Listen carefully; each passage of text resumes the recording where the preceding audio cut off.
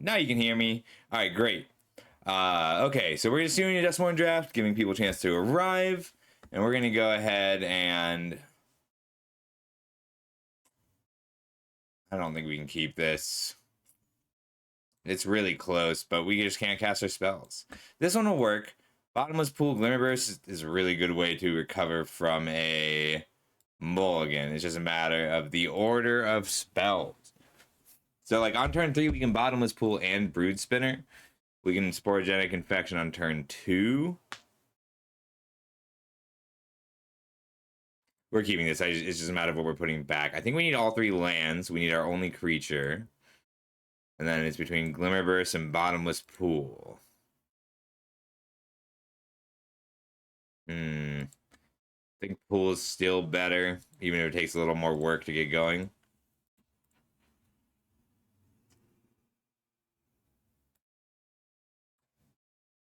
Maybe it should have been the Pool. Just that way I could turn 2 Brood Spinner, then turn 4 Glimmerburst, and hopefully find something in between. That'll work. Like, if they're heavy tempo, we have interaction. Otherwise, we just are putting down a Brood Spinner and being happy about it. I do love Brood Spinner.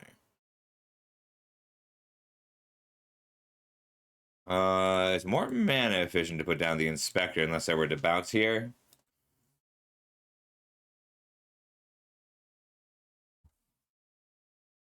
Yeah, we want to just Cryptid Inspector, because then next turn we can either Brood Spinner and Sporogenic Infection, or Brood Spinner and Pool.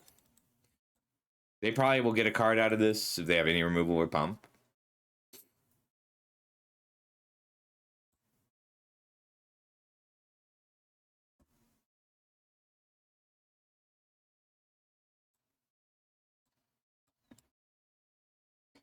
Bounce the Cartographer and attack. I'm actually okay trading my Inspector.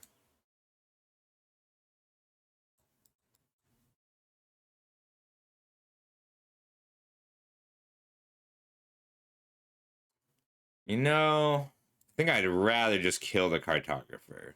So we want to go Brood Spinner, Swamp, Sporogenic. So Sporogenic first here. Then they sack a creature. Get in for 2. What I really want is to be able to just play the locker room, not the pool yet. And then have 2 attackers. So I get to draw a card. Ooh, definitely putting that into the graveyard. And we have a land in the graveyard. Do we need a 5th land or 6th land? No. So we're only at Delirium. We're only at 2 types for Delirium, but we'll get there pretty quick. Our deck's good for it. Hey, Flebagoon. Pretty good. I've done 3 runs in the Arena Directs, and I've won 3 boxes. I'm 3 for 3 on boxes. Last week I won 4 bullets. So my most recent boxes, that's not true. I won 2 boxes in 1 box and 0 boxes on my 3 runs. And I have a run going right now, but it's a really bad pool. So I like the new system as a content creator. I don't think it's worth it generally. Ooh, they really don't want me drawing cards? No, they just decided that they'd rather kill the Crypt Inspector, but they're stuck on 2 lands. So I'm going to kill this Cartographer.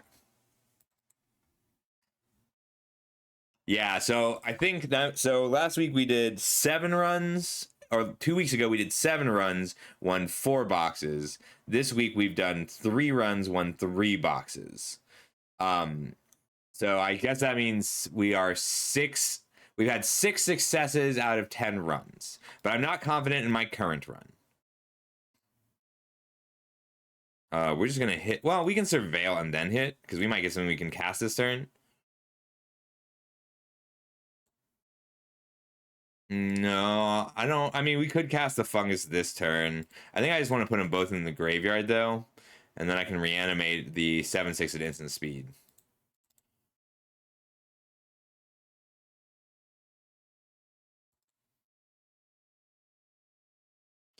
I could bounce my Brood Spinner to Surveil some more, but I don't actually think that's worth it. I just want to hold this unsummon here. But an instant speed Branch Tapper will feel good. Yeah, I have a pool going right now. I'm just letting my brain rev up a bit. All right, if I just exile the Splitskin doll, we will be at Delirium. But that doesn't actually matter right now.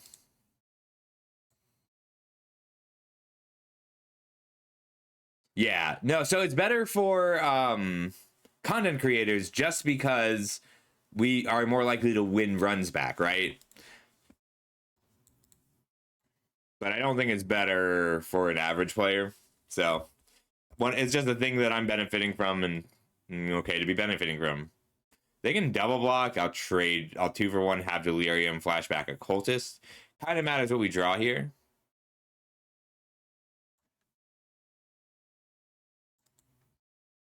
Our pools are not created equal.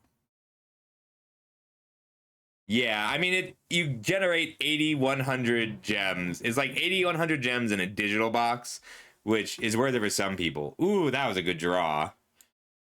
I can kill the Spineseeker Centipede, get a land, which I'm pretty interested in, or I can kill the Splitskin doll, draw a card. Do I want that more? If I kill a Splitskin doll, I'll have Delirium this turn. I think I just want the swamps, hold up a murder.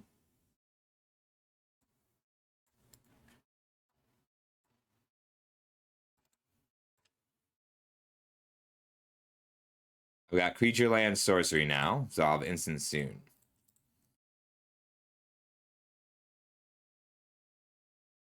I hold up murder. No, I just want to spin some broods. Keep cards flying.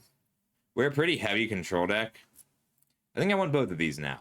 Removal spell. No, I don't actually need a 7th land. I have an Altenac.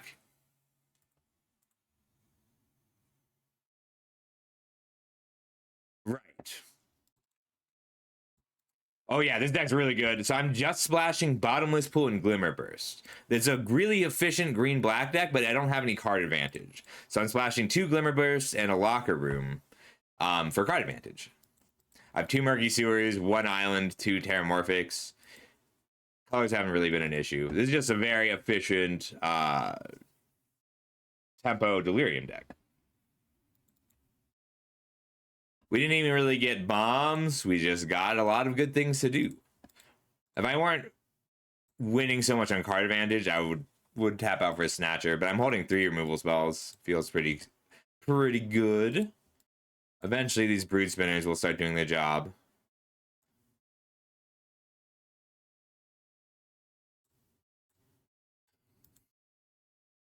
These eye plants. They're just trying to keep the enchantment out of my graveyard. I respect their dedication to it. Let's attack. See what they do. No, we're probably just tapping out for a Snatcher. Looks like my opponent's on some kind of 5-color rooms.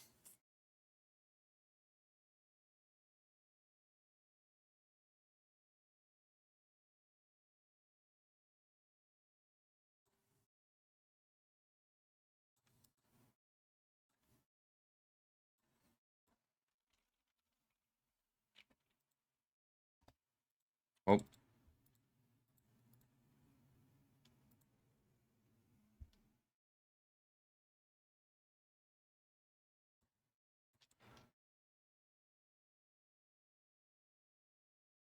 And their creature still dies here. I'm okay with that.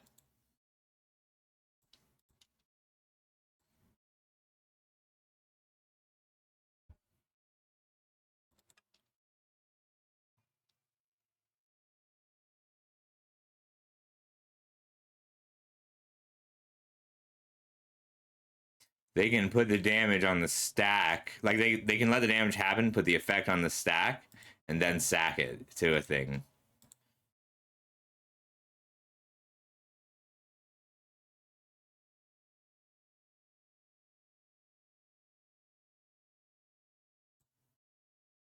And we'll put down a Snatcher. It's big.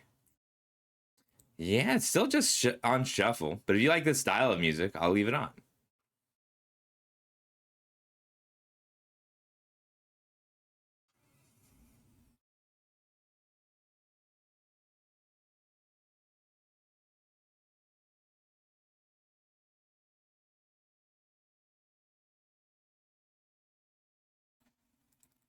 All right, they got a Tamer.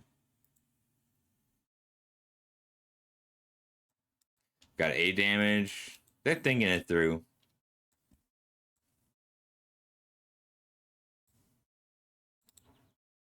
Hey, Absenta.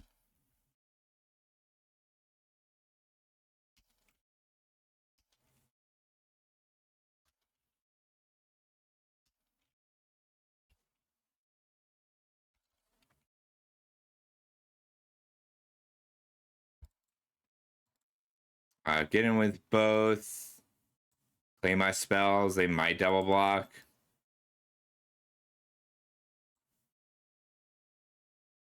I don't have anything I want to use under the skin on right now.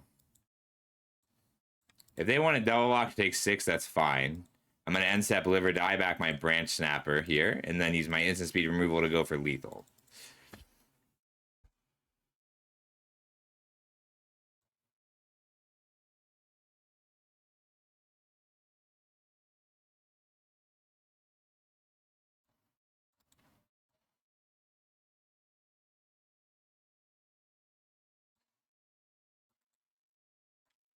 Yeah, that's fine.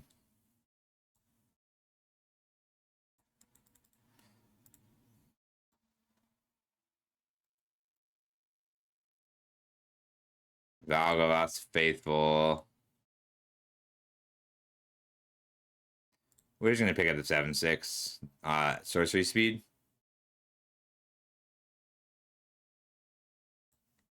I should, if I had known I was going to have Valgavoth's faithful instead of live or die, it was probably still better for me to use the pool first. Then they just chump the snatch or take 2, go to 8. But it does give me a better lethal line. Like they have to beat murder, drag to the roots, final vengeance, and live or die here. That means I need more than 4 threats.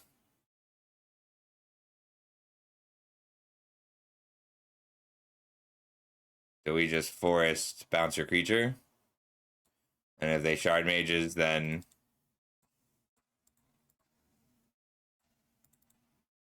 good game. I mean, we won with quite a grip. All right, let's get back to sealed.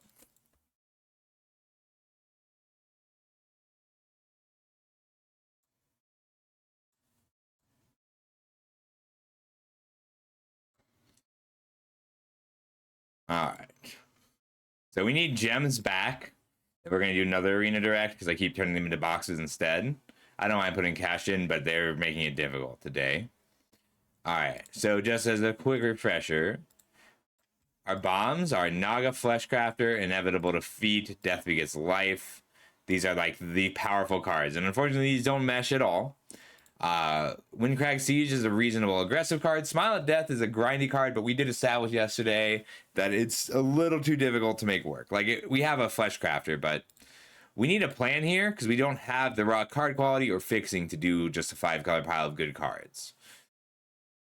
So I can do it like a ramp deck. I have the removal for a Jeskai deck because I do have like the beaters for a Jeskai deck. I wouldn't be able to play Death Begets Life, but I can play Inevitable Defeat. All right, 2 Osseous Exhale, 1 Stormplay Detainment, Storm Brood.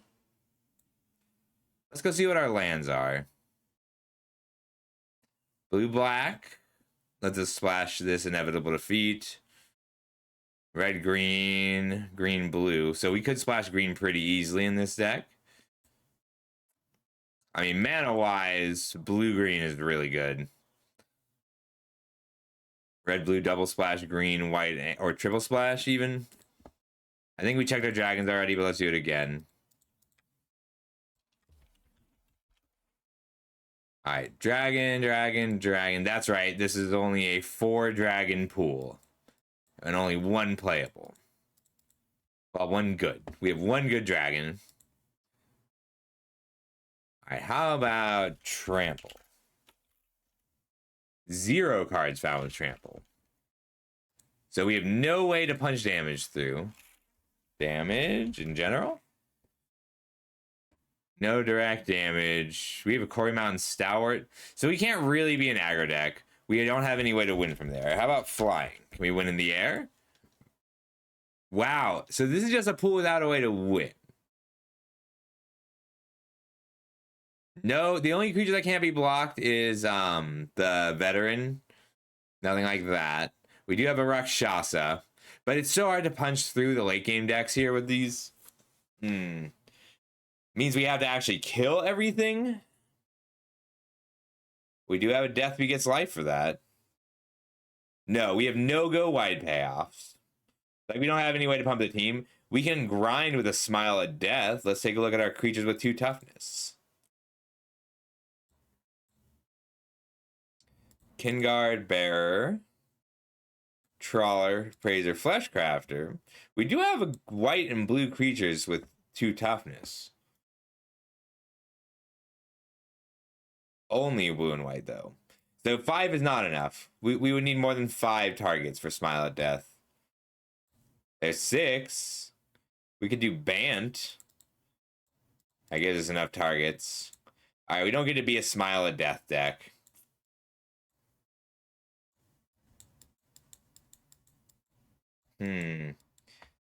Value. We can just value grind and try and be bigger than them. We might have to do that. Monastery Messenger, Inevitable Defeat. Where's that Inevitable Defeat? Oh, I'm set on just creatures. We do have 2 ways to recover our Inevitable Defeat. Messenger and Trawlers with Inevitable Defeat. Green-based looping Inevitable Defeat burn? Yeah? Yeah, I think that's the deck. So, Mill and Surveil. That's it. We can make it a graveyard-based thing. We've got a Trawler and a Messenger, so we get to play the Essence Anchor. Like, I think we're just splashing the Inevitable Defeat with our lands.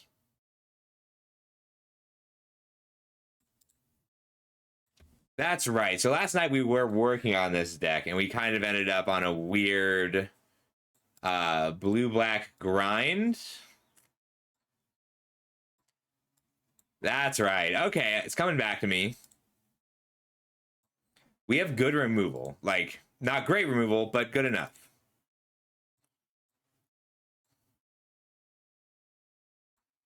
And our green is solid. I think we're going to need the Romer's Routines. Red, green, green, blue.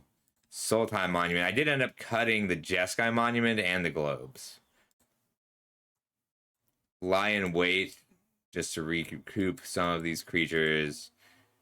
Night Watch and Death Begets Life. All right, this will work. We can make our bombs work for us. Like, this is actually a Rite of Renewal deck. Feels weird.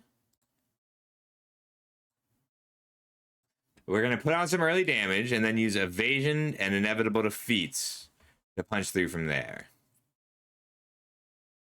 Blue-green, our black splash is really easy. Our white splash is fairly difficult. Yeah. No wildlings hurts the soul.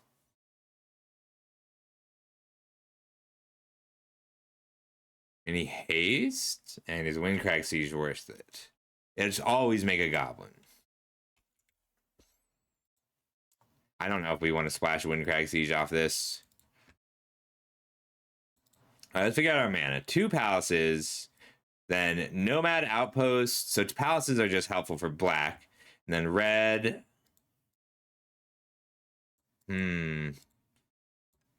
We don't have to run a Plains. We kind of want to run a Plains. I think we need all our colors to cast Inevitable Defeat. We are kind of just an Inevitable Defeat deck. Any lands I'm missing? Nope. We might actually need Snowmelt Stag. I forgot that that can't be blocked. All right, let's cut black a little. So Exhale out, Brigade out.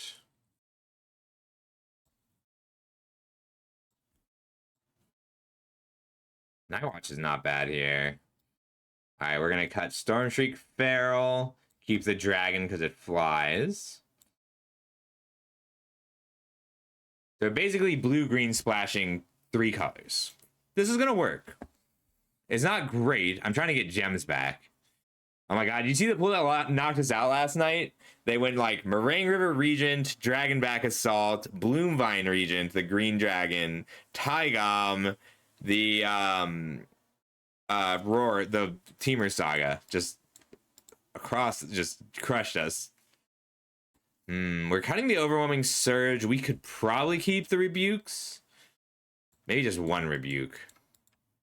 No, Piercing Exhale is pretty weak for us. We've got 1 Devotee. Otherwise, most of our cards are pretty slow. And we can come down 1 land as well.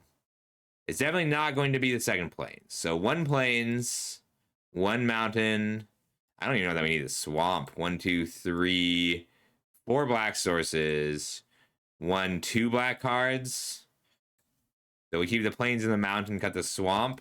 We may even end up cutting the Mountain too, because we do have 3 red sources. We need a lot of green sources. 15, 16 lands. 1, 2, 3, 4, 5, 9 green sources. Keeping 10 with the monument, keeping both roamers routines. It's a weird one. I think we can make it work though. We're cutting 1 rebuke. We might be cutting both rebukes because it's. If we cut both rebukes, we don't have to run a basic mountain. But then we're also only on 4 or 5 removal spells.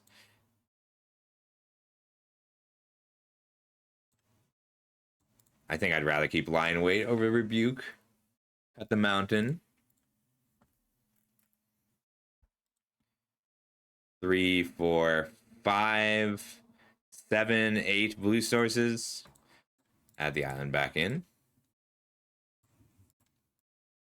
All right, 3 more cuts. We need all these 3s. Night Watch is our worst 3.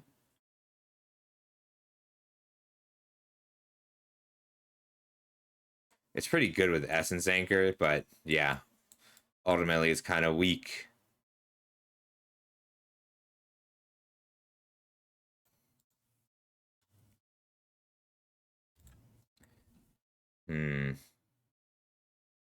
Yeah, we need all those. We need our Undergrowth Leopard. We need the Stormbrood because it keeps us from decking. Even if it does kind of a bad job of it. Oh, you want to see our activated abilities? Sorry, Fluppagoon, I just saw that.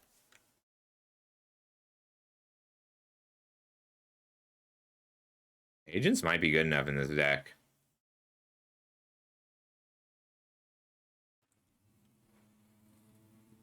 Jadecast Sentinel also might be good enough in this deck.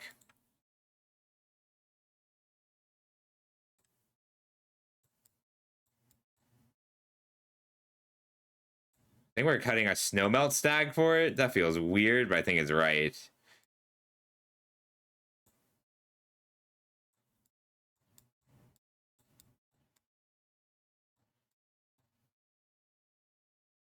Breaker, Devotee, Leopard. All right, let's count our Essence Anchor trigger. Wayfarers, Night Watch, Messenger, Trawler, Sentinel, Pummeler, Fleshcrafter, Lion Weight, Rite of Renewal. Oh, we don't need Jadecast Sentinel and Rite of Renewal. I don't know that that's enough still.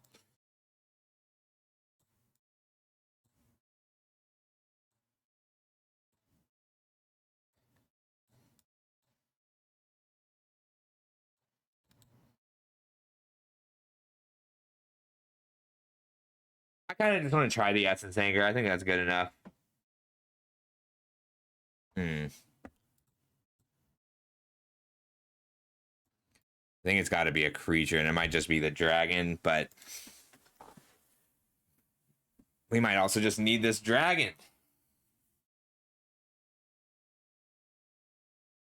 Like the Whisper. Oh, I missed the Riverwalk technique, and I would like to play that. So we need even more cuts. Yeah, we'll cut 1 dragon. Probably the Sarkhan's Resolve. I'm just gonna run it like this.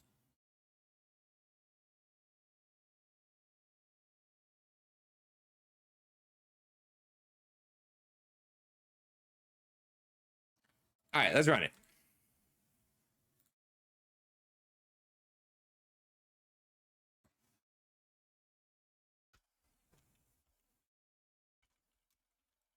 This is so that I can troll.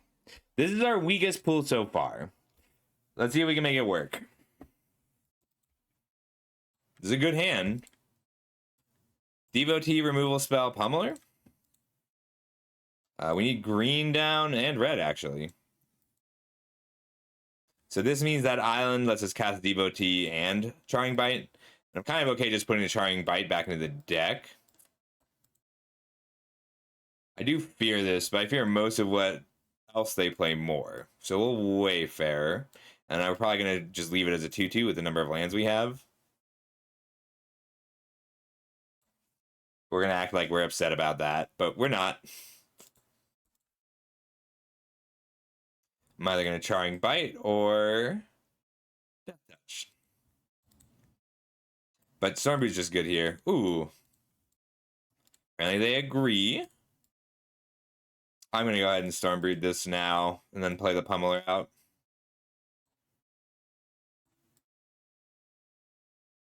All right, green, blue, red, white, black.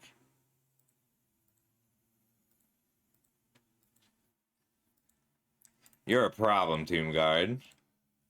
Ooh, that feels great, though.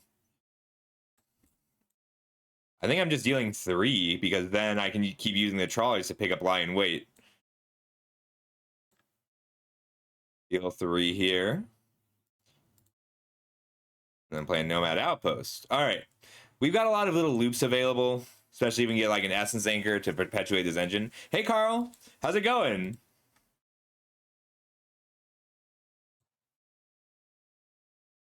That's what we want to do this game. I think I would rather Inevitable Defeat here, and then Pummeler and Devotee next turn.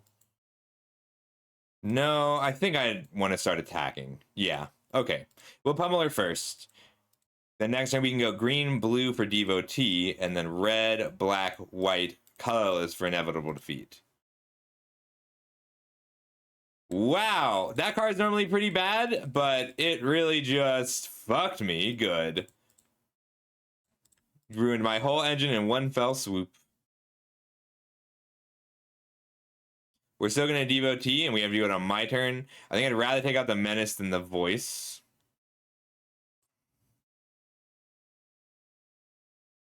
At least we got to preserve our Inevitable Defeat. Damn, I was so excited to have Lie in Wait, Keisha Trawler combo. Well, that's very good.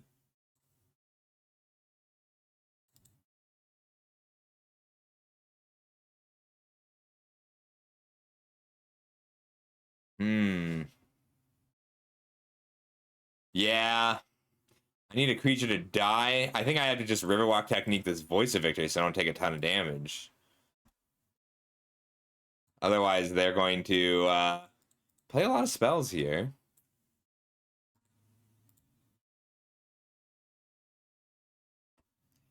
Like it does, it doesn't save me from a bit of the damage. And then I need to get a creature to die before I control.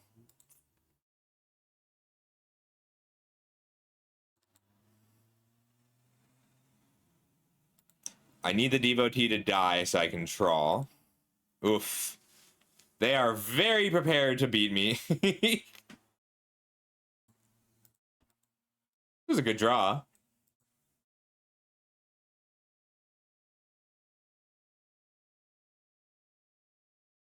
The 1/1 useful.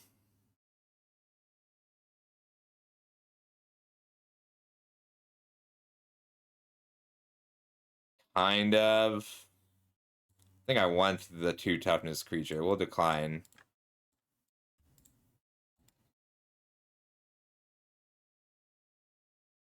Exile the Appraiser. Return the defeat and pass.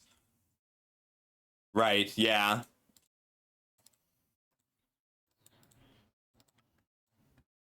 I also need this life gain really bad. Like my win condition is to play this 7 times. Oh, ow.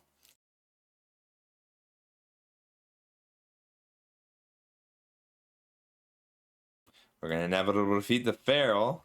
Nice, good use of mana.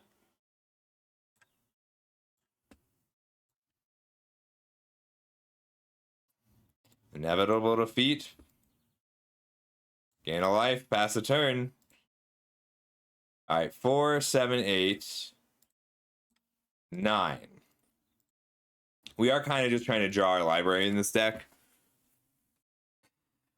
They exiled my whole graveyard.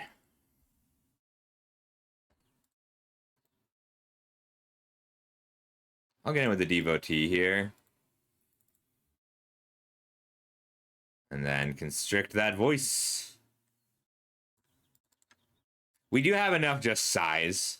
We've gone through most of our small creatures.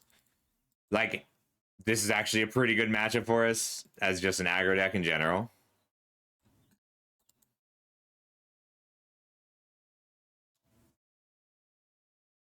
I think I do need to hit for 4.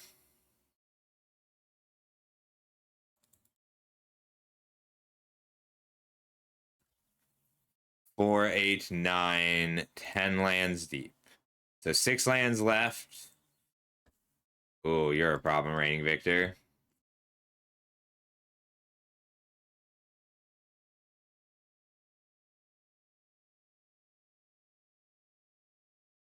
Their top decks have been better than my top decks.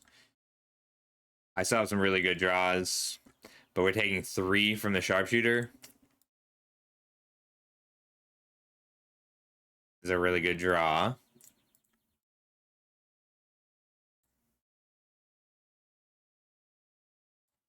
Just the Sage.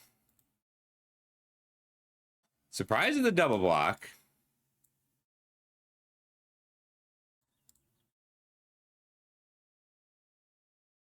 Really did not expect him to double block, but I will Death Begets Life, draw 5. Opulent Palace pass.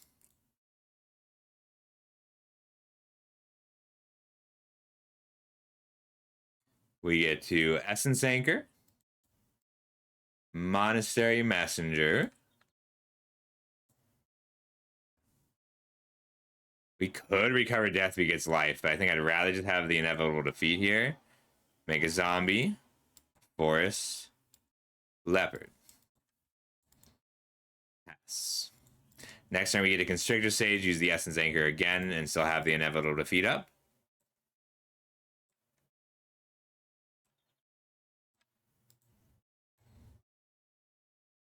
I don't actually have lethal because I can't. I don't have a target for inevitable defeat. But the Death Begets Life was a good draw. All right, let me see if I can put a little more power into one or more of the creatures. I could put in an Unending Whisper just to have a little more card draw. How many counters did I end up on, actually?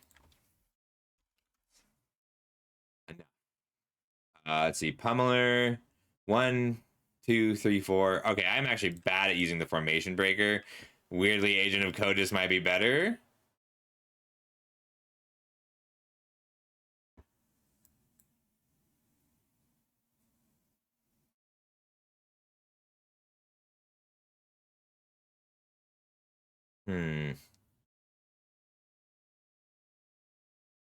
Put in the Durgar Island Dragon, because that lets me, that is a 2-drop that taps, but it also is just a big creature when I need it. I'm trying to avoid having to deal with PayPal again today.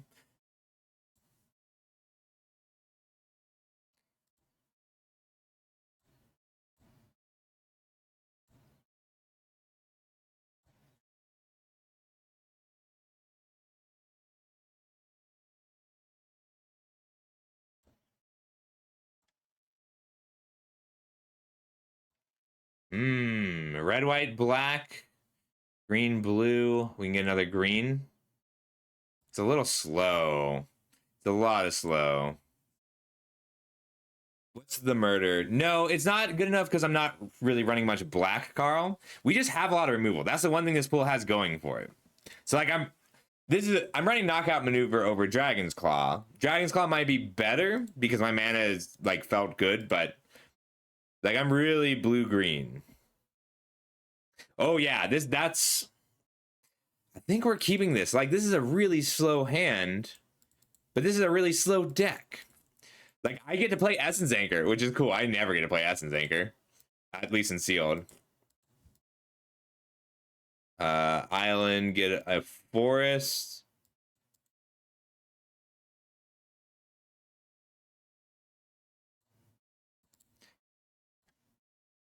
It is. I think we did a really good job with what we had available. Ooh.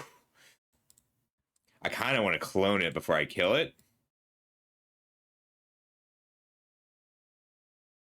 Essence Anchor, clone it. This is bad though. Like this actually would have been fine on the play. I get to clone their Warden, but it'll already be 4/4. Then it'll be a little bit too big every time. Devastating curve here.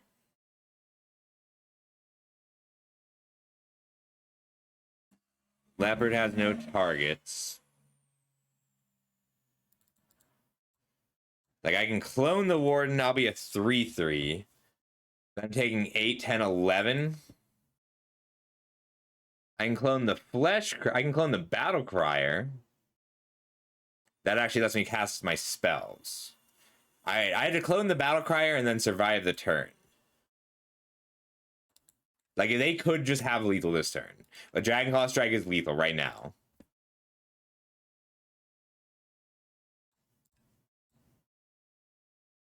But if I get to untap with the Battle Crier, then I get to play my Constrictor Sage for 4 mana, and then Knockout Maneuver for 1 mana to kill the Warden. And then I got blockers again. Alright, well, they could have just had a kill spell, so that's good. They could still have a kill spell.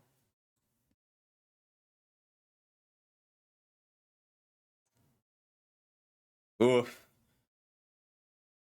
No blocks? They didn't attack with everything? Like, that's what I was afraid of them doing? I'm going to need that soon. So we'll keep it. So we need to go Island, black, blue, blue, green, Constrictor Sage, locking down the Tawny back, knockout maneuver on the Warden. We actually are just going to have to beat all of our opponent's cards this game. Kill the Warden with the Battle Crier.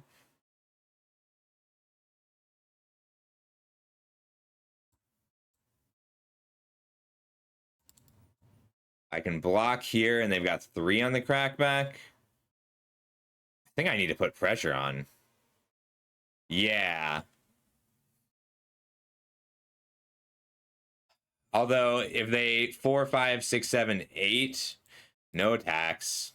We need to recover here. We just need to outcard them. Like, we can outcard them. I get to lie in wait and focus the mind next turn.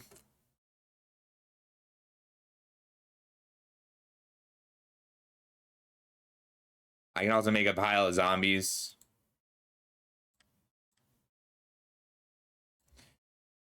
It's more likely they just have a bite. Oh god. But they only have 1 green source.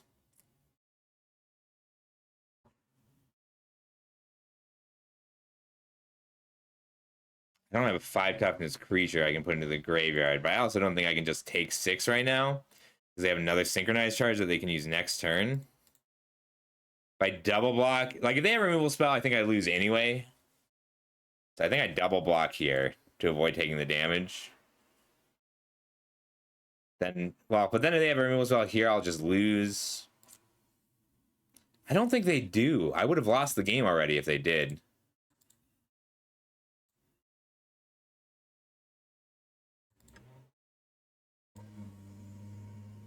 Okay. Not helpful.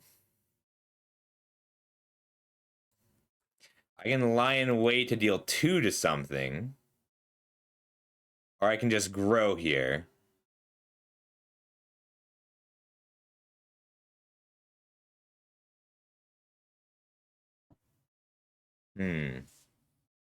Taking 4, possibly 5, 6 in the air.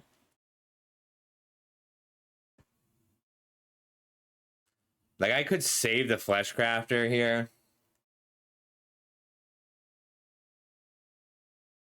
Lever doesn't help.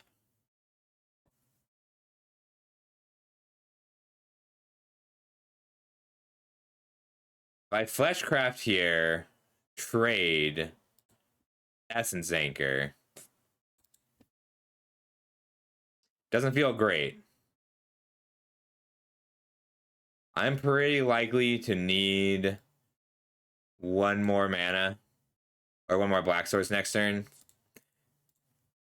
Yes. Yes, I need a card to leave the graveyard. But I need the Constrictor Sage to die. Because 1, 2, 3 deals 4 damage. Make a zombie. Focus the mind. Even though I can't lie in wait. Maybe it was correct to just take the 6 last turn, so I'd have the cost reduction this turn.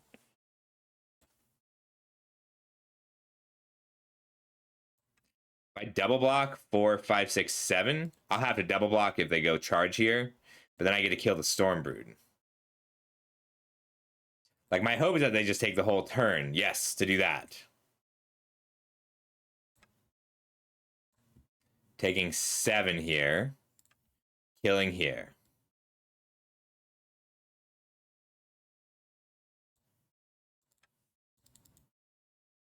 I was kind of hoping they were a worse player.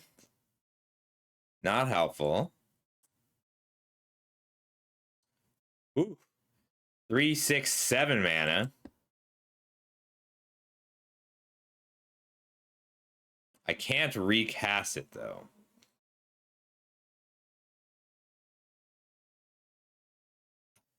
It does only kind of let me live. Pick up a Sage, deal 4. Make a zombie. Gain a life. I should have focused the mind first, but discard a Roamer's Routine. So they can grow here. I'll block and I take 2. Any removal spell or pump spell other than the champion kills me. But if I get to untap, I get to Stormbrood into Death Begets Life. And then we have a real shot at winning this game.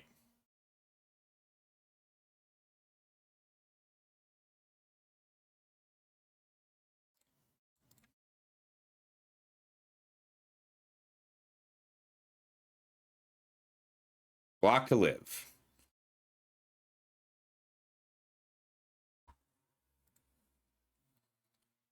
That's scary. Leaving all this mana up is scary. I think I just jammed the Constrictor Sage first.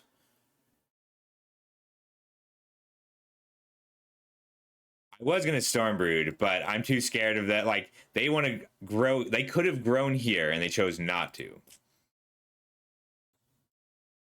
But I can follow it up with a Wayfarer.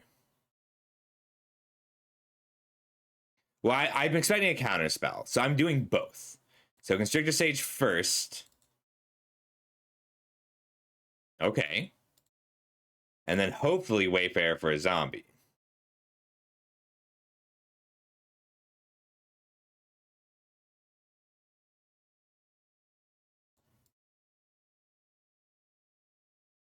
I could also Roamer's Routine for a zombie. I'm just afraid of like another whirling Stormbrood or Burn spell. Not a counter spell.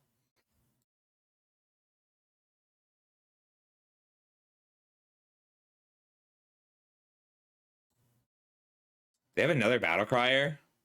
That's a good teamer deck, but they are out of spells.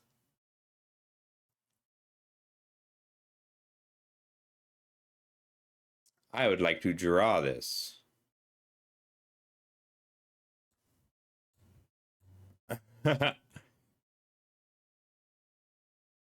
Gain some life. Grab a land.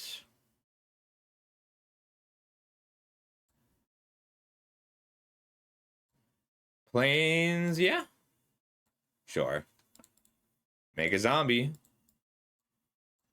And be patient. Esnaker has been an MVP this game. It has made us 5 zombies.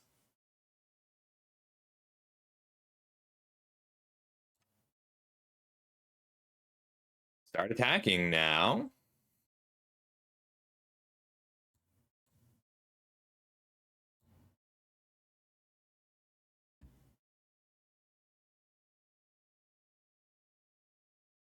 I guess it's better to appraise first.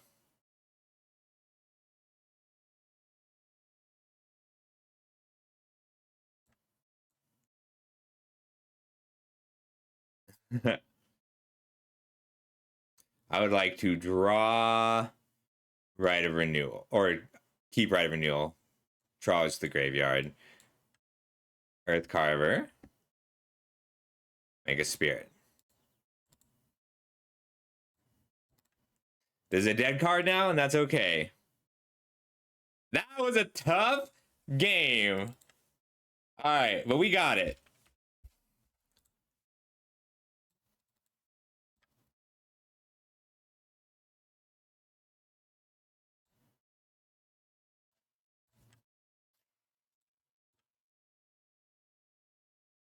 That was so difficult. That felt good. That was a really tough game.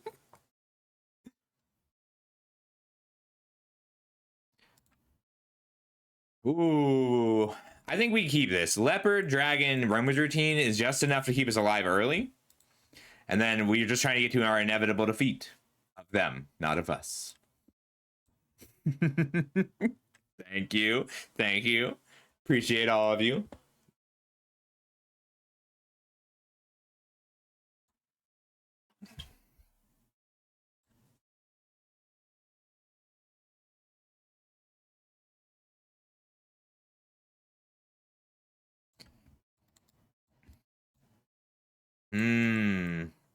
You know, I think I'd rather delay my Roamers Routine to have a creature down.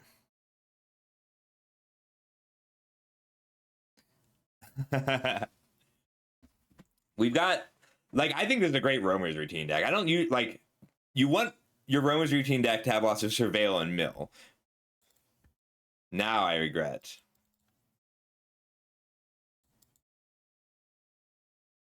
Probably just tapping whatever they play to attack again.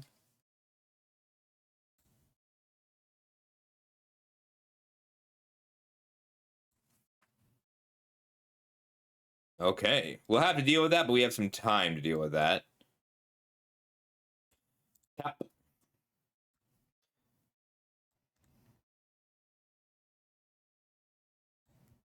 I think I want to Roamer's Routine more than I want to Knockout Maneuver. Well, this is actually my only turn to Knockout Maneuver, so never mind.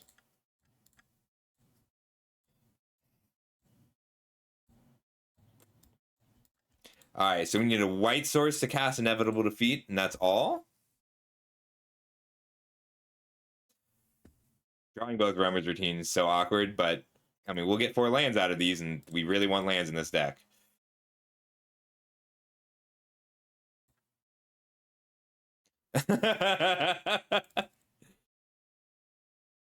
Yeah.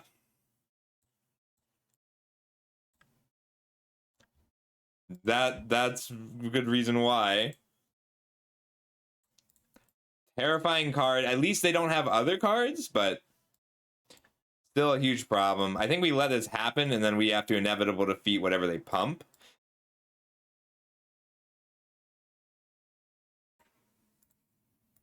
I think we are trying to play a Death Begets Life game. This card is... We're very lucky that we killed that when we did, though. Felithar into Revival of the Ancestors is kind of crazy.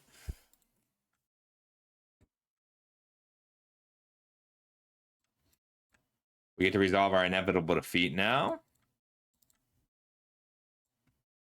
Well, we have to resolve it. They're a full 5-color deck. They just had their mana in the right time.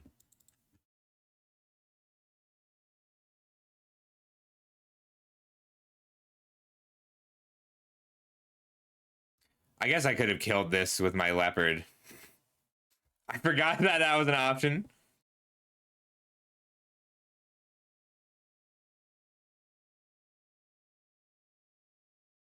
I can also just ignore this because they cut mana up.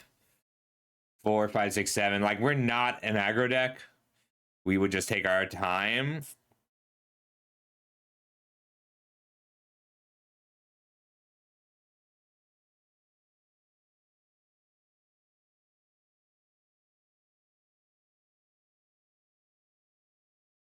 Whiff. That was a bad whiff. I really wanted to cast this Roamer's Routine and not this one. I guess I'm casting this one.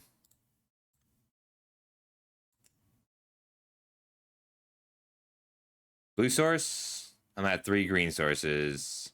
So blue source. That means we can cast Gurmag Nightwatch and then Roamer's Routine if we draw a land, or just play out our Earth Carver.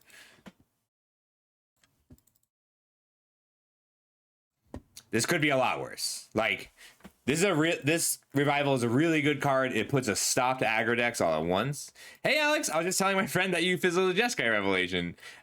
We are 2-0. This pool is not good, but we're making it work, and we've had some nail biters so far. This is our first arena run, or arena direct run. Our opponent just opened on Felithar and the Revival of the Ancestors. But we're hanging in there. It's just good. It's not unbeatable. Looks like they may have taken a land out of there. A land when you need it is one of the few things I'd take over a Temur Monument. They're going to gain a ton of life here, and we're actually just going to have to grind them out. Like, they're back to 21 now. This whiff was pretty devastating.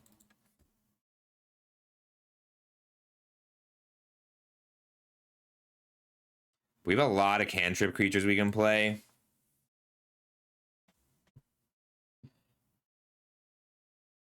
We need a lot of mana.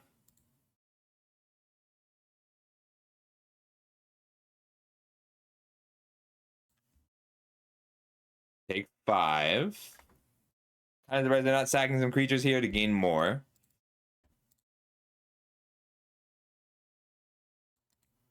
Could just Opulent Palace pass because this spell can't be countered. I kind of like that. If I kill the priest, though, I do get to attack.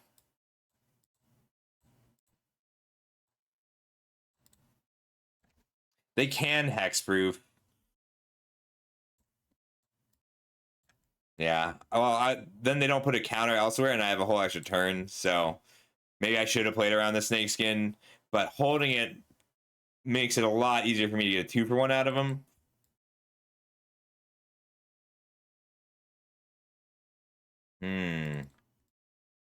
Well, now that's a much bigger problem. I'll let them sack first.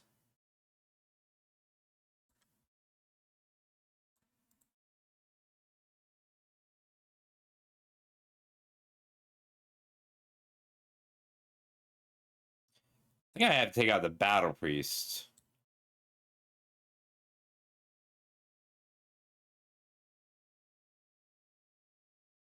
Just killed you, Felithar. I make it so that I only have to deal with 3 creatures.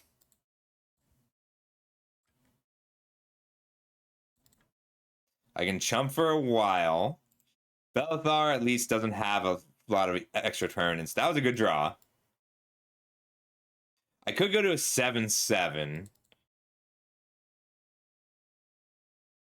But I think I'm actually just digging for Death Begets Life now.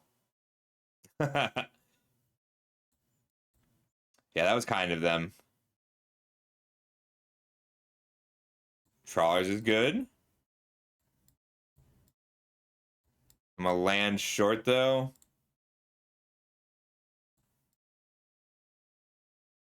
I get to block Felithar or the 6 and trump the 6/6.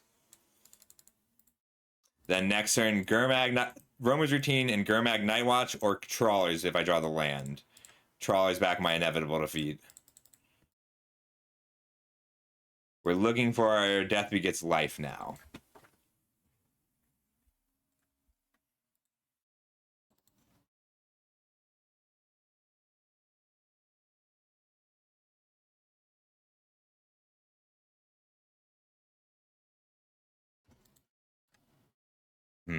Maybe I should have tried harder to get a land down this turn in case I drew the Death Begets Life. We're halfway through the deck and we get to dig a lot more. Oh, God. They get back their Revival, and then they deal 3 to my Devotee. Damn it.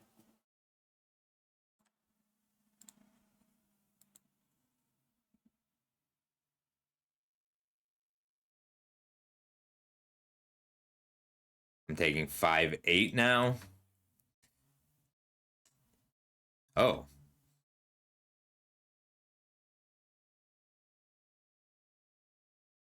They're trying to lie in wait combo me.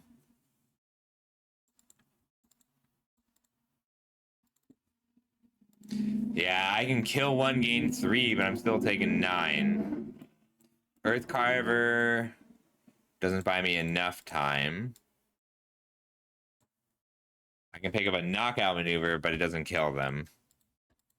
Damn, they did not run out of cards. This is a mirror, but I don't have rares, and they do. I have an inevitable defeat. That's not fair. Think if I hadn't whiffed that Wayfarer, we'd be fine here. Whiffing a Wayfarer always feels so bad. I can Essence Anchor Kishla Trawlers, but I'll die.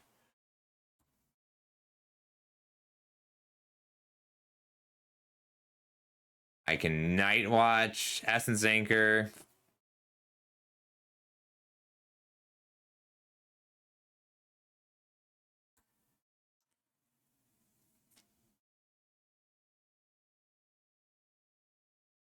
Nope. I could have put all 3 in the graveyard.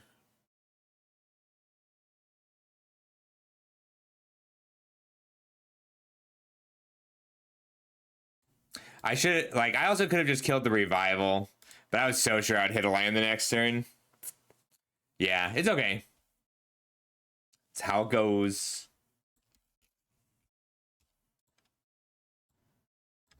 Like, I wanted to win the Gems of Play again because Arena won't let me put money in. Like, I talked to Arena support and they sent me to X Solo support, and I talked to X Solo support and they don't open until Monday.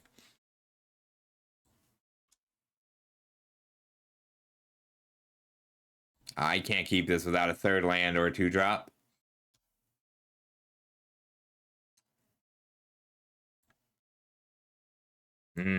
I can't keep this without a green source. I am on 11 or 12 green sources.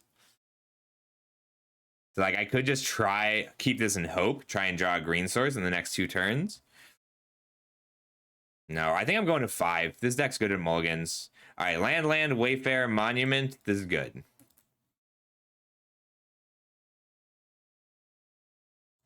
Or like that, and then I get to Knockout Maneuver, Monastery Messenger, the back to the Knockout Maneuver. I'm worried I'm going to whiff this Wayfarer again. No, I'm not going to whiff the Wayfarer. We'll be fine.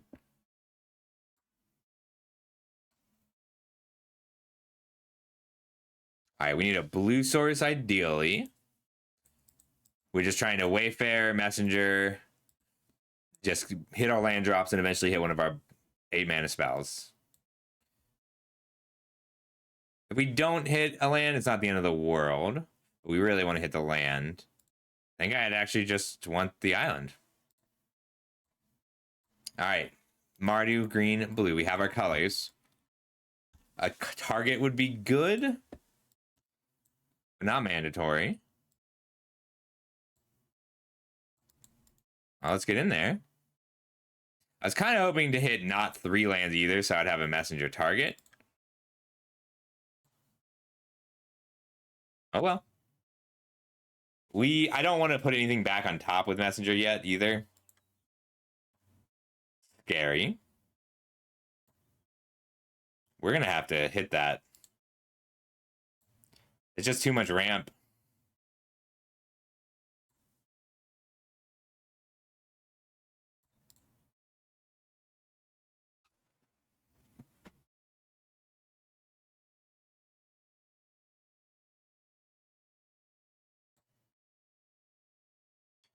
Oh, that's a good idea, Flepagoon. I'll see if that works. I don't know if I want to, though. Ooh, mill me. I think I kill that. No, I want to kill the Ice Climber first. Eventually, I will kill the Relic. But they're pretty far away from getting to use the Relic.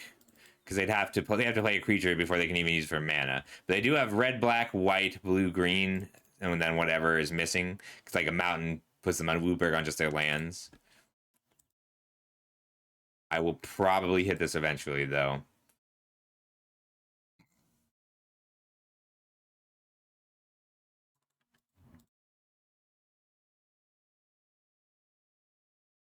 We'll attack and see what they do.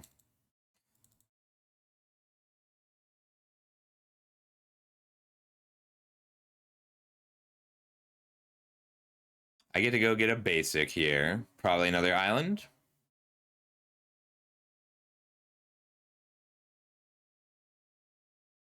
I'll give that a try, Flepagoon. Sorry, everybody, ad break.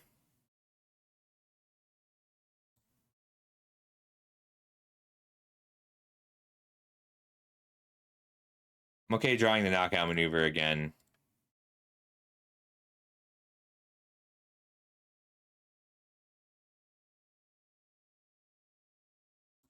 If they play a kill spell, I'll just hit the Relic.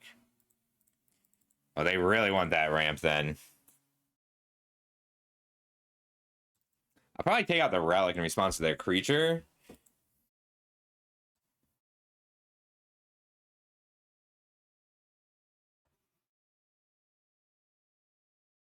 We've been severed. They're kind of out of cards. Maybe it's best to just knock out maneuver here so that they don't have access to the Relic mana.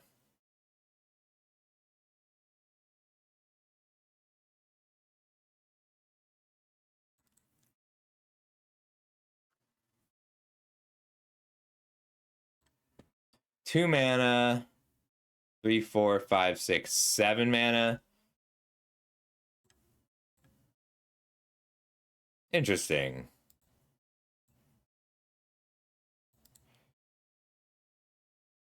One, two, three, four, five. I get a hit for 5 if I use the knockout maneuver this turn. But then if I draw a land, I get to Sultai Monument and knockout maneuver. We're going to play out the Earth Carver.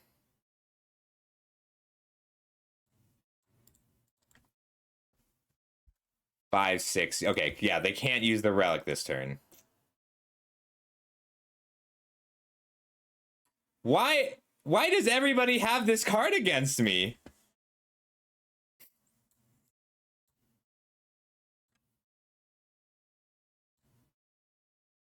I feel like I've fought against this card too many times. Oh well. It's only 6 mana.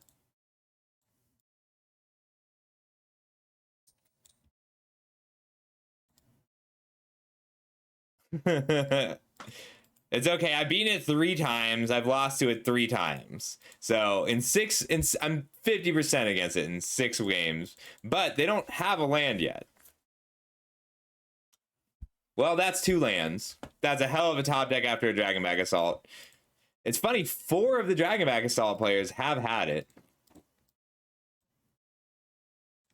They only had 1 forest left in the deck. I can't cast this. I've got red, white, black. I need another color. Yes, landfall make a wipe the board. Landfall make a 4/4.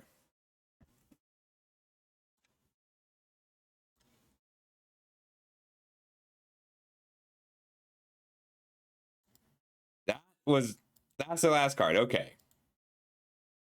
Yes. Wipe the board, landfall, make a 4/4 flyer. It's very hard to play around. I was feeling so good about this game. I mean, we were doing pretty well on a mulligan to 5 against a Dragonback Assault.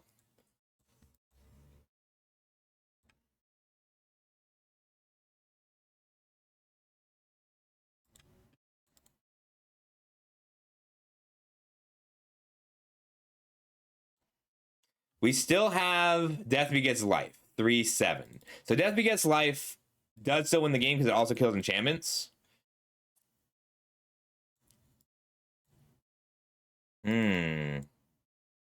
I can copy a dragon, or I can copy the Rejuvenator and mill myself. That gives me a shot. That gives me a better shot at hitting my Death Begets Life because I have so many ways to recover it. Let's see. Dragon Boots Relic cracks next turn.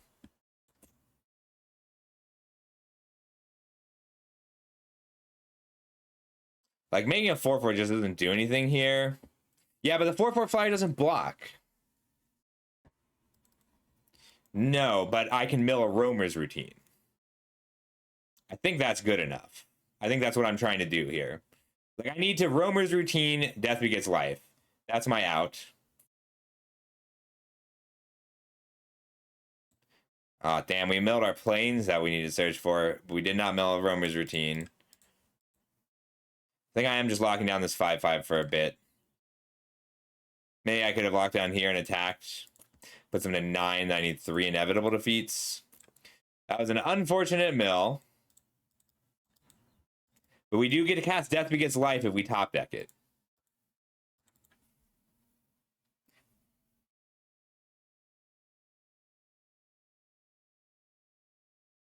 Mana equal to its power. So green, green.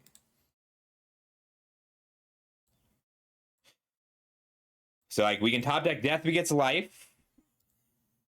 We have Sipsig Appraiser, Death Begets Life, Gurmag Anglers.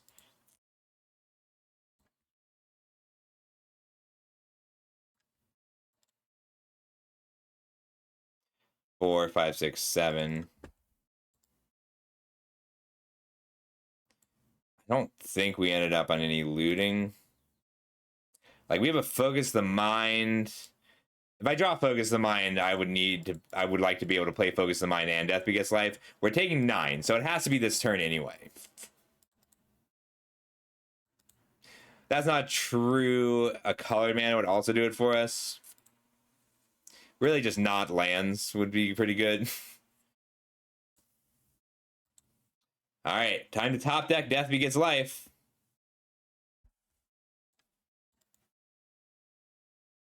Yeah, it's unfortunate.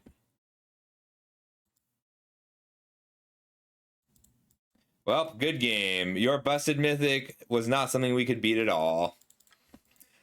It's the only downside to this set. Oh, I do still have slots open if anybody wants to do if anybody wants to fire a sponsored run. I have 2 slots left for that. That's okay. I'm up 3 boxes. But yeah, I'm doing sponsored runs still. 35. If you win, you get half the prize. And you'll get a free run if I win gems. Either of these will get you a free run. So 4 is $35. 4 runs is a bullet. 4 wins is a bullet. 5 wins is a bullet. 6 wins and 7 wins are half a box in a box. Is what you'll get for 35. So I got 2 left. Yeah, that's right. I have two slots left. That's all I have time to do. So if that's something anyone wants to do, let me know. I'll cover the shipping. Let me try one more time to see if it'll connect to my PayPal.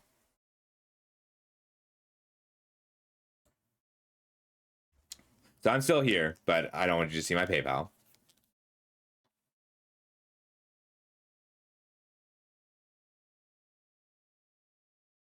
Sure thing. DM me on Discord.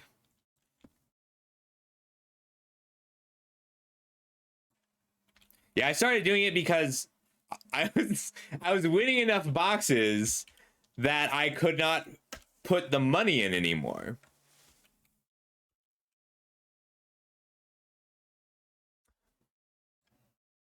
I think you're just there. You are. So that's helpful because my issue is I can't connect my PayPal to my bank. Yeah. Oh my god. Last time, I announced that I was raising the prices on it, and Kuro was like, "Oh, you're raising the prices this weekend. I'd better send you all the money now." And she bought 8 bullets, and she got 4 boxes out of it, 4 collector's boxes. All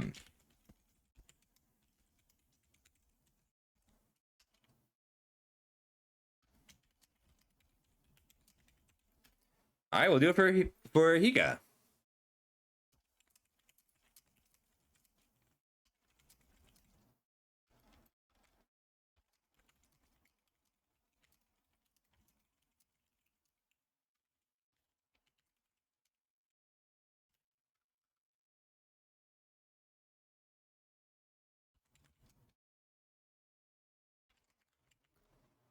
If you'd like, Lebagoon, you might want to wait, because if I end up on a control seal deck, I might not have time to fire it this time. But 2 is the most I can do.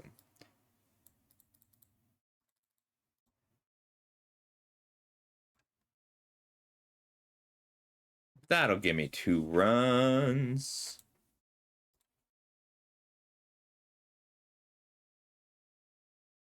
Yeah, it was funny, like because I was for the Aether Drift, or for the Duskmourn draft, I ran out of gems. All right, hang on. We're gonna try it one more time to see if this works. Arena was struggling on PayPal, but sometimes it does just work. My problem is I'm really bad at proving I'm not a robot.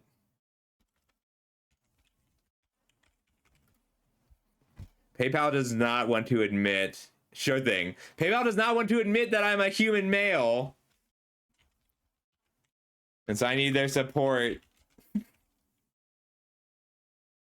I need their support to prove it.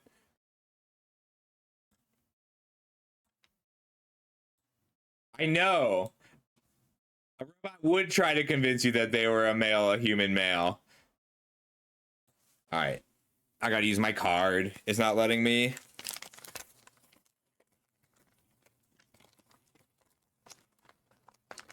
Correct. So correct, that's correct, Dedsenta, but I kind of won too much money this year. And since it's not a business account, I can't use it to transfer. Because you can only win, I think it's like 550 from and then it's got a cooldown. So I just have to use my card. It's not a huge deal, but I don't like saving my card anywhere. So that makes things annoying. I also have my credit card number memorized, but I don't have my security number memorized. I always get it wrong. Which is also what a robot would say, as they told me yesterday.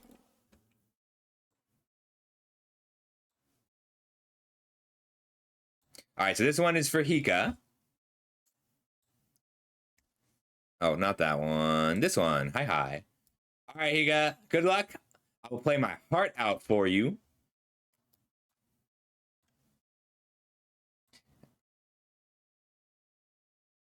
He said, Robert.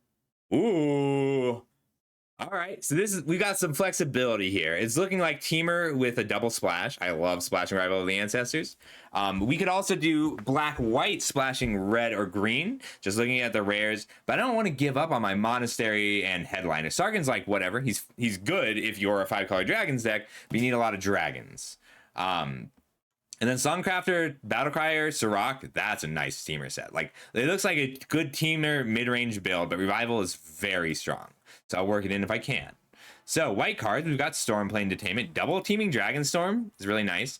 Stormplane Detainment is only good if we're fast. We want to be pretty aggressive. But 2 Teaming Dragonstorms, Rally, Pack Beast, Static Snare, all solid. So not enough. It's not deep enough but the cards are good, especially as a splash. Blue, we've got Appraiser. Essence Anchor is just something that, 2 Essence Anchors is something I note. It's a build around, but it's not an easy build around. You need the Wayfarers and the Anglers. Black, we've got Salt Road Skirmish, Stormsinger, Worthy Cost, Dragon's Prey ×2. Good removal in black. 1 dragon. Red, we've got Headliner, Sarkhan, Twin Bolt, Boltcaster, Feral, Artisan, Vanguard. Okay, like it's solid, but like Vanguard is really good. Overall, it's solid. Snakeskin Veil, Sarkhan's Resolve, Devotee, lots of filler green. Not enough green. I have to assume that we ended up with a lot of multicolored cards then. 1, 2, 3, 4, 5, 6 lands and 2 outposts. Well, that means we're probably going to get to splash our... let's check our lands in general. 2 monasteries? Huh. Well, we don't have a lot of green cards, and we don't have a lot of green fixing. But we have a lot of lands. 11 non-basic lands is pretty good. Makes it not matter as much that we aren't searching for basics anywhere. I'll check our devotees too. Revival, Battlecryer, Songcrafter, Evolving Wilds 2. We have 12 non-basic lands. But no other fixing. No monuments. I mean, and Emerald Sentinel. We'll check our devotees. 2 Roamer's Routines. This isn't really a Roamer's Routine deck. Alright. We can be red-white base 5 color, red-white splashing black and blue. We're bad at splashing green. If we're going to play green, it has to be a main color. We can't really add green anywhere. So, like, if we're going to be a green deck, we need to... Well, let me check my devotees. It is an awkward pool, but I don't hate it. This is the kind of pool that I tend to excel with. Like, it's going to take some work... But, like, our Mardu is good. Our Mardu splash green for 1 revival is good. Our Teamer is good. So, overall, yeah, weird pool. Let's check our Mobilize. 4 cards with Mobilize isn't very much, but they are all good. We have all good Mobilizers. How about other tokens? Rally, Double Dragonstorm. Revival, Frontline Rush. We have good token generations. Dragon Check, Dawnbreaker, Deathgorger, Feral, Dragonstorm, Sarkhan. So our actual dragons are weak, but teaming Dragonstorm is very good. We don't really have enough dragons to run Sarkhan, and we're not playing Boulderborn, and I don't want to be playing Boulderborn. We might be on a 5-color aggro build? Huh. We might be on red-black. Let's build base green, because then we can compare everything else to that. Because if we're going to be green, it has to be base green, right? Snakeskin Veil, Roamer's Routines. If we're going to be green, we have a lot of power in our Teamer cards. Well, honestly, these are both just good. They're not, like, end the game kind of cards. We only have a few dragons. 2 harmonized cards. We don't have the triggers for our Essence Anchors. Harmonize. 1. 3 harmonized cards. Renew. 3. Graveyard. Is Abzan Devotee. No, we're not going to make the Essence Anchors work. Without Essence Anchors, our blue doesn't do a lot. The only blue cards we're interested in are Sibsig Appraiser, Battlecryer, Songcrafter. What's the rest of our blue? We have so much fixing. Hey, Wingspear. Thank you. So we have so much fixing right now. And this is Hika's run. If I win this, Hika gets the box. I mean, Sirach's really good. But I think we are 4 color, but all colors but green. And we are giving up on our Abzan. We have a lot of tap lands. So let's see if we can get that tempo back.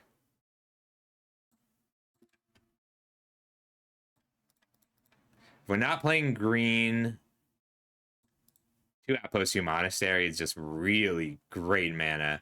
That puts us on red-white, splashing blue and black. Revival and Sirach are the only good cards we don't get to play. We might even still play the Revival if we can make it work off of one forest.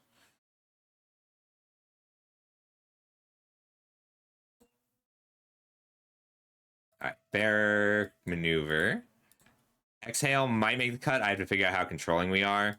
Double Dragon Storm. Dawnbreaker is going to be a 2 most of the time. Lightfoot Technique. Good removal, bad removal, trick. If we're aggressive enough. So these are... It's rare that I want both of these in the same deck, right? But like that is a solid black-white base. We might even get to be a practitioner deck.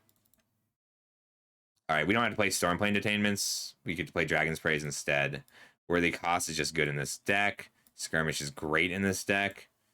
Tomb Guard is good with Practitioner. We'll see if we have enough other cards to make it work. And we want all of our Mobilize. Do we want Adorned Crocodile? Not if we're not playing the Essences. The great green cards we have are Snakeskin Veil, Sirach. I mean, I think these are both really good. But these two marshals are so powerful. We get to splash a Monastery Messenger. Blue-white, black-white. Our mana is really good.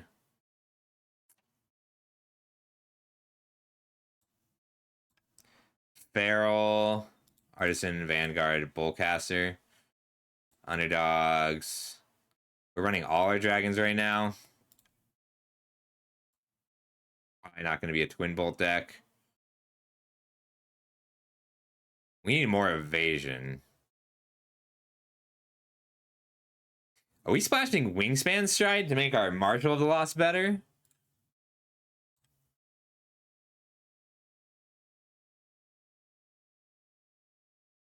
We have a free blue splash. We don't have blue I want to splash. We have one Devotee, a Blossoming Sands, a Highlands, and an Artisan if we want to play Revival of the Ancestors.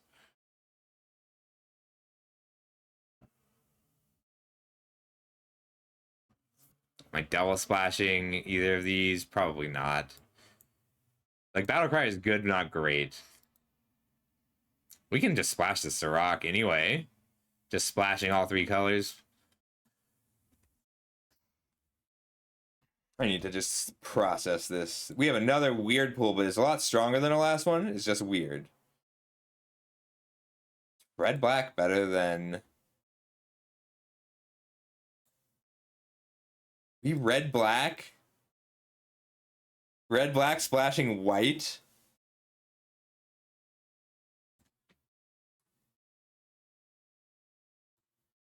Yeah, our blue's just so bad. Alright, what if we put green back in? Hey, Dirt Nymph. We got a weird pool today! We're a little too aggressive for the exhale.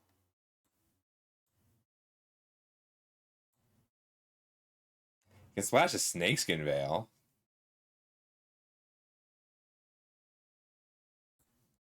If you're around, you do have input also.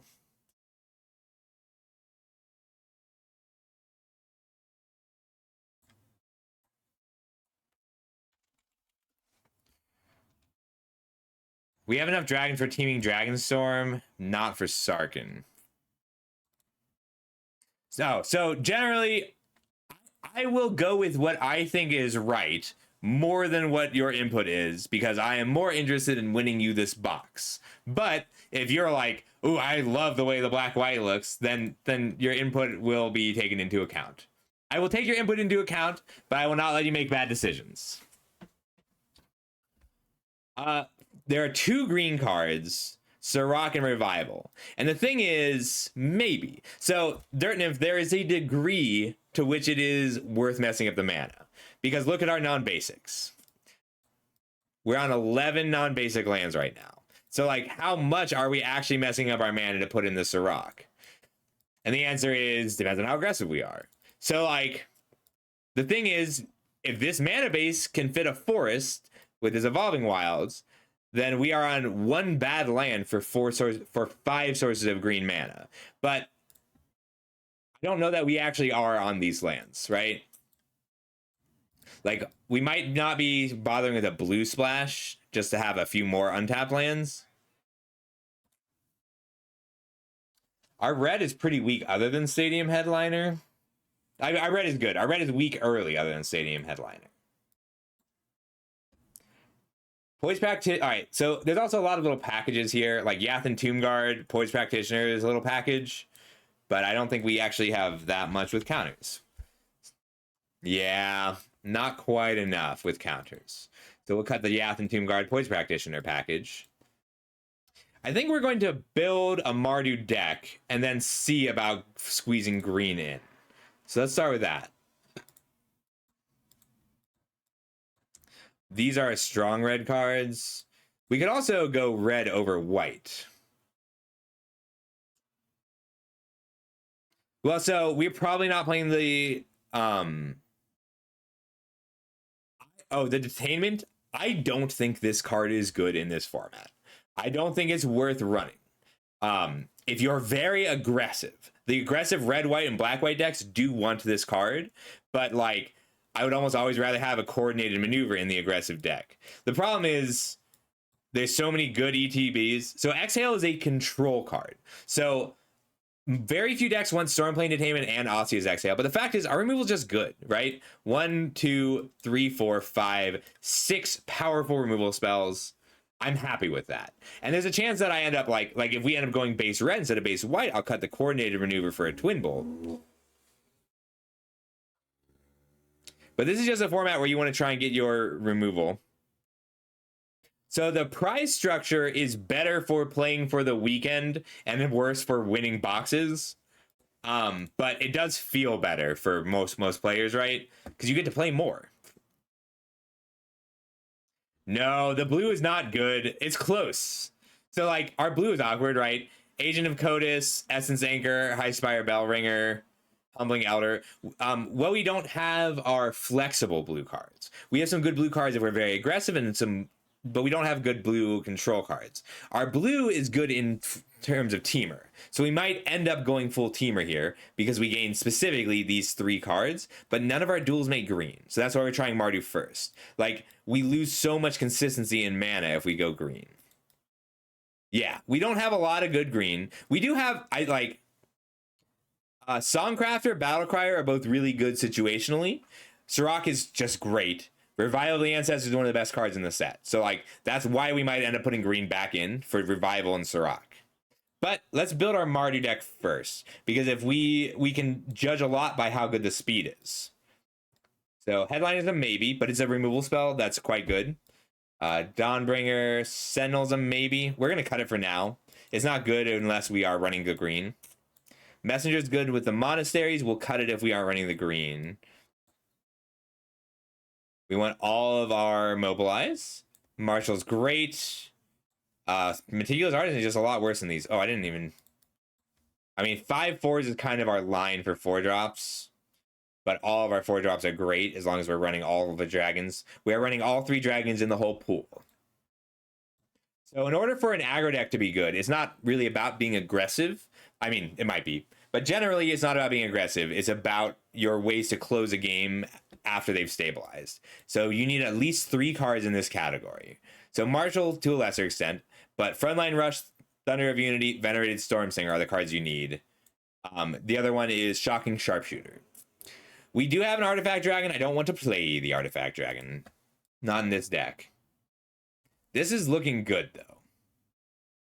All right, let's cut the green and go pure Mardu first. We'll cut the Cove, but keep the monasteries because they are red and white, and these are all of our colors. 1, 2, 3, 4, 5, 6, 7, 8 tap lands is a bit much, though. We need a mountain also. I think we're cutting a Scoured Barrens for a mountain. We don't not need a mountain. 1, 2, 3, 4, 5, 6, 7 red sources. 6, 7, 8, 9, 10 black sources.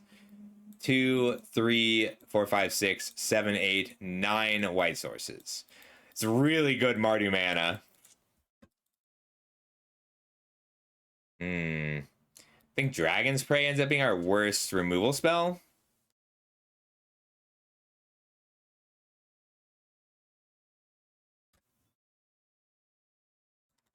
So it feels slow, but our 4-drops will tend to end the game. So that's what's important here. Like where does the game end for you? Like we get to tempo out ahead of them or end the game with 4-drops. But like your opponent in this format will always stabilize at like 8 life, 7 life. So that's why Thunder of Unity and Venerated Stormsinger are such important cards. It might be Underdogs as our worst 3. We do get to grind a lot too. We're more of a mid-range deck. I mean, I think I just have enough time to get red sources. I might end up cutting a Bloodfell Caves for a mountain. Yeah. Well, we've got 2 red-white sources, so we'll cut a Crag for a mountain. There we go. Come down to Dragon's Prey. We need all our dragons because of the Dragon Storms. We're good at bodies. I think we want the Messenger because it flies. I think that's the only reason we want the Messenger, because it flies. We can probably cut 1 land in general. Yeah, so 5, 6, 7, 8, 9 black sources. 1, 2, 3, 4, 5, 6, 7, 8 red sources. 4, 5, 6, 7, 8, 9 white sources, plus an Abzan Devotee.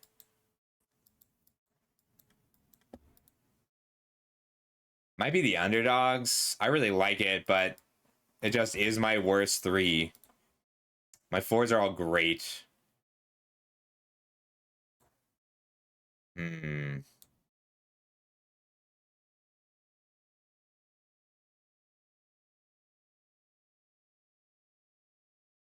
Yeah. I mean, I have the monasteries. If I cut the Messenger, I can put a Windscarred Crag back in for the monastery. Like, I think I'm cutting these 2. This will usually be 3 mana in this deck. 2 and 5 flexible is nice.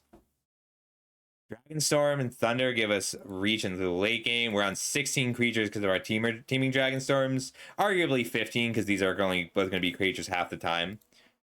I like Boltcaster if you are mobilizing, because people are so like Boltcaster lets you upgrade a creature into a removal spell. I would rather play Boltcaster over a removal spell. But yeah, I like the look of this. I'm going to try and work green back in. So this looks decent. We're going to try and make it look great. So, but building a deck first, it might be Coordinated Maneuver. I think that's my worst removal spell now. There are a lot of enchantments I want to be able to hit, but we have a Static Snare, but that's only artifact or creature. It might be the Dragon's Prey. That's the worst card than our maneuver. Just for curve reasons. This is 17 lands. I could also come down to land. If I come down to land, Deathgorger and Stormshriek Feral both end up being 2 mana spells most of the time. I could come down to land too, but we're going to just screenshot this for now. I love the flexible dragons here. Evolving Wilds also might not be worth it. We might end up cutting the Evolving Wilds. All right, but saved. Let's look at it again. Like, always do it twice. That's it's an effigy deck. Effigy is only good if we are on the Poised Practitioner plan. Fire Inform is actually not a bad removal spell in this deck. We just have enough removal spells. All right, let's work in green. Sands, Highlands, Sirach. Maybe Knockout Maneuver if we need more green cards for the sake of it. We are going to be cutting Mystic Monasteries. We need to change. If we're going to be green, we need to lessen our red splash. So that means we lose Stadium Headliner and Boltcaster. We keep our dragons. Then we're down to 4 red cards that matter. Any red cards get better with green cards? Artisan. Kind of like Snakeskin Veil now, too. So we'd be Abzan splashing red instead. That might be better for our mana, too. Huh.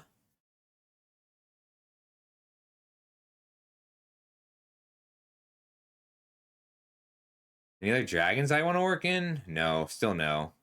Like, I could bring in Sarkhan again.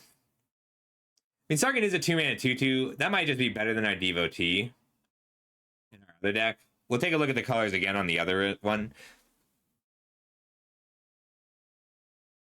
We gain a knockout maneuver. If we gain a knockout maneuver and a Snakeskin Veil, then the Tomb Guard gets better.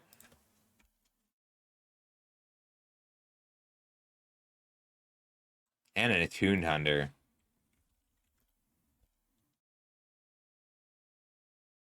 Let's see. We can redo the Tomb Guard package with Attuned Hunter, Snakeskin Veil, Lightfoot Technique.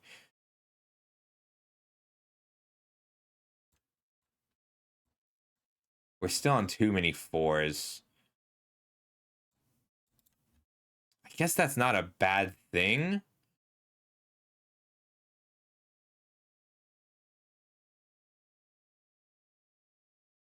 The only thing we have that triggers our graveyard would become the Assistant and the Devotee. Revival is just a huge get.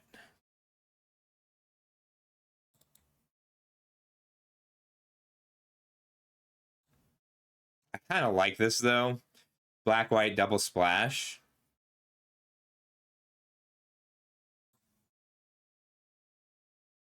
Do we want a triple splash? Not really.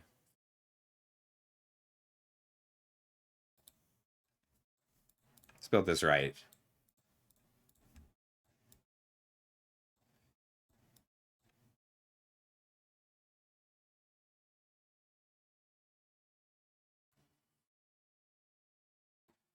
This is usually going to be 2 mana in this deck. We are adding a 4-drop, but it's usually going to be more expensive than that.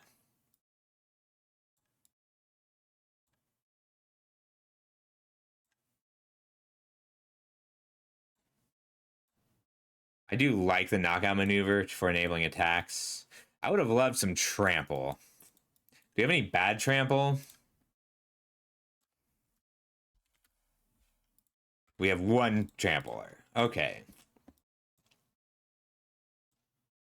So it'd be black, white, secondary, tertiary green, and then red is last. We only lose 1 mobilized creature. We can cut our Abzan Devotee for a green 2-drop if we have any. Undergrowth Leopard. Although the fixing is pretty nice from the Abzan Devotee. We're a lot more interested in that now. All right, up our green slightly. Green, black, double splashing red and white. Love, cesspool of love. 5 2-drops isn't bad. All right, let's do our mana right.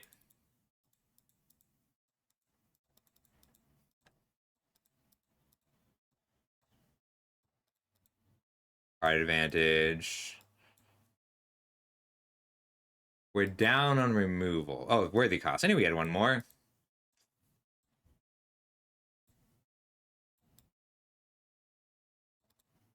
We don't really have answers for bombs except to apply enough pressure, but we're pretty good at applying pressure. We need to make 1 to 2 more cuts.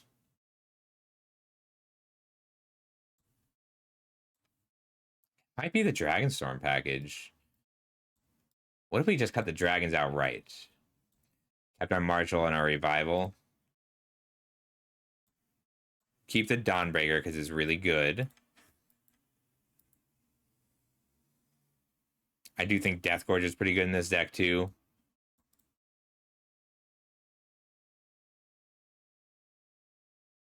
Any flying we're not playing.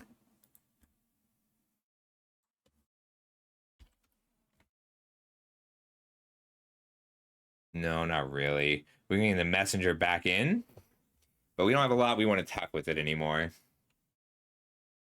And why?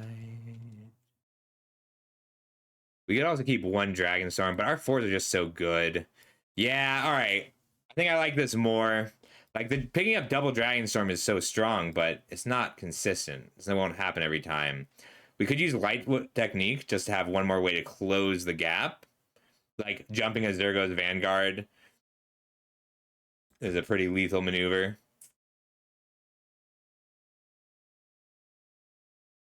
I know, but Sirach is also Trampler. Like, we're going to be winning this game usually with Sirach, Attuned Hunter, Marshal of the Lost. Like, that's how we're closing the game out. I know, the lack of Elspeth is always tough. Let's do our mana, and then we'll figure out what we can add. I would like a 2-drop that replaces a land. Ooh. That's a 2-drop that replaces a land. The lack of dragons is the saddest thing about this deck.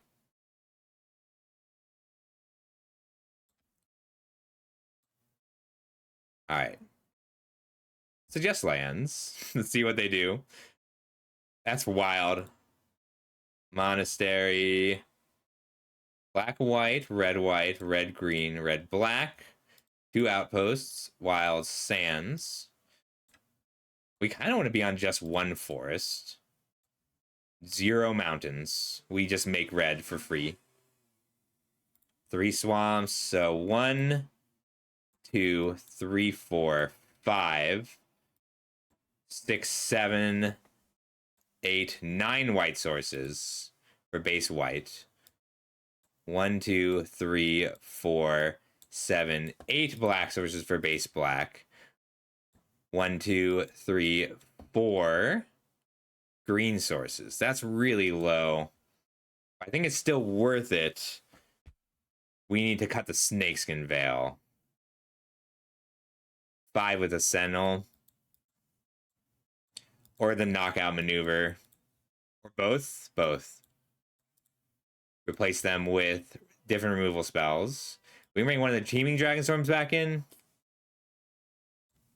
6 with Devotee. Well, so I'd rather cut green cards than add green sources. But we are at 1, 2, 3, 4, 5 green sources with the Sentinel. Like, these, they both help.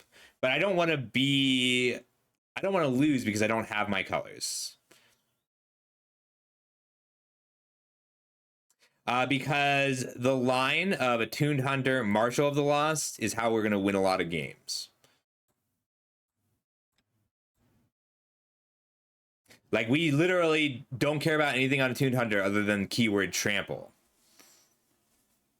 You're right. Like, we are trying to steal the wins. Frontline Rush just counts?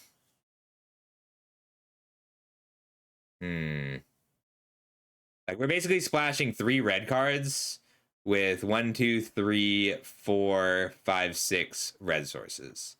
No mountain, though.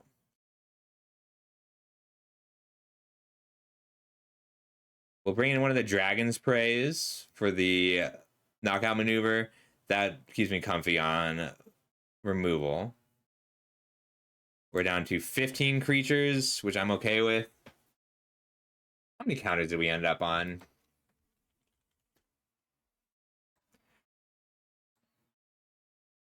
One, two, three, 4 counters. I'm looking at the Yathan Tomb Guard right now. This guy. Not quite. Might be Lightfoot Technique. It's more about curve. So, like, yeah, the answer is yes, Berserker. But the problem is I'm on 1, 2, 3, 4, 5, 4 drops already. So, like, cutting the Teeming Dragonstorm flattened my curve out. Well, yeah, that's kind of where I'm stuck. We're on 3 mobilized cards right now. 1, 2, 3 mobilized creatures.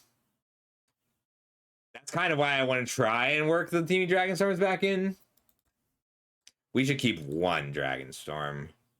But yeah, it's just a curve issue. I would like more bodies in general. I can also put the Headliner back in. I just think that card's really good. but I can't ever play it on turn 1.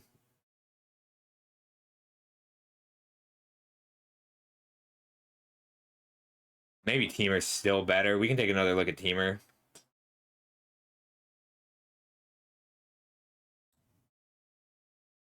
Yeah, I'll post the initial list in Discord if you want to take a look. It's going to be in draft help.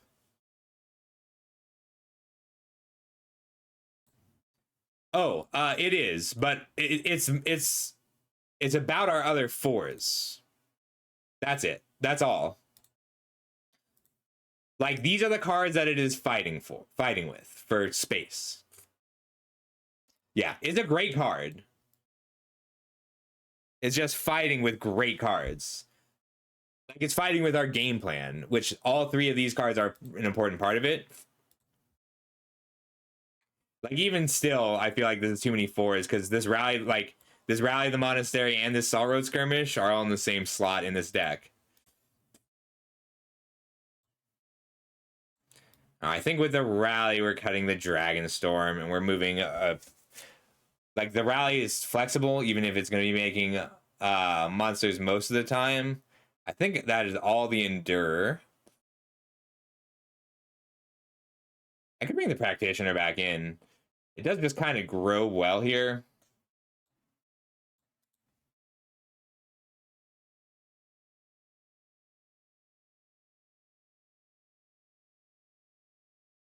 It survives in play.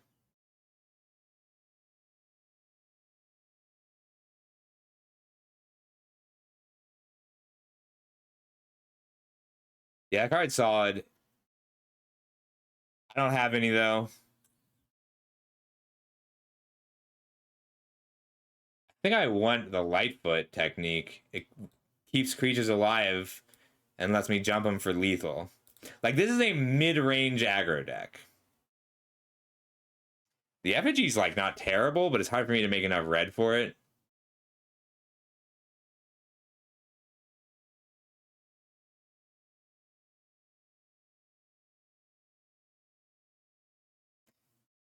I have 4 dragons in the pool, all common. So, like, I was running the Stormshriek Feral as well. This thing. Like, I basically the deck is Mardu heavier tokens or black-white double splashing for Tramplers and Revival. And I think this is just a better game plan because my Mardu game plan is not aggressive enough early. Although I did put it in the draft help. If you, or hang on, I haven't yet. I might even put the red dragon back in. Yeah, I'm putting it in draft help, Nayeli, if you want to see it. It is. I think this is better in general. It might even be worth starting on the more aggressive build and then pivoting into this build.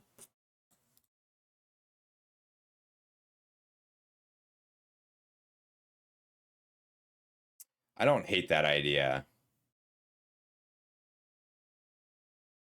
Yeah, the thing is, like, Marshal of the Lost doesn't do a lot without the green Tramplers.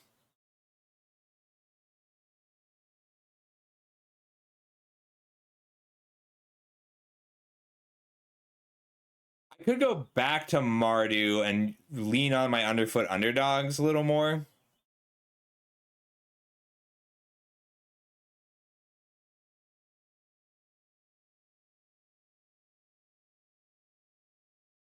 What's the last edition? 1, 2, 3, 4, 5, 6 removal spells. Any card advantage I'm not running? I could run Seize Opportunity.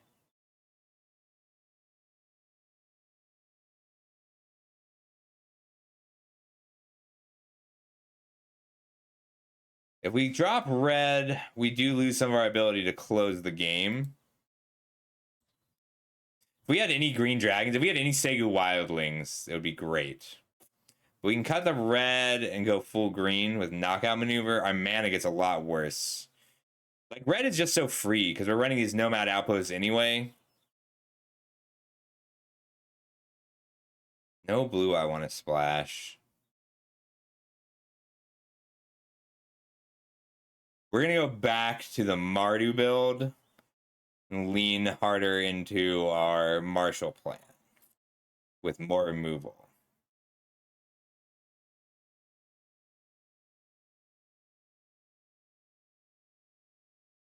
Might just be the Poise Practitioner. We want one more creature here. Put the Boltcaster back in. All right. One more look. I think we're doing Mardu, and I might go switch to something higher power when my opponent is more likely to have bombs. We want the underfoot. We want the Lightfoot Technique. We want the Sarkhan. We want the Underdogs. And I think we're moving white to the splash pile. I think we want the Messenger. We're going to redo the mana here too. Yeah, so many 4s though, even if we count this one as a 2.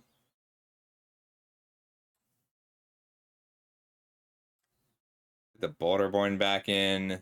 Sentinel. Bleeding Effigy works with not a lot of what we have. Not enough of what we have.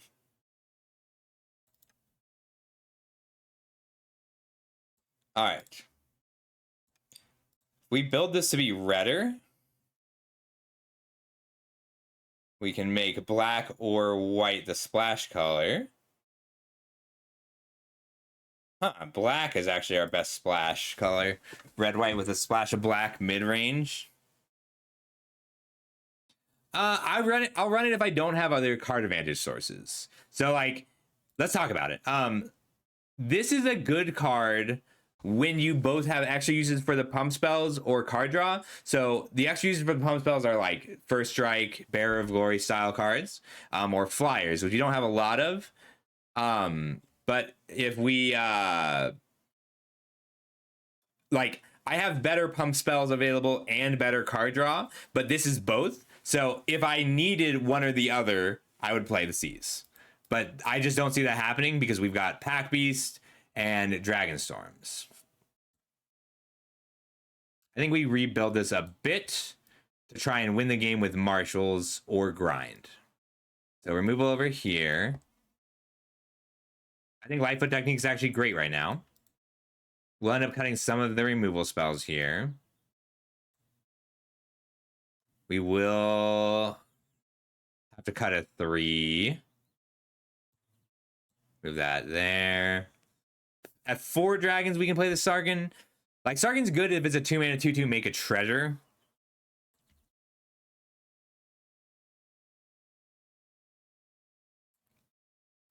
It's a little more accurate to our curve.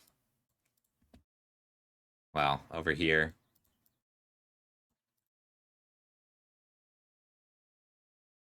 We can do 16 lands if we play Sentinel Sarkhan. We're not going to play our blue sources without this. I'll fix the mana in a minute. 1, 2, 1, 2, 3, 4. Here, we'll just do it. We do have the Monastery too, which feels really good. Feels like a reason to be on 17 lands instead of the Sentinel and the Sarkhan. We only have one way to discard though.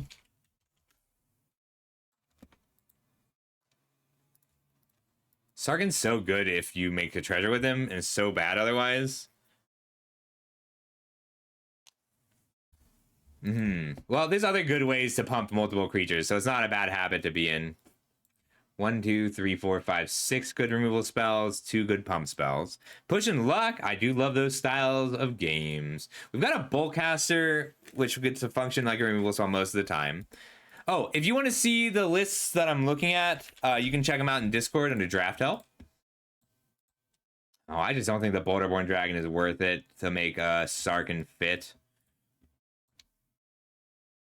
Our Sentinel is weak. This isn't really going to be 2 mana most of the time. 1, 2, 3, 4. I guess it's better than Devotee, unless white is our splash color. But right now, it's looking more and more like we're going to make black the splash, which means 1 Dragon's Prey out. And we're cutting our Abzan Devotee, keeping the Alchemist Assistant. That does make our mana quite a lot better.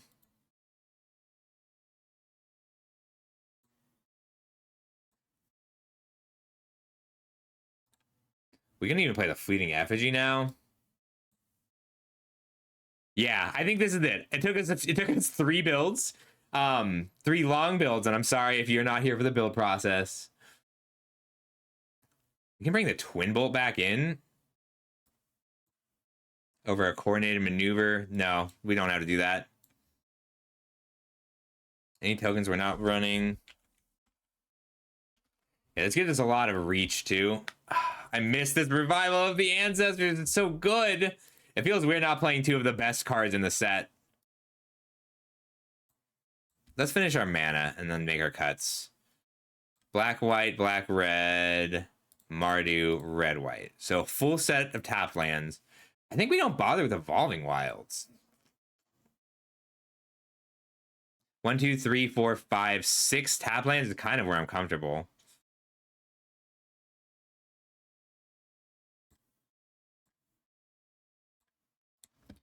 I want to be on 16 lands, so we'll keep the Embermouth Sentinel.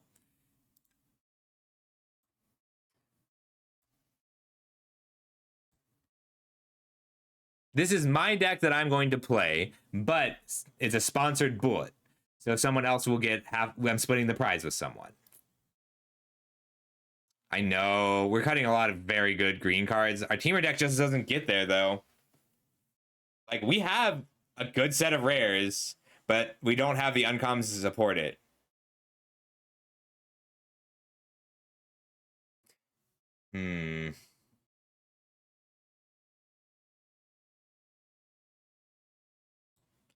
I think I want to be cutting removal here.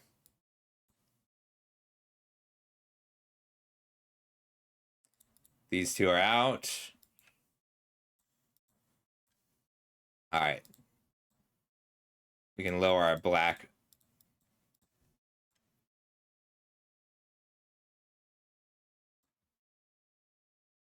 You know, that's fair. It's just very good. Like, 4/3 is just big enough to hit. It would be a dragon if I didn't desperately need all 3 of my dragons. I think it has to be a removal spell. What is our worst removal spell? Static Snare? Feels weird to call Static Snare our worst removal spell.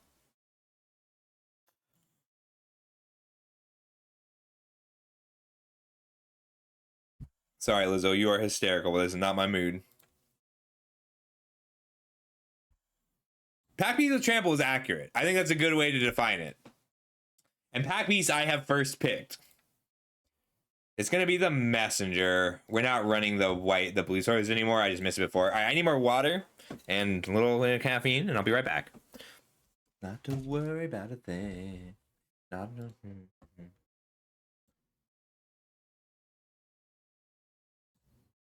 Something's about to change.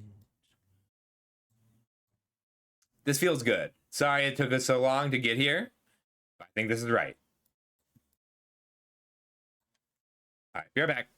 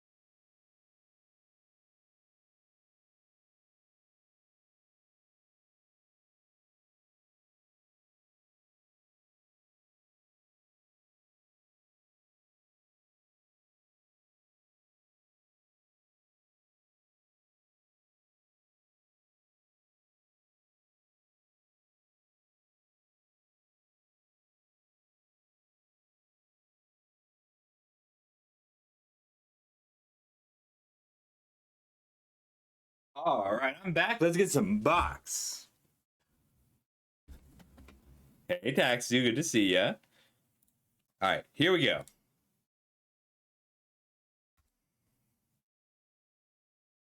Oh, I didn't screenshot it. I got a request.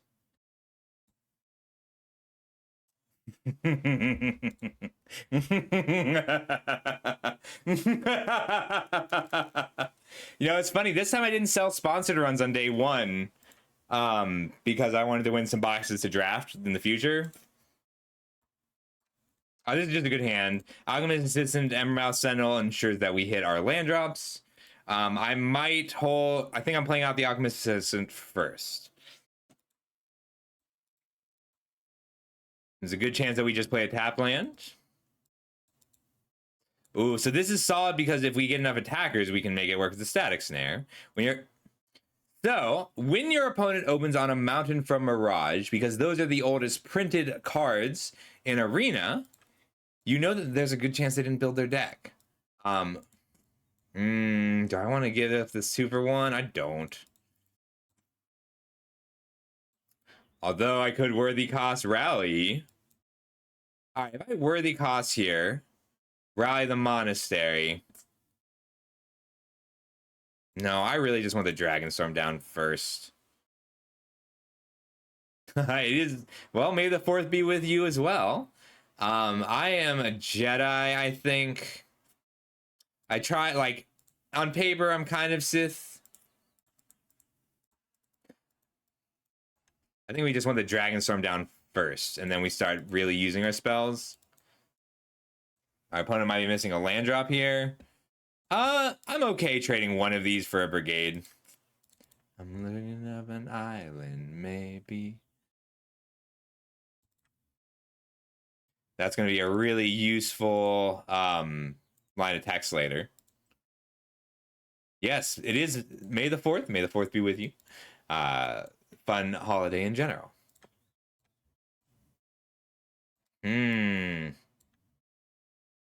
I'm okay just kind of playing the Rally.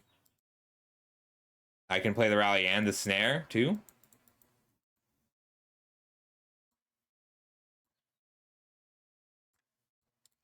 I'm okay racing because of the Alchemist Assistant. Neat. We'll just cast it and blow them out. +2, +2, +2, +2. All right, well, my opponent has no creatures in play. They're down 3 cards. And they have 3 mountains. Good game. All right, I'll take it.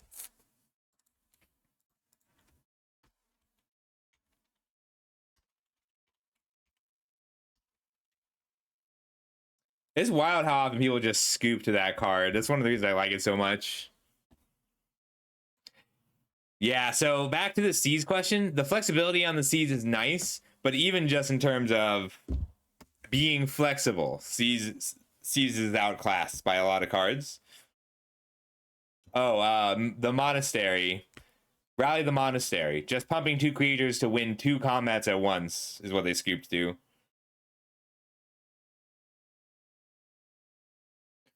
Solid hand. Alchemist Assistant, Nightshade Brigade, Pack Beast, or Thunder. Yeah, they blocked my 2/2s with their 1/3s, and both of their 2/2s died, and they scooped. I think they were just short on colors, because they kept Mountain with 3 1/3s and didn't hit anything else. We never need double of anything in this deck.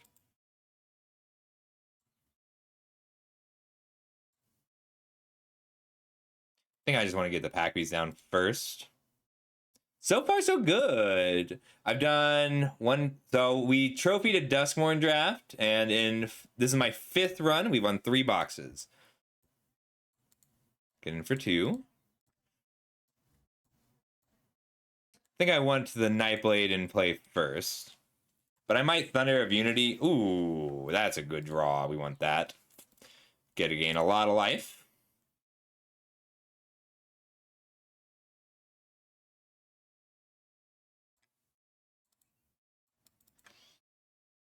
They'll probably block my 1/1.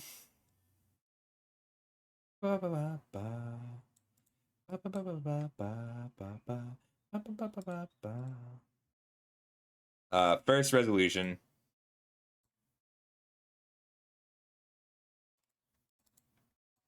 Hitting him for 6 feels good. They get to go to a 5/5. I get to Lightfoot Technique something. So 3, 4, 5, 6, 7, 8.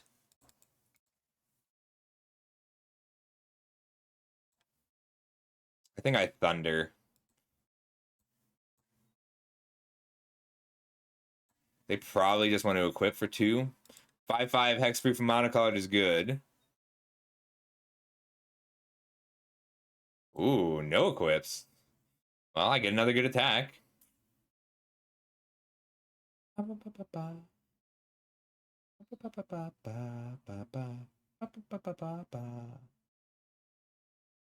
We'll Thunder first.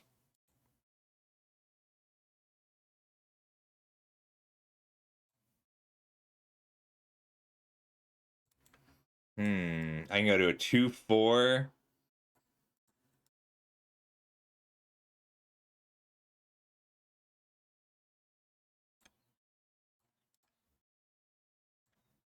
I shouldn't have played the land. Well, yeah, I wanted to. Go to a 3/5.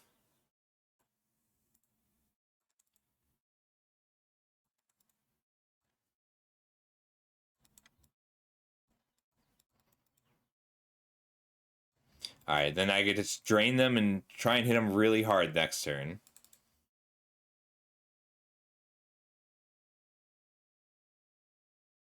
Annoying.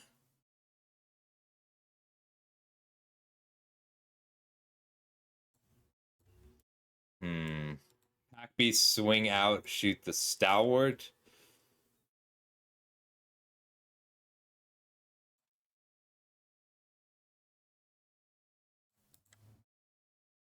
I guess I can't shoot it if they equip the Dragonfire Blade. We do have removal for the Stormplane Detainment.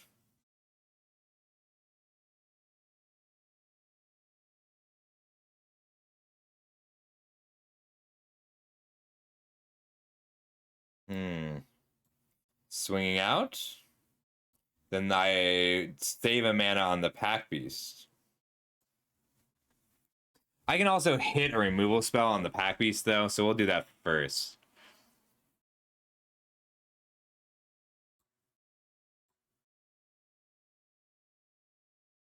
That's cool. That's a really useful card next turn. We'll see where they block.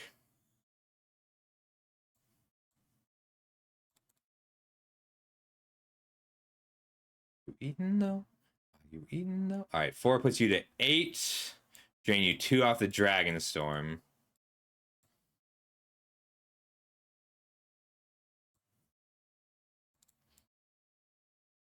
Red black pass. And then I Dragonstorm. I'd like to attack. So that's 6 mana. I may end up taking out the Strike Master on end step. We'll see. I'm trying to kill him with the last tick. Ah, oh, come on. Stop gaining life and playing blockers. How dare you? Don't be mad. So they've gained 3, 4, 5, 6, 7, 8, 9, 10, 11, 12 life this game. So we have dealt our 20 damage.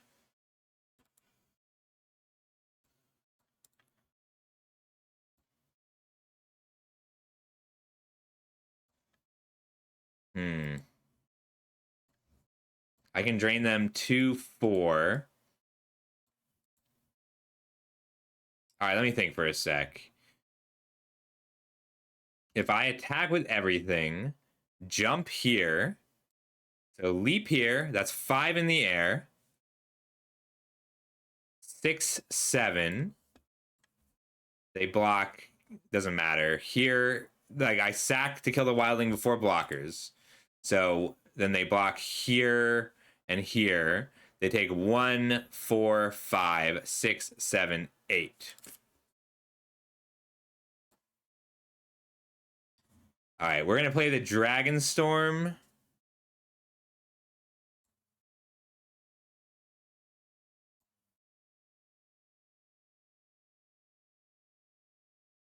Drain them 2. And then the bearer. And then the barons. And then if they have a removal spell, they'll have to play it on the Bearer of Glory.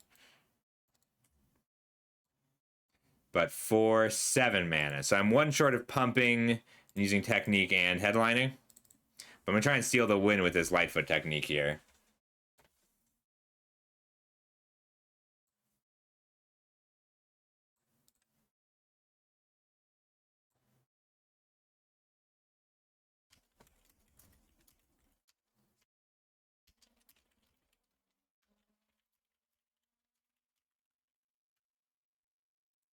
Is that lethal? Damn. That's a hell of a top deck. It's not lethal, it's just 8. I was at 29. I forgot that part.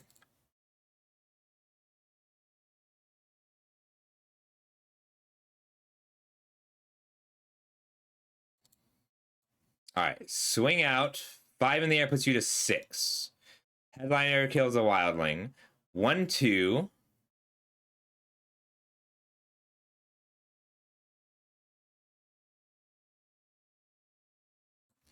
All right. If I attack with everything, Headliner kills the wildling. They have 1, 2, 3 blockers for 1, 2, 3 attackers. So that's 1, 2, 3, 8 damage we hit for.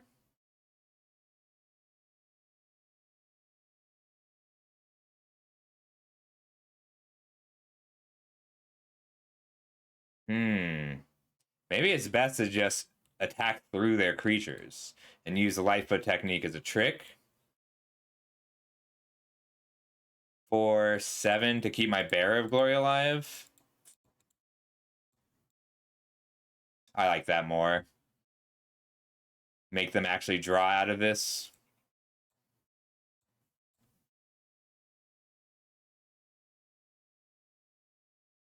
Four, 5, 6, 7. I would have gotten to 8 mana. I could have waited one more time just to have 9 mana.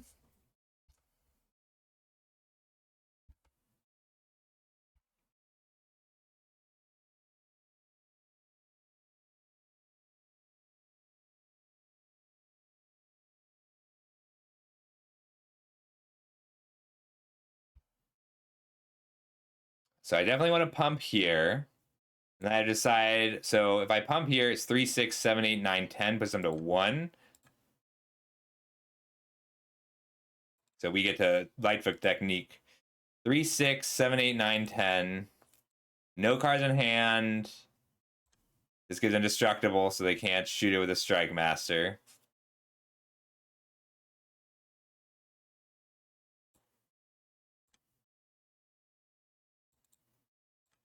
It's not an artifact or creature. Woohoo! Stole that one. All right, 1-0. Oh, 2-0. Let's go again. That was a fun one. We both flooded. They gained so much life.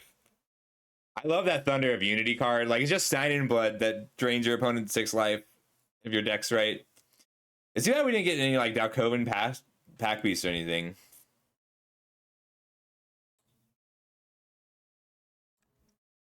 A little slow, but I love Stormsinger's Skirmish. And Feral really smooths things out. We'll keep it. Bearer into Feral is a nice start. Feral just attacks so well. The magician's assistant on their dreams. Ooh, Marshall into Skirmish is nice too. Turn 7 kill.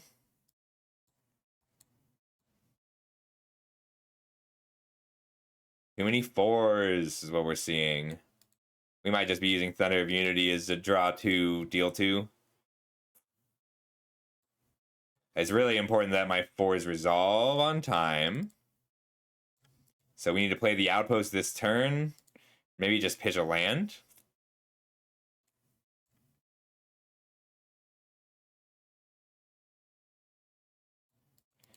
I think I risk discarding the land here.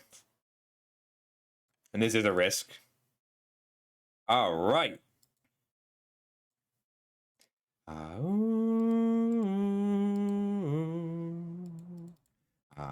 Now we're just playing heavy hitters every turn the rest of the game until they die. That's our game plan.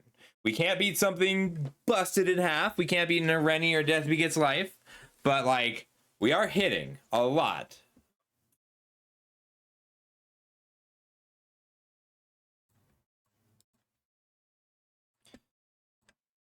Like, ooh, turned on my sensitivity. Scary but manageable. I just want to know. I think it is going to be Marshall first. Just to be a first striker that eats the Surveyor if they block with it.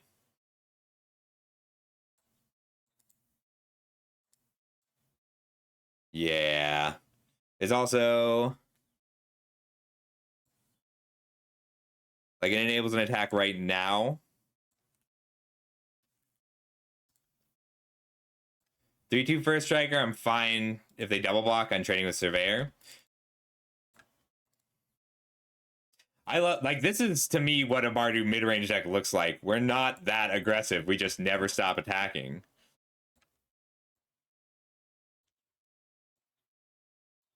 Host is pretty scary. Just on size.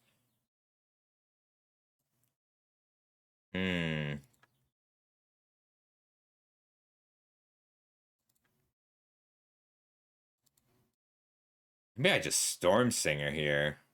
Depends on what they attack with. By Storm Singer, I'd basically be sacrificing a creature.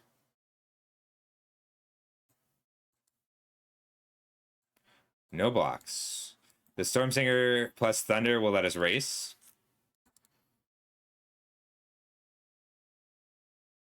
If I attack with both...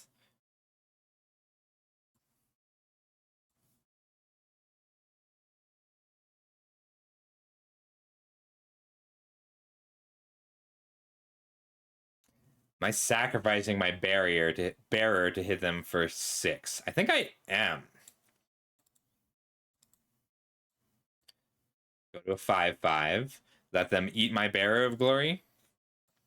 Gain 1. They've got 7, 8, 9, 10 on the crackback.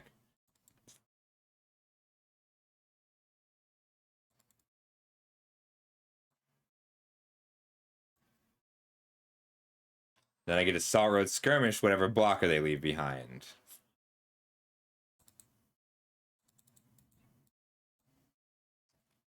And that's an extra 4 damage, 5, 6 damage on top of the kill spell.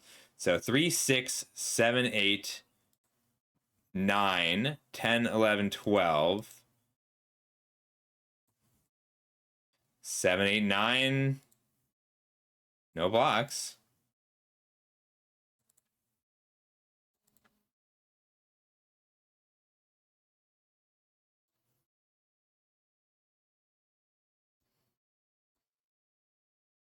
I kill here.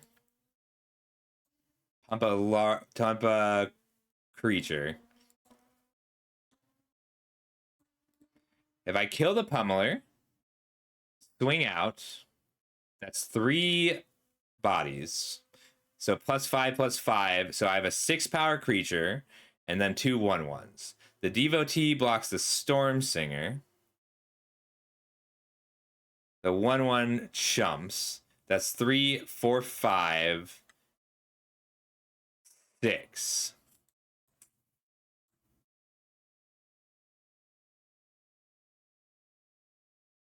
If I play out a Headliner, I can chump, shoot, or shoot.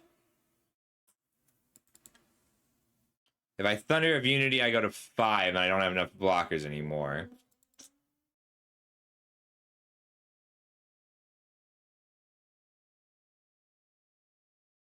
I make enough chump blocks to live. Block, takes 6. So block here, block here. I needed 1 more land. I Thunder of Unity and live. We got to play our blockers now anyway.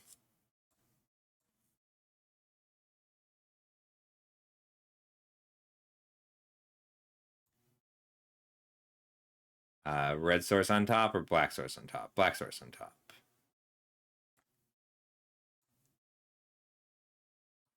No attacks. Chump to drain.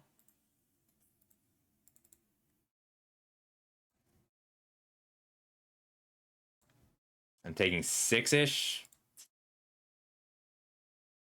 Eat. Like, we're kind of just trying to steal this win and hoping they don't have another removal spell in hand.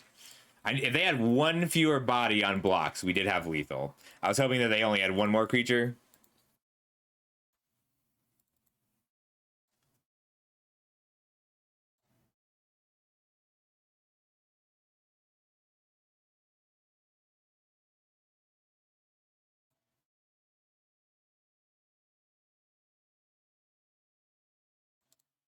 Two complicated combats. I did run out of time. Skirmish generates a lot of damage. Maybe I should have just skirmished here and attacked for the life gain. I didn't want them to be able to renew, though. So I could have skirmished here and attacked for the life gain. That might have been better. Dang, a trampler would be lethal. Like, I can't beat a pump spell. And I can beat a removal spell, but with great difficulty.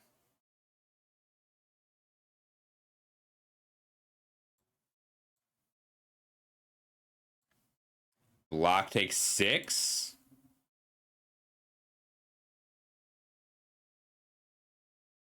Drain 1.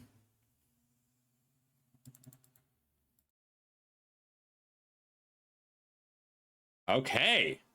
Okay.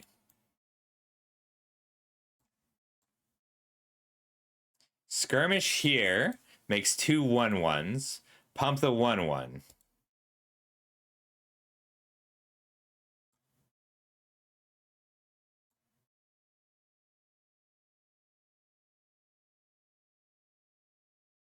Maybe it's still better not to kill the Timmler. All right, 2 1/1s. Swing here, here, here, and here. They'll guarantee drain 2 here. They'll block here. Take 2, 3. Lose 1, 4, 5. If I swing out, the Stormsinger gets blocked. The 6/6 gets blocked. 3, 4, 5, 6, 7. Okay.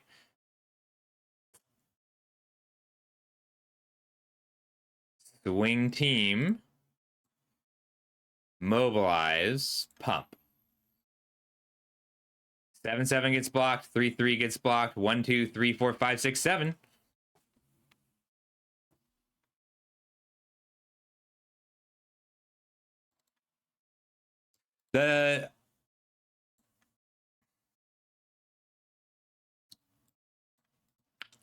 Ooh, that was a tough one. Shortcut what you can when you're short on time. I had to speed up a little bit. Aw, Red Star, thank you.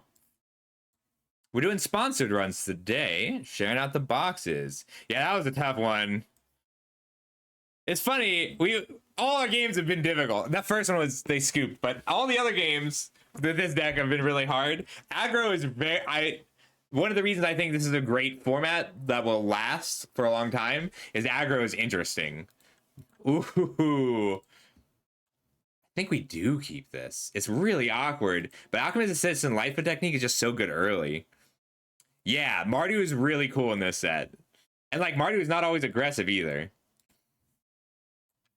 Ooh, I want a Rosalia. It's been a fun day. I like Magic. Ooh, that's a good draw as well. I don't want to draw this a second time, so we're going to lead on the Alchemist Assistant. I'm guessing that I've grown horns. Hello, you're a scary one. I should have played the Rallying Dawnbreaker last turn. I just didn't know it. So they get to attack with Zergo, make 2 1/1s. This costs 1 less for each attacking creature. So I need the Zergo to be the attacker for me to deal with it. I bet I could sneak some damage in, though. I don't think it's worth losing that bet. We're just going to pass.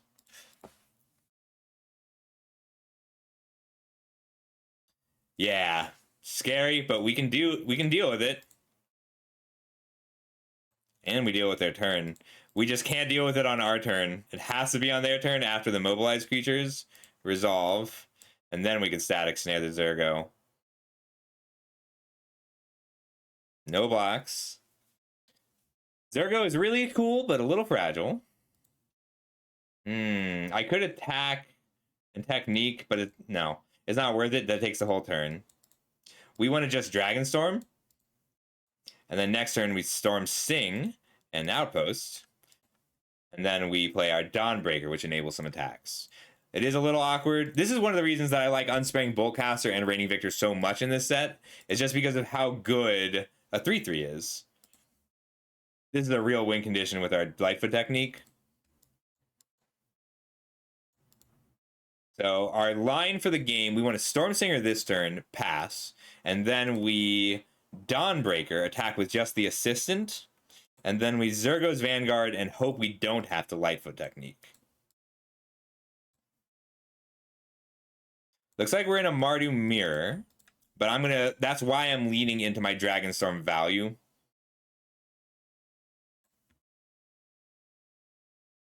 But Dawnbreaker is very good in this matchup. We do have a lot of Lightning Rod creatures.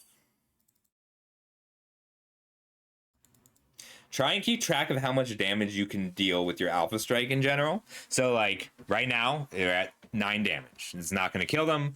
We're not going to Alpha Strike if it's going to cost us too much value. These cantrip creatures are really good in this matchup. Terrifying. That is a really scary thing to see. I might try and trade off some creatures just because I'm not going to be able to do it on the crackback.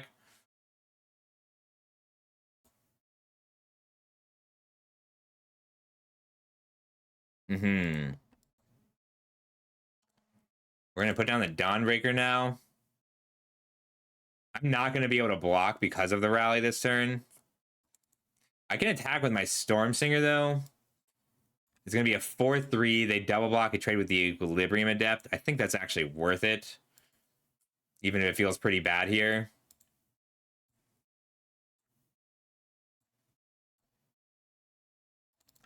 Like, it feels really bad, but I fear the Adept, and like I fear their knowing about this rally is good. I'm glad to know about it.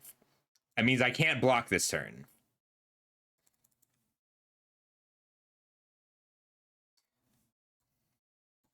I get to Vanguard Dragonstorm and try and get a one-hit KO with my Vanguard by flying it with the Lightfoot technique.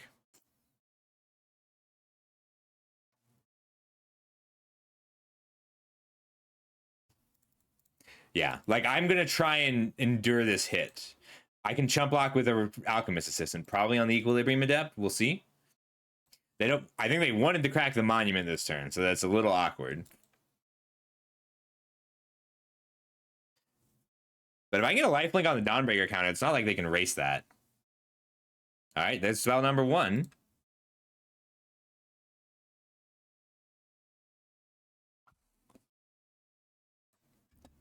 I kind of do want to force them to use it as a pump spell. Ooh, they went for the Monks. Rather, they decided not to attack at all. That was a really good draw for me.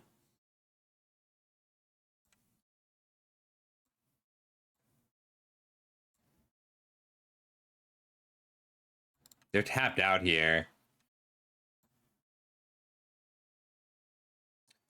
We're going to hold off on our Zergo's Vanguard for a bit. We'll make the 2/2s first. I think I'm getting in with my soldiers and my Dawnbreaker, using the rally and the Lightfoot technique. Well, this card's always a blowout.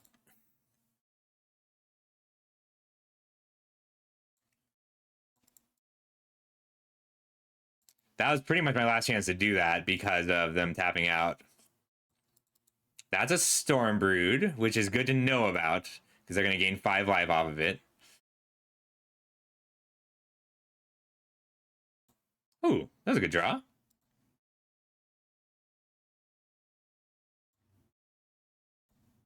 We're gonna grow our Alchemist Assistant and attack.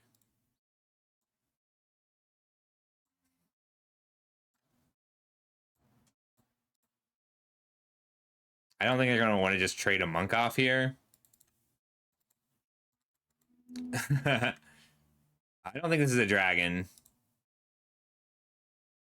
Oh, did they shuffle a dragon in and I missed it?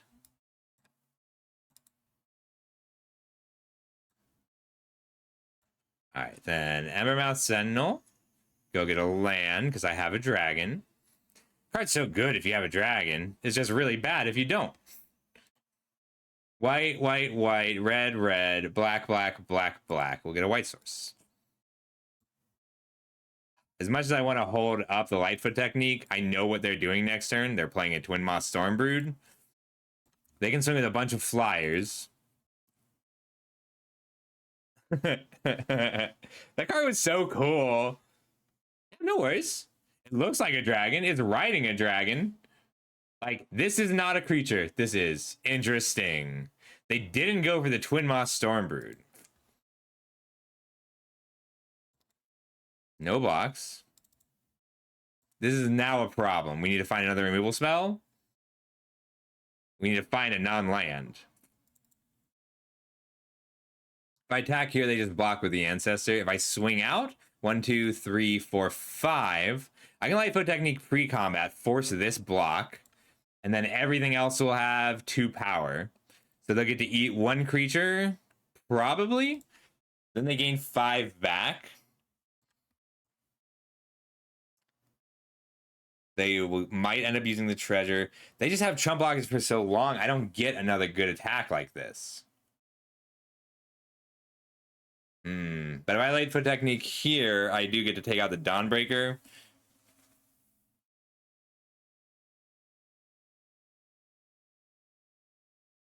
I can also just wait for another removal spell. Jump the Vanguard to block a Dawnbreaker. I guess it doesn't technically force the block. So jump here, block here, swing out, mobilized, gets blocked, 3/2 to 2/2, 1/1 to 2/2, eat 1/3 to 2/2, because I'm going to pump here. Or they double block here. And then they only take 3 damage. I think I'm passing. I could attack with just Vanguard, but that's not good enough. I need a bigger creature first. They have a treasure. Sorry, it's hidden behind the chat. Pass.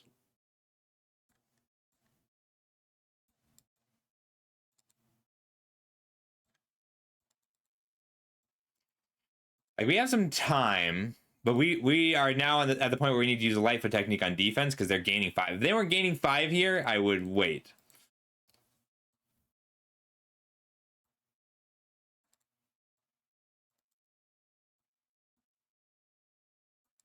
I think I'm okay taking this 5.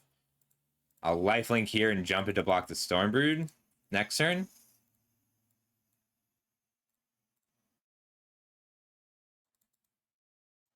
We just have so many live draws. That is one of our live draws.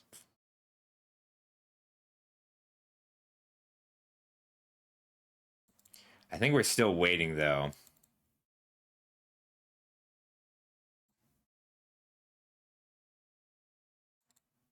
Like, I could skirmish here, but I think we are now in the patience point of this game.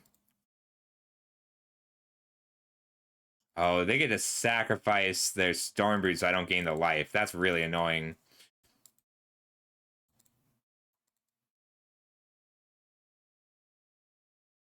Yeah, so I don't gain 7, but I do have good blocks otherwise. Can you stop drawing? They had no cards in hand, but they drew 4 flyers in a row.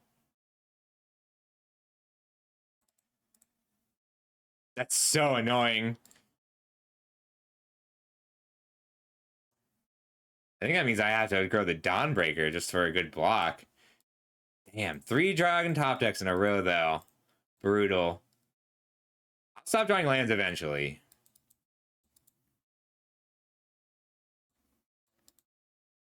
I'll have to kill one of the other dragons too.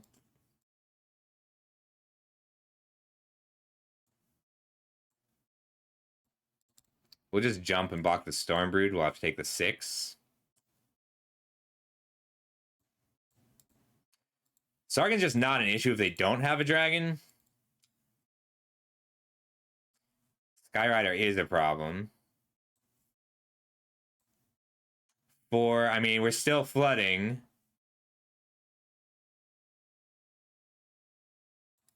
I can't skirmish and draw a card. Let's see. Already flies, grants flying.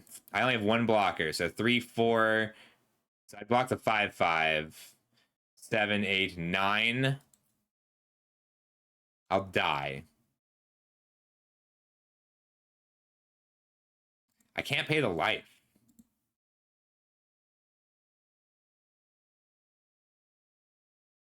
I also won't get the 2 1/1s to attack with. I have a blocker here and I'm taking 5. I think I have to take out the Skyrider now.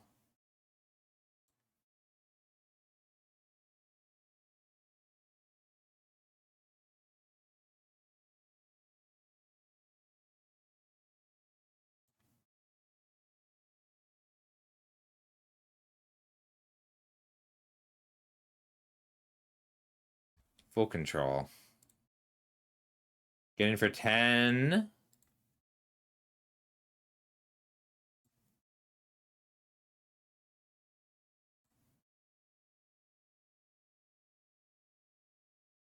So they get to eat a creature or 2. No, I need all my blockers just because of the Mardu Monument. Can't believe they top deck the Stormblood just to take the counter off. I'm basically just trading this for a small creature. I think that's worth it for now. We're on the back foot. Dang. See, top decking a flying dragon would have been fine. The top decking the 3rd flying dragon also would have been fine. But yeah, but the Stormbrood specifically to pull the lifelink counter off my Vanguard. I was so excited to gain 11 life there.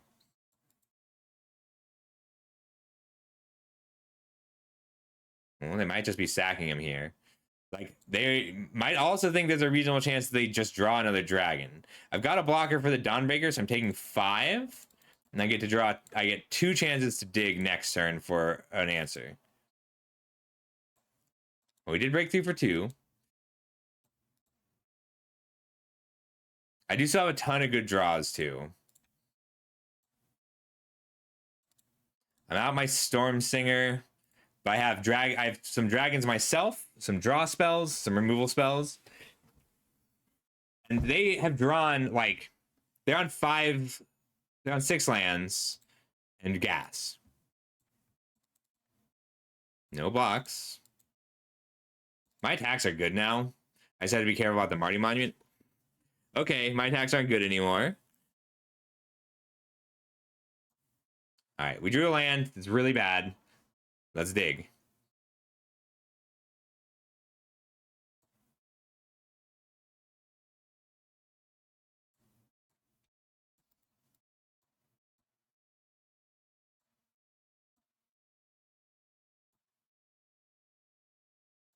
That's pretty lame. Seriously? Not one land, though. They just needed to draw, like, one card that wasn't gas. And I needed to draw one card that wasn't a land. The 7th land in a row really hurt. 4, 5, 6, 7, 8, 9, 10, 11. So I've got 5 lands left. They didn't crack the Mardu Monument to just kill me, so that's good. Block to live. Yeah. Those were their draws.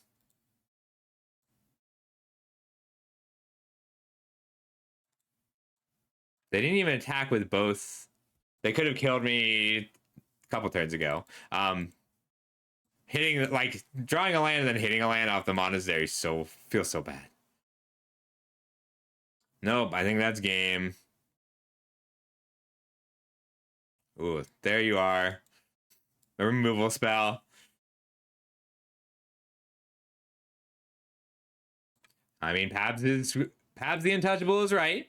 I was not able to touch them despite all of their mislethals. All right, good game.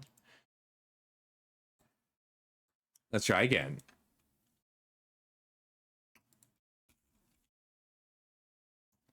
I do like this deck. I think we can get there with it. Let me see if there's anything I want to change, as you should always do after a loss. I mean, we just needed to draw better there.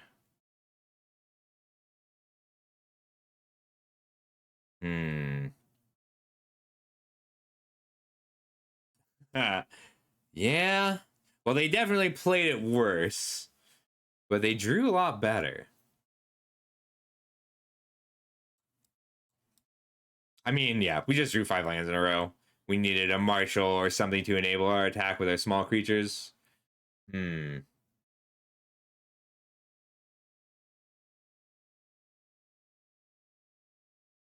they played Sarkhan revealing a dragon and then didn't miss dragons until it was a 6/6. It's okay, though. We're going to make it work. We're going to win out. Gotta do your finger exercises. I mean, we do just have enough plays to make this work. We need some lands, but we have some time to draw them. If we don't hit our land drop, it's not the end of the world. And we always want to start on an outpost if we can. And this is a place where even a tap land in the next few cards isn't bad. I like this Verdant art.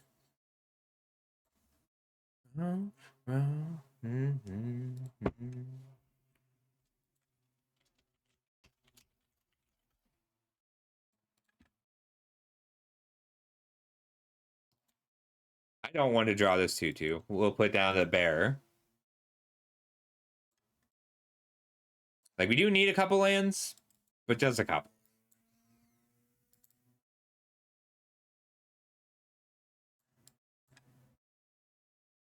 That does stop us. All right, there's a land. Play out our 2/2 and pass.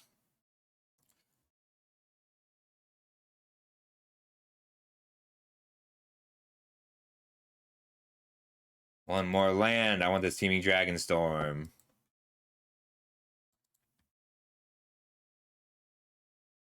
The Teeming Dragonstorm, a land in the Teeming Dragonstorm lets us pack beast and rally the following turn.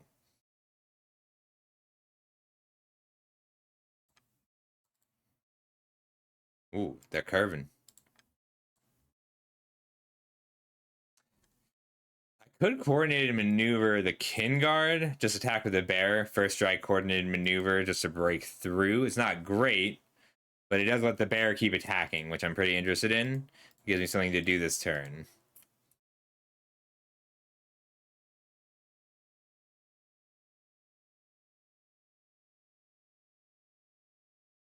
They might also just take it to race with the Nurture, in which case I might coordinate maneuver the Nurture, which is also not ideal. But if they attack here, I don't mind it.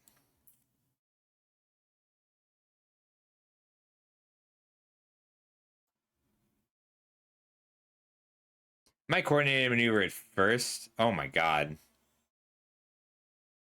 Okay, problem card is here. We can rally the monastery. So they sack. And then we respond with a coordinated maneuver on the Kintree Nurture. Deal 2.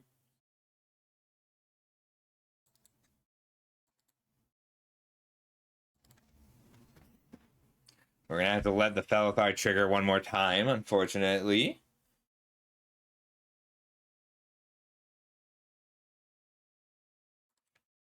Might just turn them both sideways.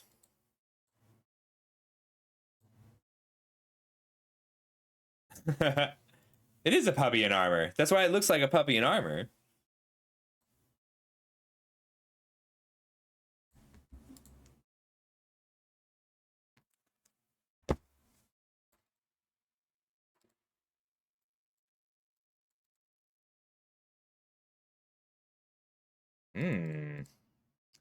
Well, that is a distressing that is a distressing hand with 3 lands. I could get in. Not quite worth it. Yeah, that's what I was saying is the main problem with this deck as a whole, is this exact thing. That's why we were on the that was the advantage to running green before, was this risk not existing. We have 2 other 4-drops in the deck. We have 3 other 4-drops in the deck.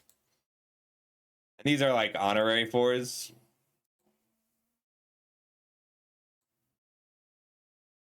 Like, we just have to change gears now. We have to be more controlling. This is really bad for us. Felithar in general is just brutal.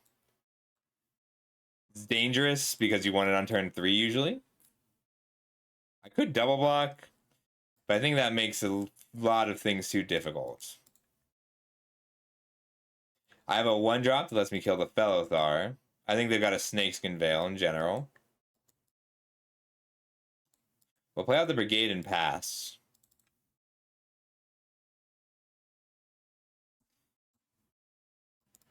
Yeah, I thought it would be 3 in this deck. Right. I don't mind having 4s, because like that's why we're running so many lands in this deck. As evidenced last game when we drew all of them. As good as Nurga's Vanguard is, it is not a land. We have 2 shots to hit a land ideally. Yeah. And I mean, as evidenced by how good our 4s are. We just have to get to the 4th land. But our deck is good enough to do it. Like, we can still win from here. Yeah. There's 0 7s in the set, which is really just only Sidisi suffers from that.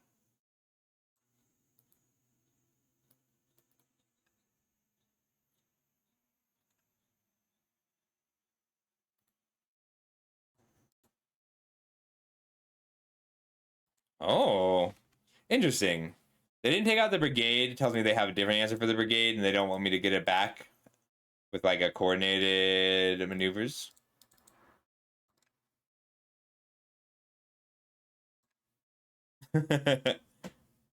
Yeah, I mean, this was a 5.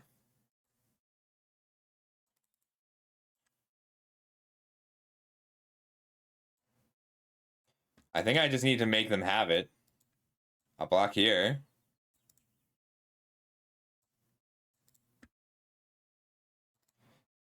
Like, there are a lot of indestructible tricks, but they're mostly kind of weak, and I'd rather they use them now. Oh, damn, that's so much worse than I thought.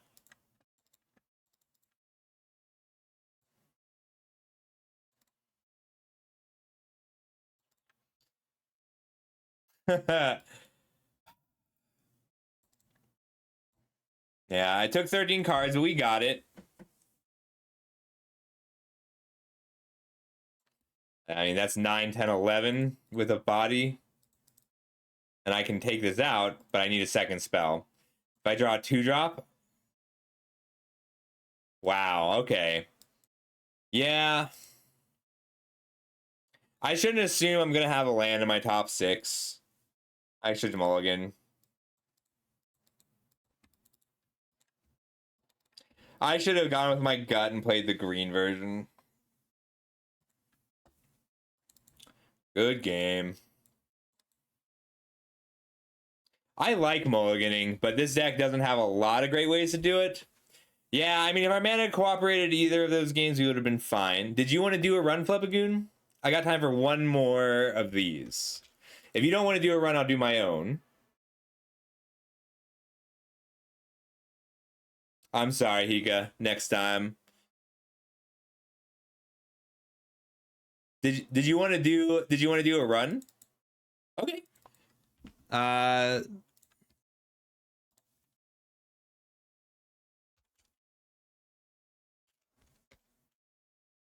Yeah, I mean, they're doing these twice a month now, so I'll be doing these a lot. And if I do too many failed runs for somebody, I give them. I usually end up giving them a box. Because I have a lot of boxes, and I don't like having boxes. If anyone wants to buy a box, I have so many boxes. They are selling, but so slowly.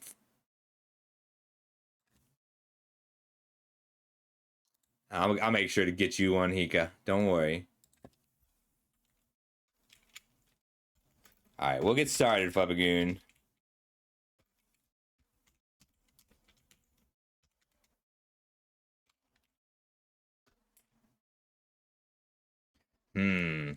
Yeah, that was a rough game. Oh, inbox? Oh, Tarkir packs. Weekly announcements. I need to learn alchemy for this weekend. Oh, neat. When is it? Shoot.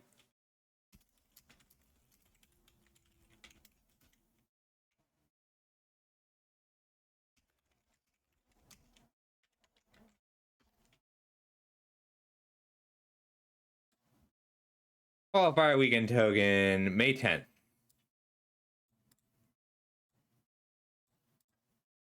Oh, all right. Looks like Lebagoon is international, so I can't ship him the box if you want to do another Hika.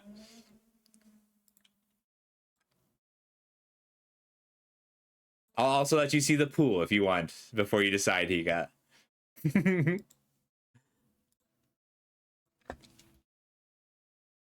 Sorry, Flubbagoon. Yeah, I can't ship him overseas anymore because tariffs.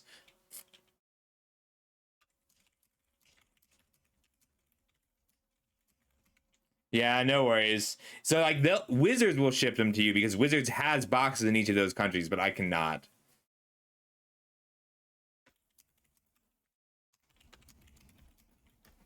All right, we're gonna do one more, and this is the last one of the day. Yeah, it's tragic. I mean, it was already expensive. Wow. Okay, Hika, yeah, you should do this one.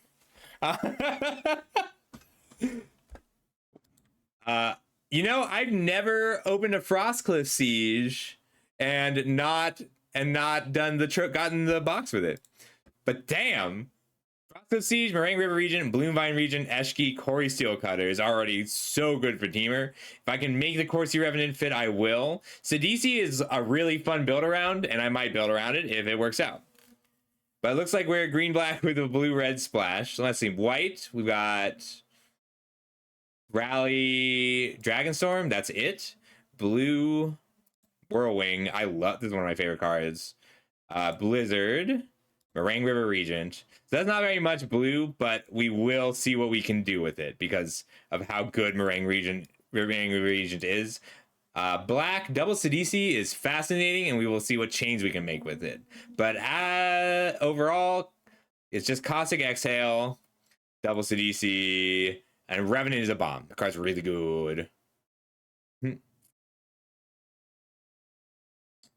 Sculptor, I do not think Sculptor is good. I don't think that card is playable. Sidisi is super fun, but like you need one drops and you need like it matters what you have to eat with it, and we don't have good things to eat with it. But this Revenant is really good. Cutter, Sharpshooter. Very few red cards. Also splash the Cutter, but weirdly few red cards. We have 1, 2, 3, 7, 8 red cards total. Wayfarer, Exhale, Devotee, Botanist. Whoa, green looks great. Roma's Routine, Bloomvine Regent. Love me a Stormbrood. Love all the Stormbroods. 2 Wildlings. I'll splash a Frostcliff Siege. I just will. Card's just so good. All right, let's take all these out and take a look at our lands. 2 Wildlings count as lands.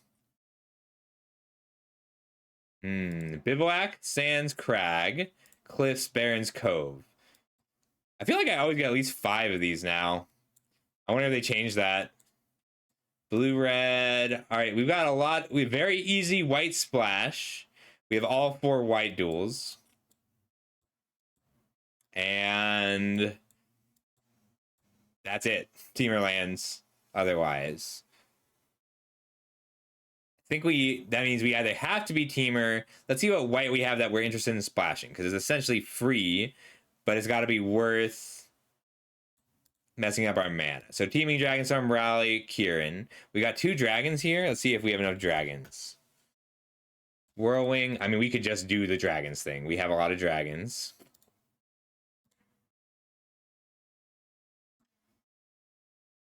We don't get to play all our colors for free in this deck. But we do get to play all our colors. Right.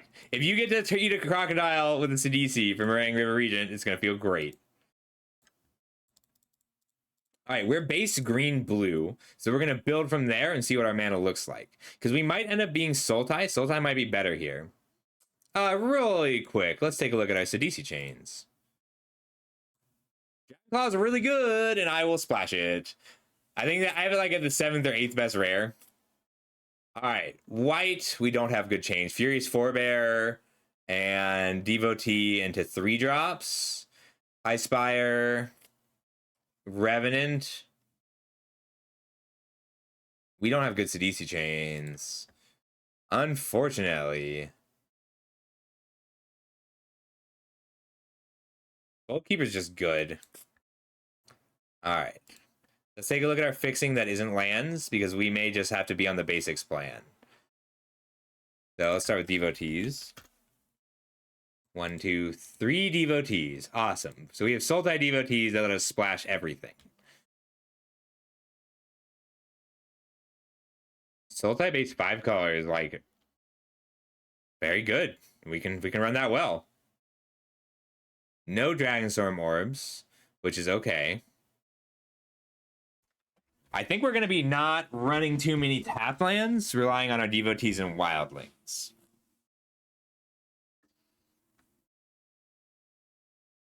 What are our 3 drops? Because we have a few things. Oops, not that one. 2, 3. 3 mana creatures. We have Devotees, Horsey Revenant, Underdogs, Tactician, Successor. These aren't actually... Why does it tell me that these are 3 drops when they're 7 drops? Are these 3 drops? Did I get that wrong all this time?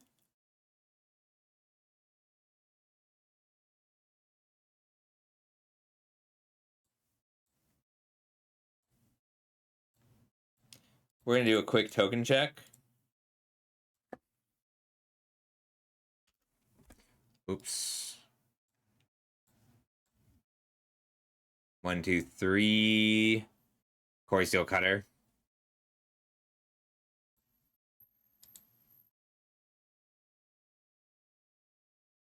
Yeah, but like for the purposes of Sidisi, I can't pick them up as 3 drops.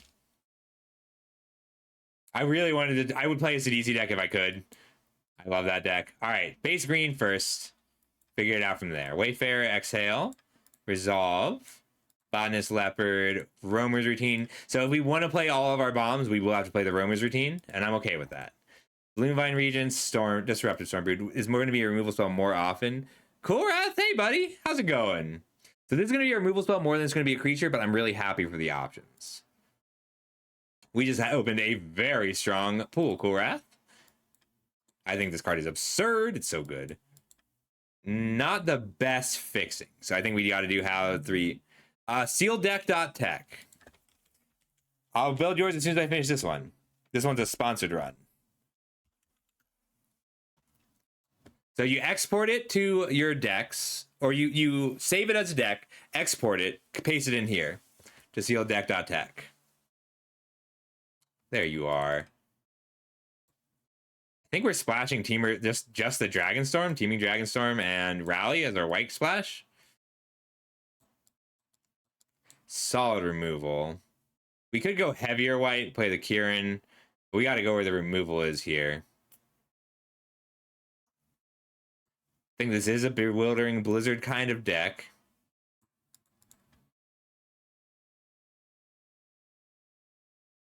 Angry Bant. But the only red cards I really want to play are Cutter, Sharpshooter, Eshki. Severance is a nice removal spell. I think we're playing Eshki anyway. I think we're Sultai with the double splash for the Goldkeeper because the treasures are pretty valuable here. Don't think we get to play Sidisi, which makes me sad. Furious Brokers, I like that.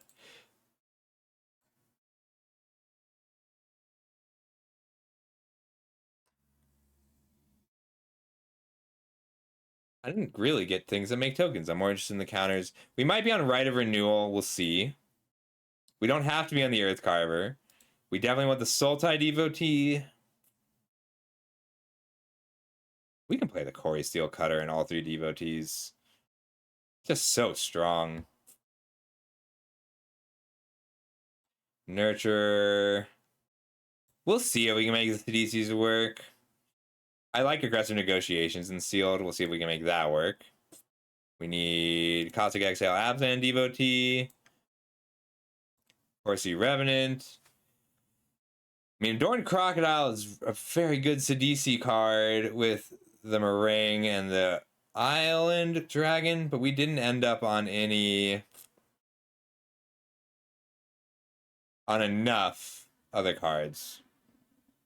Although we do have an Essence Anchor. We end up with any 1-drops to make this work.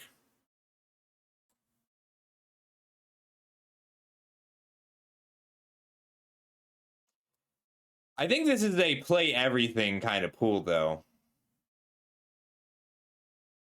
Or 3 colors with a... yeah, the only red card that I really want to play is Cori Steel Cutter, but I will splash just Frostcliff Siege and Eshki. I think those two cards are both absurdly good. I do think this is going to come down to mana. I think we need to do our mana... Like, we need to figure out what our lands look like first. So we've got a Ranger's Routine that we have to play if we want to do all the things, and 2 Segu Wildlings, which means we need a ton of green sources. We can flash just the Teeming Dragonstorm with our big pile of dragons here. 2, 3, 4, 5, 6, 7, 8 dragons. We also 9 dragons. That's 9 dragons we're playing. Well, 7 dragons we'd play anyway, and 2 dragons we'd play sometimes. Yeah, we could just... I think we do actually lean into our Sidisi and try and make it work.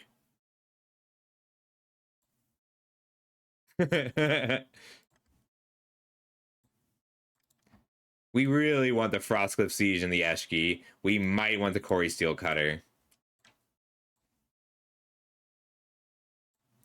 This card's absurd. It's so good. I think we're cutting the Cutter because we need that mana so much earlier. And then we're doing Sultai double splash. But, one sec. I need to sort.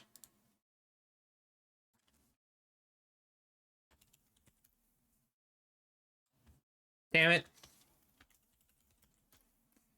All right, 2. Lots of good 2s that we can turn into... We need more good 3s. We can keep the Night Watch, but Merchant doesn't make the cut. 4s. Plenty of 5s to go with our good 6s. We'll probably cut 1 Durgar Island Dragon.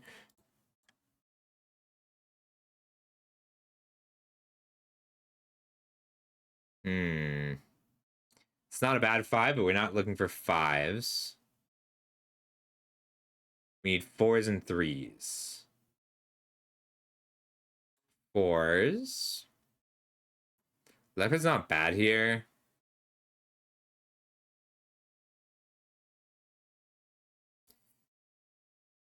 That gives us 3 3-drops that we're okay turning into other cards. We could play the Seventh Priest. I don't like splashing for Seventh Priest, but it's a cool card to be able to upgrade.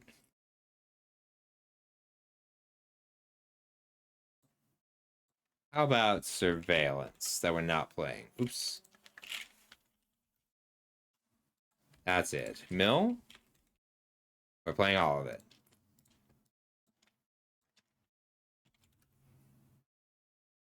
We have a few counters, but not many.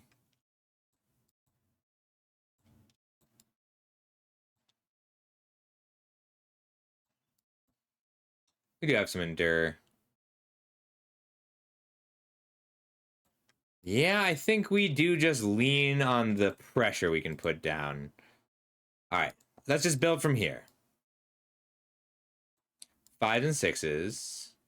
So goodbye, ordinary-ish people. Really great 2s. We might not be on the Sidisi plan at all. Just because all the rest of our 2s fix our mana. And that's pretty important here. 3, 4.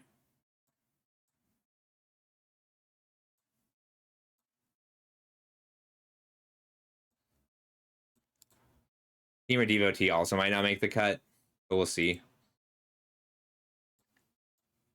I don't hate a lifelinker, even if it's kind of weak. We're just trying to survive until our dragons do their job. All right, let's look at our removal. Toxic Exhale, Piercing Exhale, Sargon's Resolve, Severance. As an anchor really does need the CDCs. I'll take another look at the CDC package in a bit, though. Segu Wildling, Roamer's Routine, Bloomvine Regent, Vanguard. This will usually be a removal spell. We might be on Rite of Renewal over Cruel Truths. Yeah, that's kind of what I'm looking at. We only have one devotee that makes white, but all our lands make white. I think Teeming Dragonstorm is just worth it. We don't even run a plains for it. We have an Abzan devotee, treasures. Oh, we might not even. We don't need the nurture with a Corsi Revenant. Our 6 Ezra is fine. It's not very good here.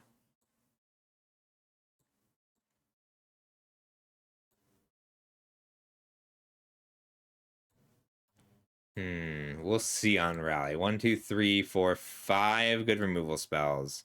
It's usually gonna be enough along with the River Regent. I'm interested in Rite of Renewal just because of the Meringue River Regent. It's kind of in that Bewildering Blizzard slot, but I have enough 6s. We'll take out the Bewildering Blizzard. Do I want the Ring Strike Mastery? No, I don't. I do like it in this style of deck. Come out one Durgar Island Dragon as well. I don't actually have enough cards that care about dragons. It's just the Dragonstorm and the Piercing Exhale. We can come down to land. We need one mountain. We have a Swiftwater Cliffs and a Tranquil Cove.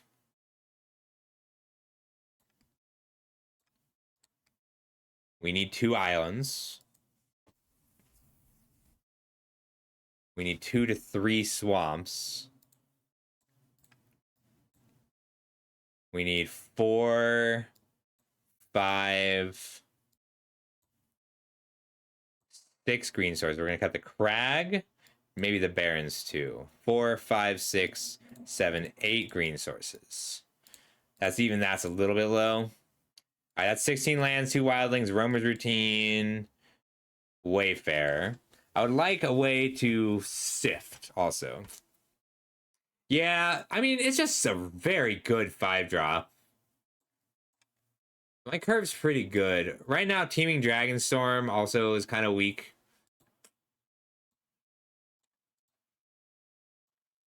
Thanks, Red Star. Then we get to cut Barrens and Cove. We do have a Kintree Severance, so I can keep one of them. I think I would rather keep the Blossoming Sands, though.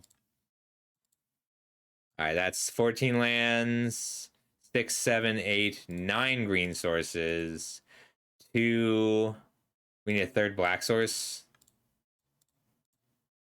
2, 3, 4 blue sources. All right, so 2 cuts. Yeah, this one came together. I should try and find more blue cards. I could try and run the Sidisi package as well, but tough. It is my worst 5. Agreed. Like, I've got 2 good 4s, 2 good 5s, 2 good 6s, and they're all flexible. I could go down a land to 15 lands. Nurture might be better than Successor here. Hang on. I would have liked a Snakeskin Veil in this deck. All right, 1 counter, 2 counter, 3 counter, 4 counter, 5 counter, 6. Well, 5 counter, 6 ways to put counters on it. Crocodile's fine, but not good. Can bring in a Merchant for the Night Watch to make my Successor better. But with this many bombs, I'm pretty happy just digging. And I can bring in the Earth Carver. I mean, it's enough for the Successor to be playable, just not good.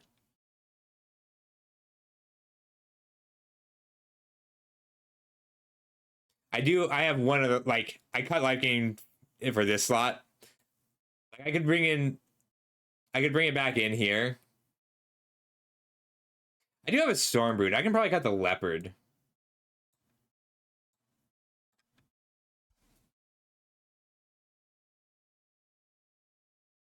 So many powerful cards we're not playing. Feels weird to be on Rite of Renewal over Bewildering Blizzard, but with bombs like this, it's so strong. I'd take Twin Maw unless I wanted to be the Mardu deck. Like, Bulldozer, you get to play what you want to play in this set. Like, Twin Maw keeps you open, but All Out Assault is a legitimately strong build around. Yeah. I do have a free White Splash. Like, I could run Rally, Teeming Dragonstorm to go with Frostcliff Siege.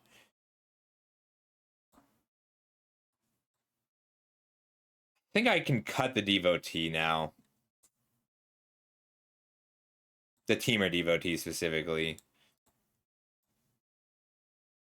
3, 4, 5, 6 green sources. Yeah, I think it's the Devotee. I do want to be attacking. All right, I might upgrade the Stalwart Successor if I can. And the Dragon. I don't care about this being a dragon anymore. So these 2 cards I'm looking to upgrade.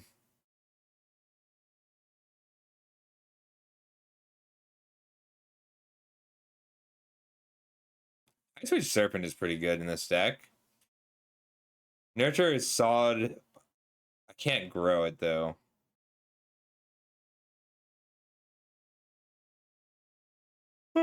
Vanguard might just be better than the Durgar Island Dragon if I don't care about if I don't care about the type line Dragon anymore. Like, these 3 cards make it relevant. Sonic Shrieker, unless you already have a lot of mobilized cards. Yeah. Oh, send me the link, Korath. I'll get it pulled up and we'll take a look.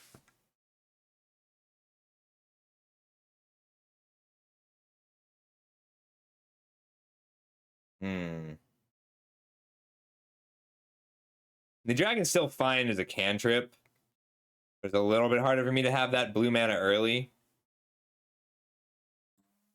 Could bring in a Feral to go redder.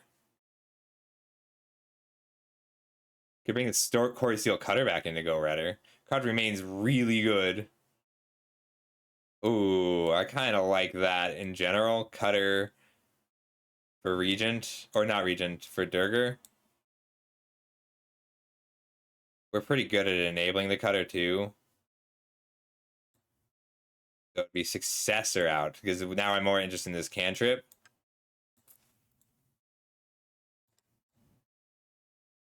Just splashing my 3 red rares.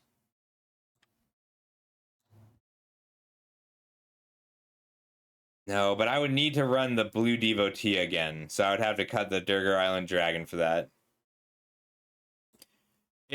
I would have to make it easier. Like, I would make it easier if I could.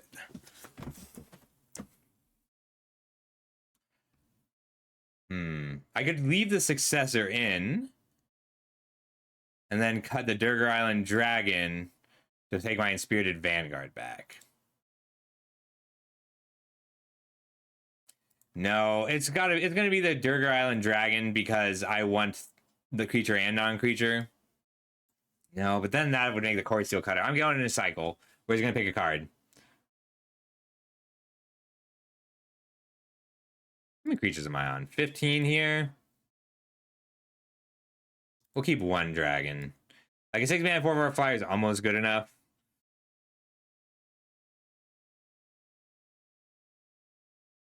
Maybe it's a Wingspan Stride.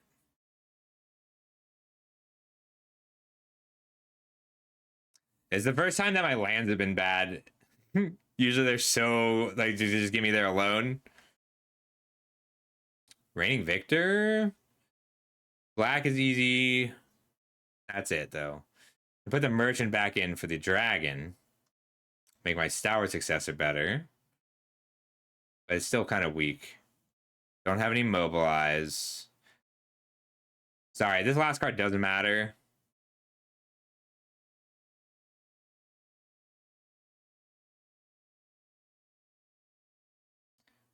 I think it's Successor out for Nurturer in. No, I just have enough counters. We'll run it like this. All right. Let's take a quick look at yours, Gorath. And then we'll play. She is changing her name from Kitty to Karen. She is changing her MG for a white. Whoa! Wow, very good rares. Very hard to play in a deck together. So step one is going to be... I mean, you have one bad rare. This one's not great, but these three are absurd. And Baron Step Siege, like this card is not as free as I thought it was, but it's still really good with cards like Revival. It looks like we are on Abzan Double Splash. Let's go ahead and check your lands. We're going to put all your fixing together. Crag, Highlands, Hollow, Wilds, Sands, Caves. 2 Exhales is pretty good. 2 Botanist. And a Wayfarer and a Monument. Abzan Devotee. Yeah, you can do 5 colors. So now we have to figure out your base. It's going to be where your removal is, but we can put all your... I think you're just base Abzan Double Splash.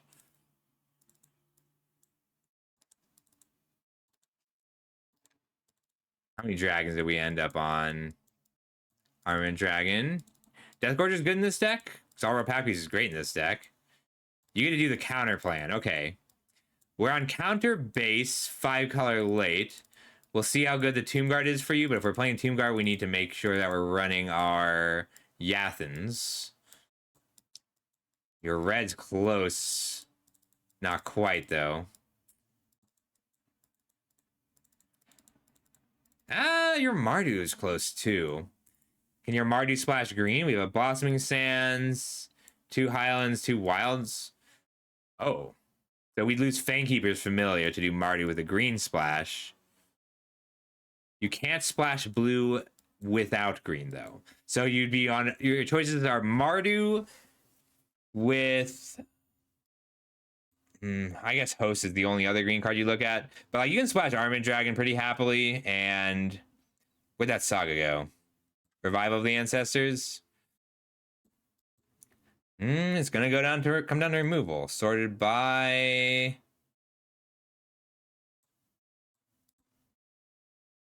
mana value. So removal spells, we have our Caustic Exhale. Twin Bolt if you're aggressive enough. Spelling Exhale or Rennie's Rebuff.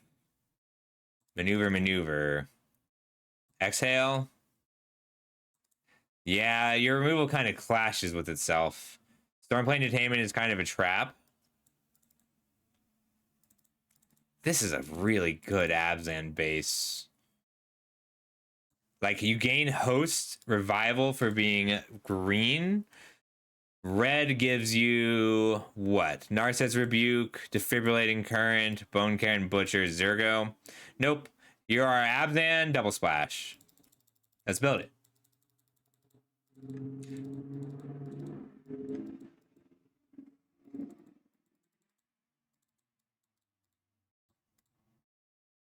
We might end up on the Coordinated Maneuvers. We need just enough removal.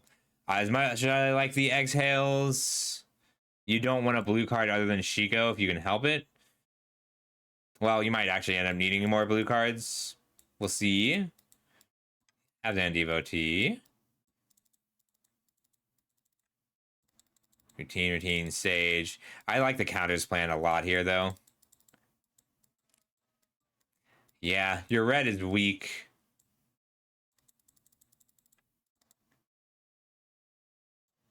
Your dragons are strong. Almost worth a splash. We'll check our lands. Waste Speaker picks up.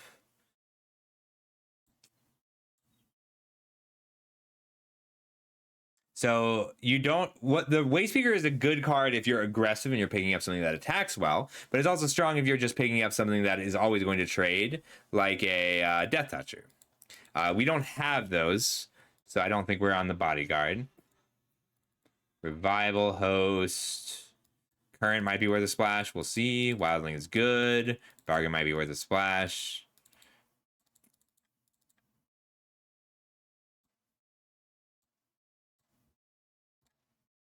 Wouldn't last long. No, yeah. All right. Sentinel, Botanist, Wayfarer, Devotee. That is solid fixing. That puts us at green-black base. Secondary, so base green black, secondary white, tertiary blue, possible red. I don't know that we can splash Fangkeeper's Familiar and Shiko. We might even just want to go blue to up your interaction a little. This is a sweet pool. Very tough. 3-drop, 5 and 6. Wildling for fixing.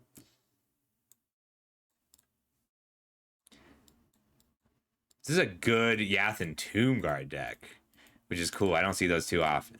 Cut your weaker 3s. So all your 3s are great.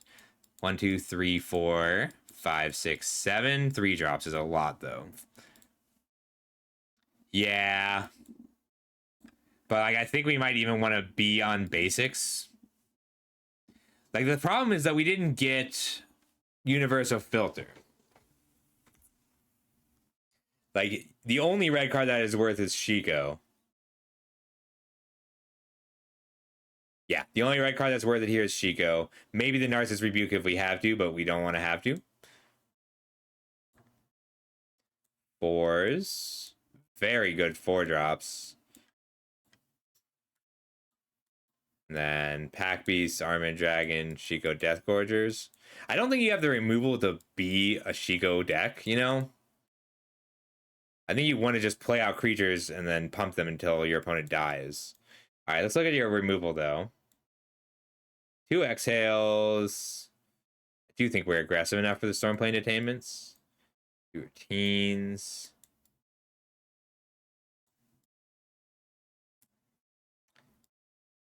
Yeah, you need a lot of bodies to use your removal.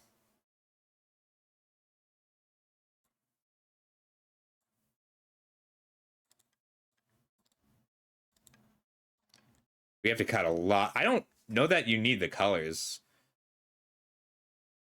Like, curve-wise, your other rares are that good, but so are your uncommons. Like, I love Fangkeeper's Familiar, but you're never keeping mana up on turn 4. Something's gone really wrong. I think you actually want your untapped lands. We might just do the 3-color thing. I know you hate it. I'd splash this Rakshas's Bargain, but we'd have to play an island to even use a Sultai Monument. Huh. I think you're on Abzan, apply pressure. Yeah, I mean, I always lean towards 5-color piles in this format. But your lands don't let you play the 5 colors that are best in your pool. This is a good Stormbeacon Blade deck, which is exciting. I don't have those very often. I think Stormplane Attainment is like, it's best if you don't have to play Stormplane Attainment. Like, you get a good Yathen Tomb Guard. I never get good Yathen Tomb Guard decks. I love that. These cards are both absurdly good, but your top end is also just already absurdly good. All right, 1 dragon, 2 dragon, 3 dragon, 4 dragon. It might be worth splashing it just because it's a dragon. You do only have the 1 dragon storm though. You have enough trample for this exhale. I think you are just interested in a cheap removal spell over a more expensive, better removal spell. You don't have those. 5, 6, 7, 8, 9, 10, and a wildling.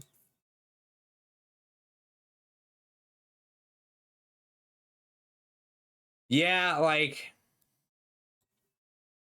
Shigo is really good, but it's more than just blue. You'd have to splash red too. Sipsig Appraiser, I do love the card, but I don't think it's worth splashing.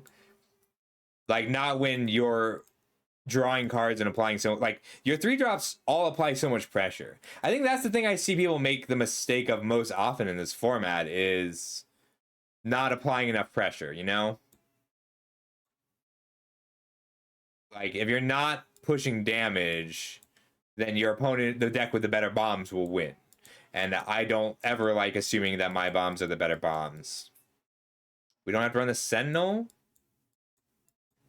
I think we're coming down a Nurture, even though it's actually just great here. Like, Nurture is so good in this deck. But your 4s, I think we're cutting Prowler too.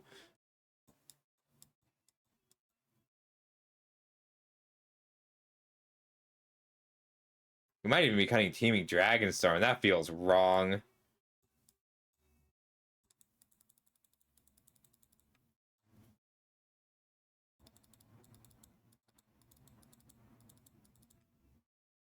Alright, probably Stormplane Detainment. No, the Sarkhan's Resolve. You need 1 catch-all. Maybe the Stormbeacon Blade. You don't have a ton of tokens. 20 creatures is also too much. We'll come down to Death Gorger. We have to cut a 4. I think it's a Dragonstorm. That feels so weird.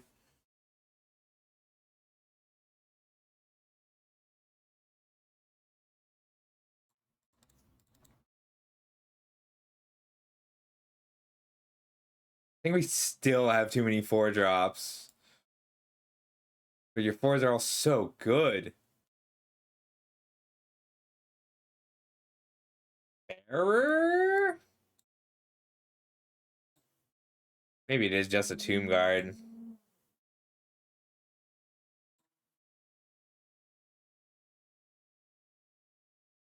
Might be a coordinated maneuver. Yeah.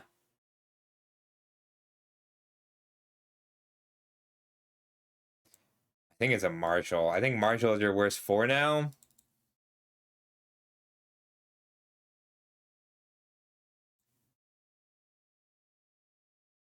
Death Gorger is too expensive.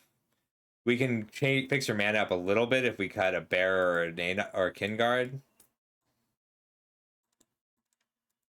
Hard cuts. I think this is how I'd run it. 16 lands and a Wildling.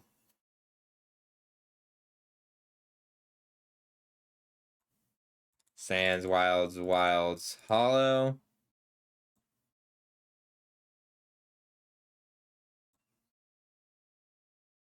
We need 2 planes.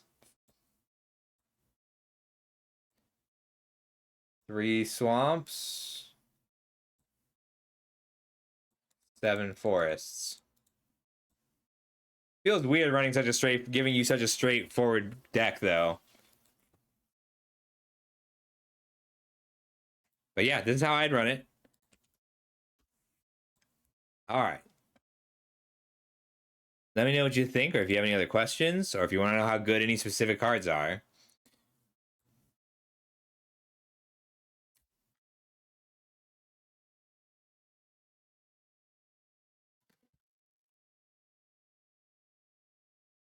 Tomb Guard is really good. you need the card, like, it's not good enough alone. It needs cards like Duty Beyond Death and Baron Step Siege. This is a great hand. Duty Beyond Death and Baron Step Siege are the cards that make the Tomb Guard good. It just draws you so many cards. You can leave the Tomb Guard plan behind. Like, if you wanted to give up on the Tomb Guard plan and go more controlling, that would work. But I always lean towards applying pressure because of how good stuff like Areni is. Rude. All right, we'll play out our successor here, and then we get 2 more 2-drops next turn. Yeah, you got to kill the botanist the turn it comes down, or it does kind of take the game over. Right. And Tomb Guard is also worse in draft because your opponent's a lot more likely to just have the aggro deck. And the aggro deck is where Tomb Guard is bad. We're going to apply as much pressure as we can now. Because if my opponent's just killing things, we're just going to keep hitting them. I do need to draw a non-land card.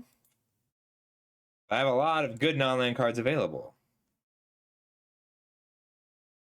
No, it is not a dragon while it's on this. Well, it kind of is.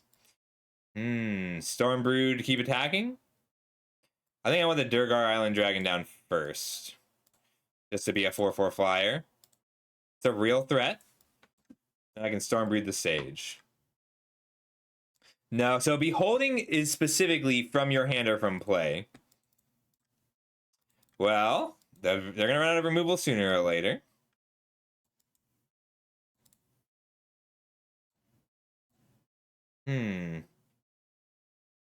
Would I rather get 2 lands? I think I would rather get 2 lands. No, putting him to 10 is worth it right now.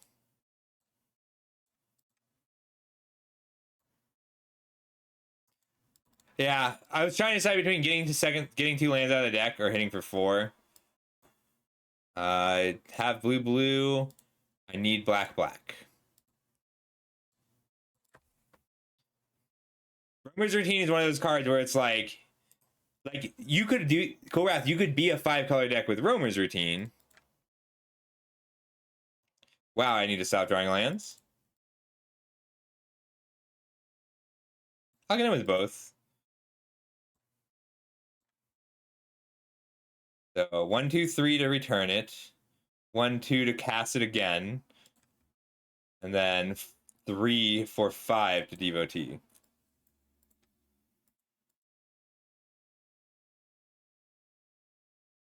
And I have to manually tap. 1, 2, 3. Devotee.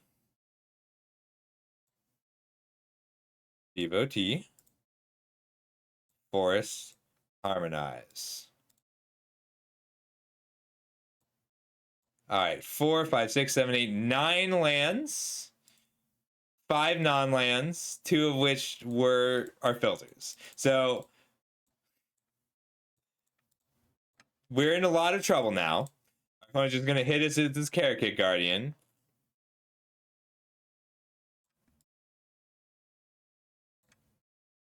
Four, 5, 6, 7, 8, 9 mana. So I can cast the Wildling, pick up the Devotee. If I get in with both, they just block here. But now this isn't hexproof anymore.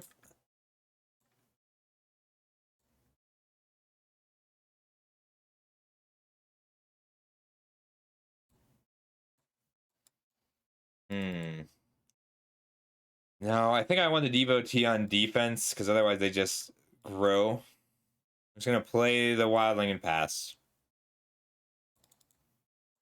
Maybe I need to go down to 15 lands in this deck because of my Wildlings.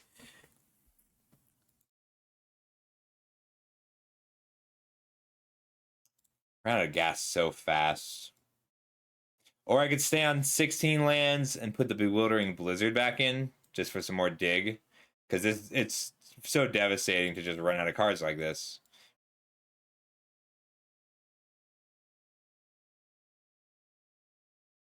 Like, this hits me for 6, and then eventually more.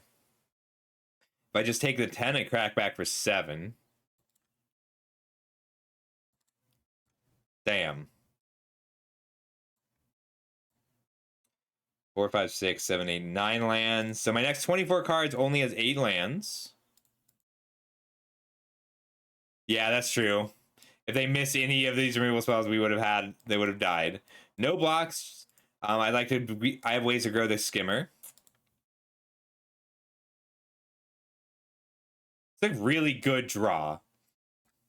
I can play out the Regent, bounce, swing out. They block 3. I don't really want to give them the Karakit Guardian back is the thing. I don't want to give them another chance to hexproof it.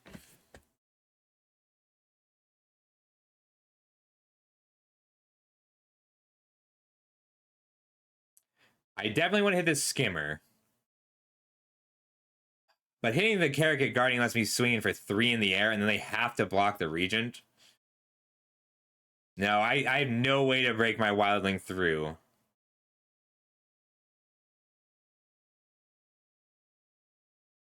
Bounce. If I swing out, they take 4, and they just double block next turn. I'm okay with them double spelling. I just still have so many good draws. Definitely attacking with the Devotee. Guys, if I want to attack with both Devotees and the Wildling to break through for 4. I'm sacrificing my Wildling to do that. That's not worth it. Just the 2. My deck's good. I still have all my bombs. Except Meringue River Regent. Stormscale Scion has been declared. That's a good draw. Stormscale Scion is a huge problem, but I get to block and then exile. I mean, that's a pretty good double spell. If they have a...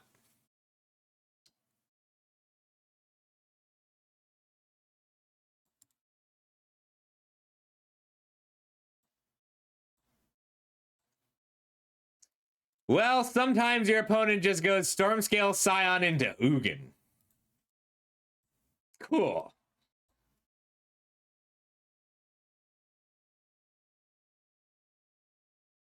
I mean, I don't know why they're not attacking to kill me.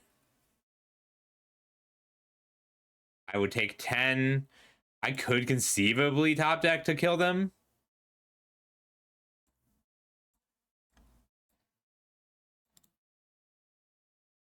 I'm not supposed to play you until 7 rounds. 7 rounds later. I know. Dang, and here I was just figuring out how to beat your Storm Dragon.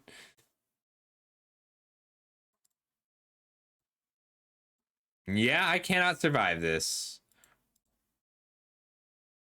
What can I bluff? We're going to attack with everything and set some pauses. Because they might not swing back for 10. Because if they swing and I have a removal spell... Like, why would I make this attack? They don't have to know that it's to stop them from just swinging out and killing me. God damn it, Ugin. Mythic's ruined this format. Ugh. Nope, buff failed. I know. I have beaten 3 Dragonback Assaults today. And 2 Elspeth. I've not beaten an Ugin yet. Every Ugin has killed me.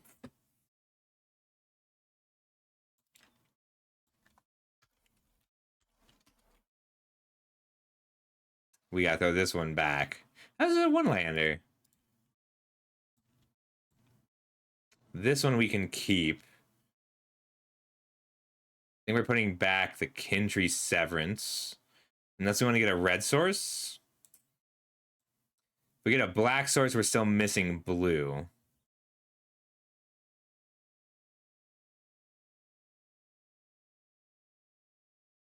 Yeah, we'll put back the Severance. We get a Wildling.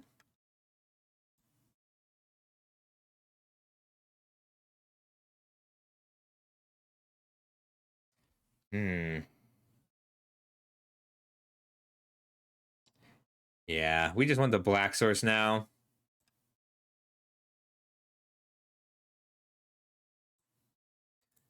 We might avoid using claim territory on the region. I should have looked for a card advantage.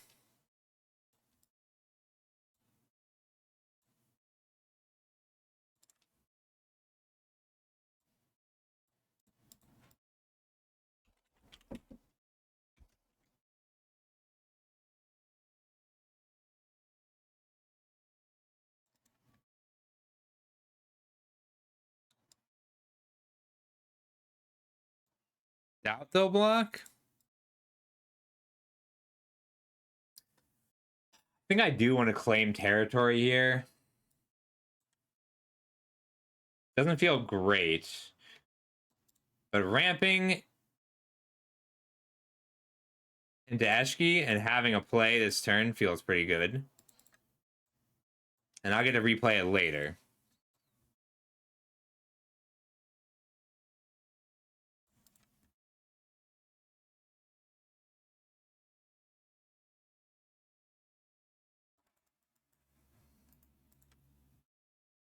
Well, I can block either now. Don't. Yes, what a top deck. All right, we're going to Roost Seek for an island. That's a non-creature spell. And then I'll play a creature spell. We'll leave this back to block. Then I get a Frostcliff Siege and hopefully play a creature. It would be great if I could find a non-land card. Mayeshki.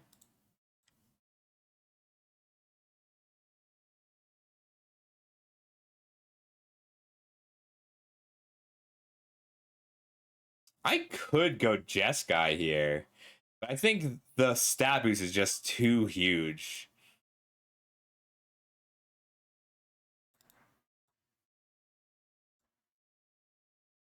They have Sultai mana. I'll hold on to the Exhale for a bit. And eventually I'll draw an on-land card. It's my mantra. Well, that's a scary one. I can't stop them from gaining the life. And I don't have anything to exhale with. They declined. That was a very good draw. I want to Regent holding up the exhale.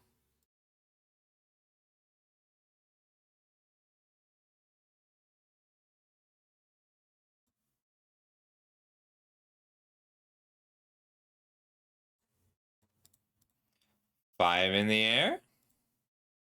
Holding up the exhale still. Yeah. Even if it's like just things to feed the trawlers. I mean, it's a 3/6 lifelinker. That's a relevant body. I wouldn't pay 5 mana for it, but it's a pretty good brick wall right now. If they only attack with the dancers, I'll take it. I'll trade here.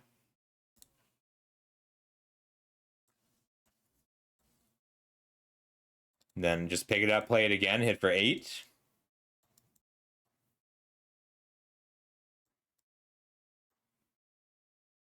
I will surveil here. Creature here, creature here.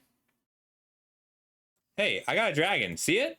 I gain 3 life when I cast this. So this is not a great bounce spell. Ooh.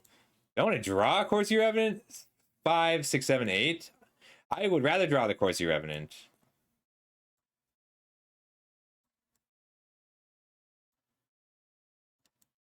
Like, this is not a good race for them.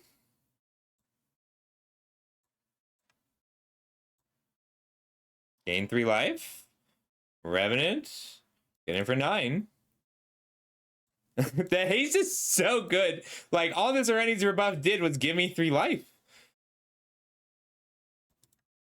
They can gain 3, bounce 1, it still has haste. Haste and trample, like, it's just worth a card. Yeah. These cards are just so strong. I think this is about as good as you can do with rares. Like, my rares are so good. I lost to mythics. Mythics are their mythics are all outclassing the rares. Like, the Teamer Saga is the only other thing that I'd add. Eshki is so strong. Hey, Fina. Yeah. They can block one of these. I'll gain 6 life. And they take 9. I could have also won with just the Abzan Devotee. Yeah. Yeah, the card's really good. It just also makes... This is a format where predicting what your opponent's doing, playing around specific spells, is very strong. So... Oh, hang on. I wanted to look at my mana, because I'm flooding every game. See if I had any other cantrips I could bring in.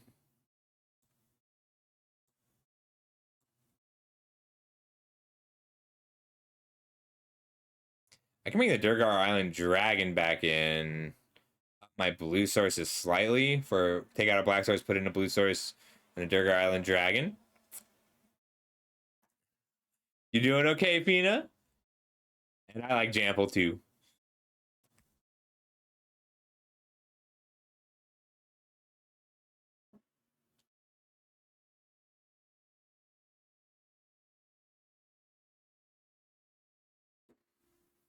$16 lands. It really is.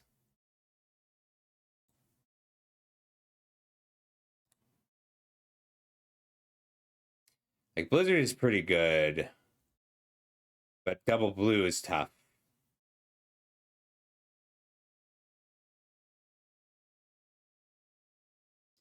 If I weren't so attached to my life total, I'd take the Cruel Truths. I had a Rakshasas? That wasn't this pool.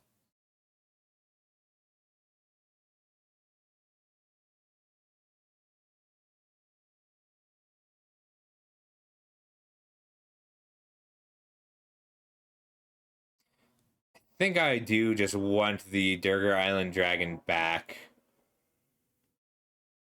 Feels weird putting in for a land.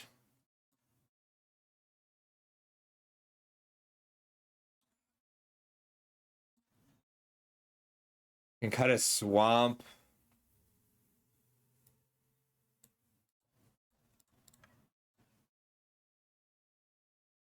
Any other honorary fixing?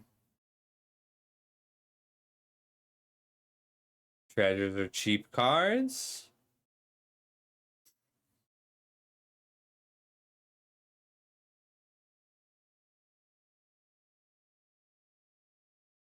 I'm doing well. I'm enjoying myself. I like this format a lot.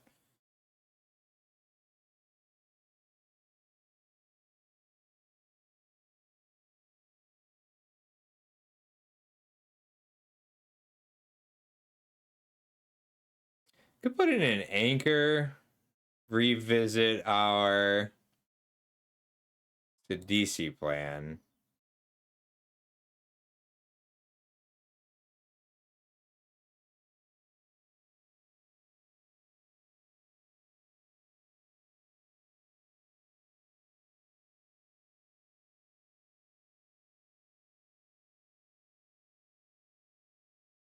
No. Well, I do, but only this one. Right? Like, you can do... If it costs 2 mana, if it's a 2 mana land fetcher, you can use it as 1/1 for land one time, if and only if you don't care so much about your other 2 drops. But altogether, these cards do add up to a land. Segu Wild, like, I'll cut 2 lands for Segu Wildling, just because it's only 1 green, but that's only if I can have 9 green sources, you know?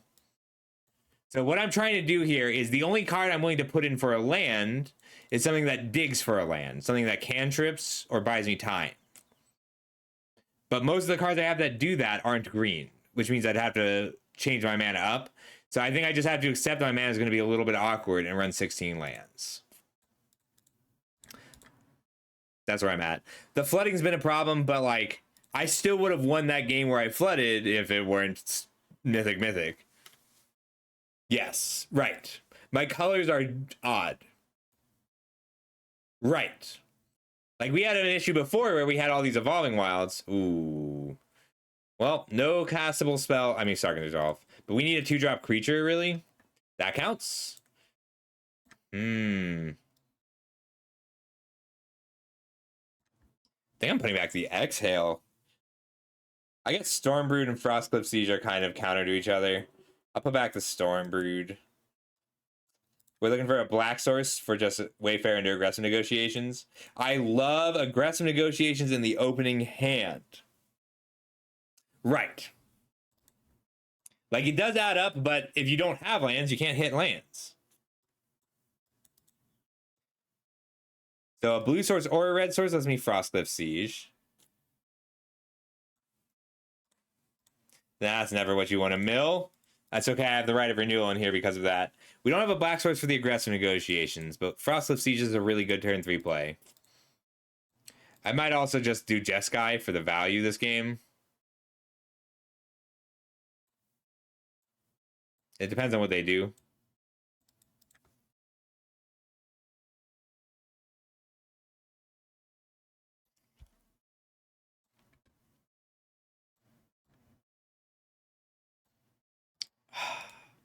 I think I do just play into the counter spell here. I didn't think that would resolve. We'll take the damage. We need a black source now.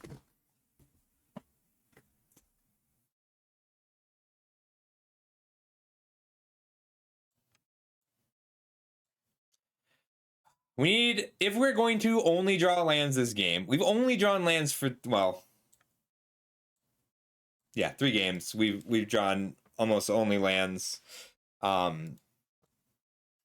have drawn non-land cards, but they're all lands, so I can't even blame the shuffler. But I get to aggressive negotiations here, which is nice.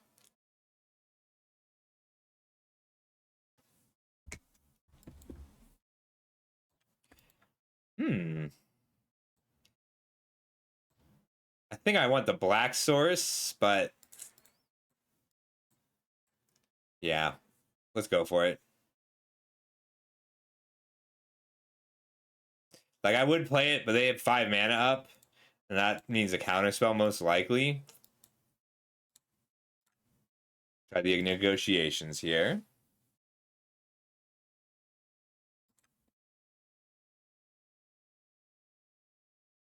Holy crap, that's a hand.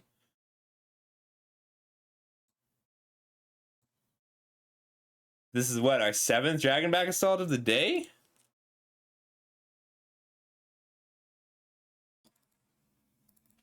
At least I know about the Bewildering Blizzard. That's good. Like, you're a problem now for a while. So many mythics. Oh, we did get to stop them from turn 6, killing my Wayfarer, and then playing a 4/4 dragon every turn for the rest of the game. Ow.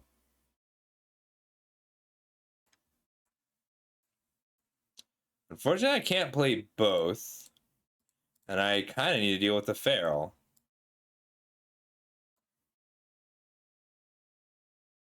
Maybe I do just play this. But then they Bewildering Blizzard.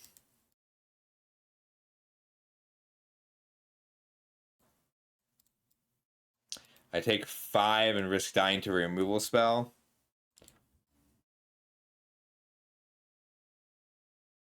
Maybe I'm forcing the Bewildering Blizzard out of them this turn. Then I can at least renew to block. And if they have a removal spell, I die. But they were going to want a Bewildering Blizzard.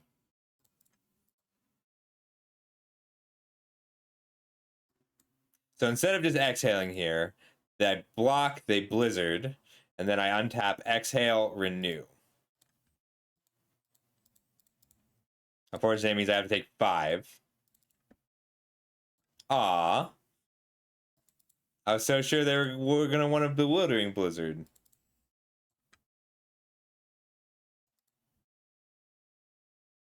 I can kill a creature and tap a creature.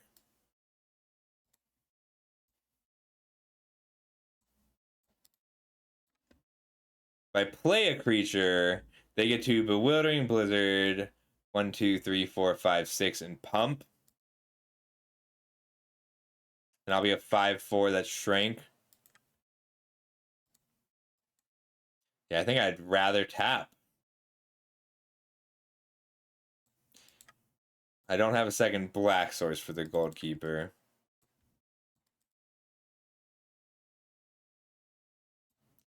I can attack here, which is dangerous. And then I can't beat a Snakeskin Veil. So if they have a Snakeskin Veil, I'll die. But I can beat a Dispelling. The Dispelling thing. Hey, Chungus. Oh, thank you. Although I'm on a losing streak right now. We've just been dealing with a lot of mythics in these runs. We're going to be hold first. 1, 1, 2, because it plays around a Dispelling Exhale.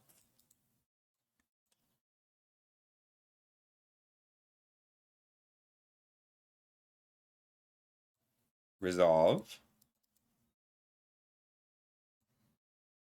Behold. Autopay. Show ya.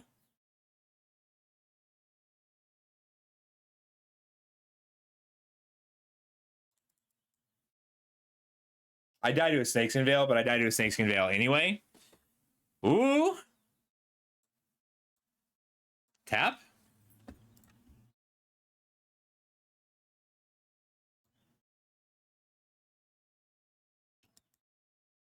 Good game. I'm sorry, Higa. I thought this would get there.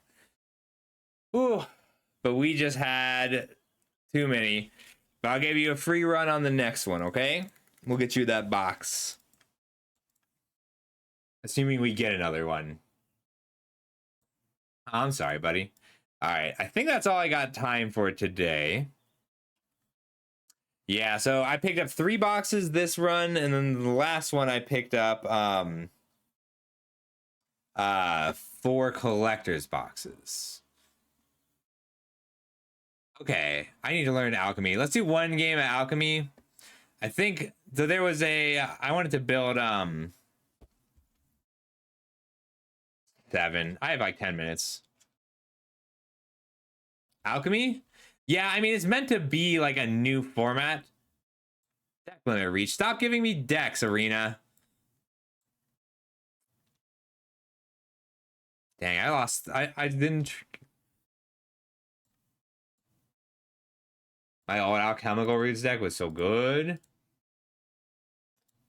But I don't think that deck works anymore. Quistal, long time no see. How's it going? Good to see you. How's your stream? What were you streaming today?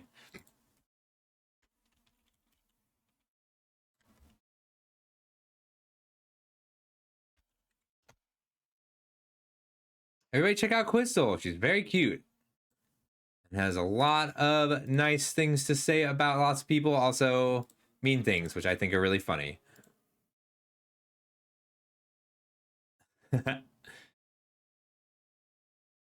All right. So we got a new card in Alchemy. I don't play much Alchemy, but it is the playing qualifier. And let's take a quick look at some of our new cards in Dragonstorm Alchemy. Like, we got a lot of prowess pieces. That's cool.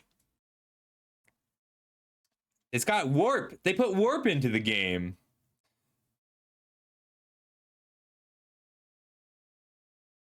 Oh, so it just draws. It's an abundance, not abundance.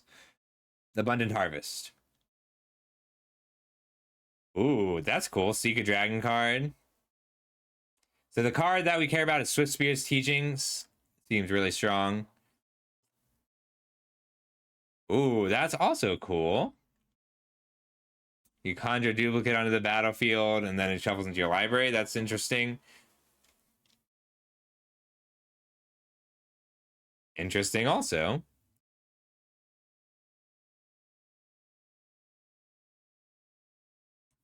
Yeah, okay. Is it prowess is absurd now.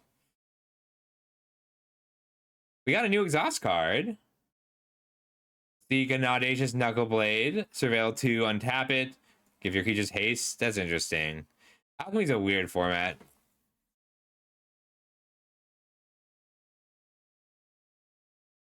Alright.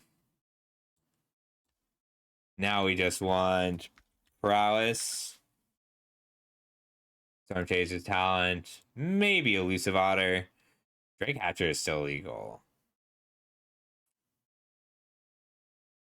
It deals combat actually play with that many incubation counters on it.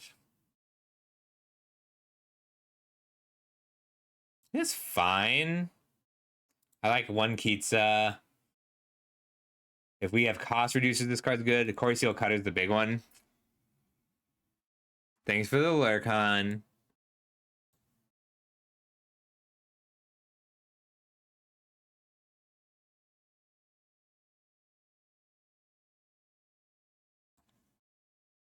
Sapphire Collector's really good. Mentor might be good enough. Ooh. We'll see if Lila is good enough now. So this was a deck before that wasn't very good. But it got a lot better. So I think it's worth building now.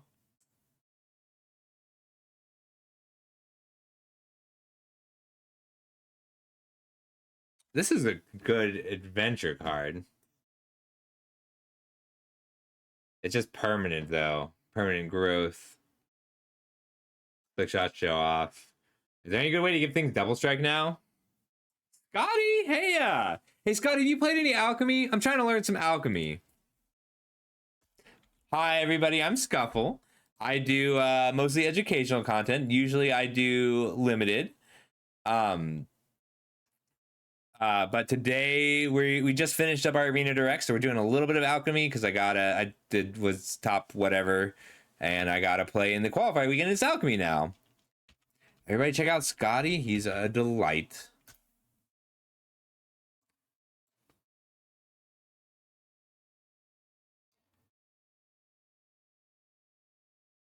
So I think this is probably the easiest deck to play right now.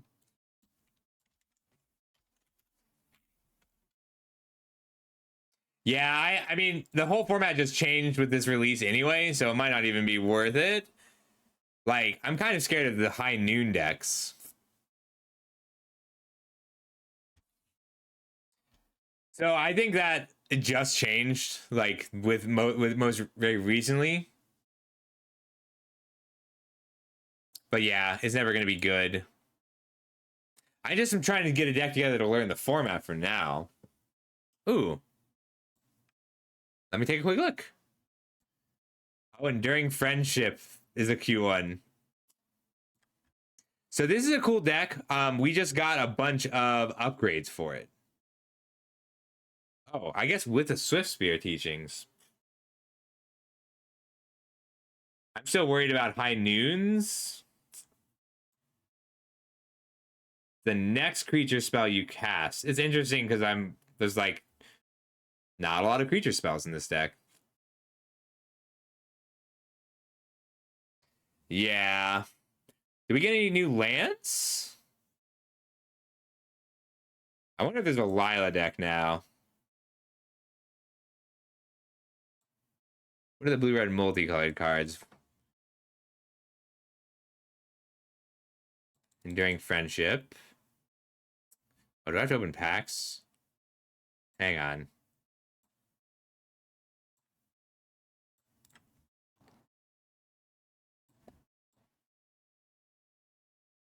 Match. Oh. 33 rare, 2 mythic. I could use some mythic wild cards. We'll do some Aether Drift packs. Oh, that's right, because it's more restrictive. Oh, I forgot. That's a good idea, Ranger. Let's open some alchemy packs.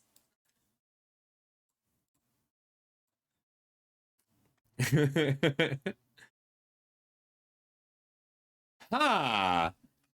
That's actually kind of awesome, Scotty. I love that idea. 2 damage to any target. Is Dragons viable? I was just playing Grixis Heist before. It felt really good against this deck. Make a food, make a treasure, make a vehicle. That's kind of cool. I like that.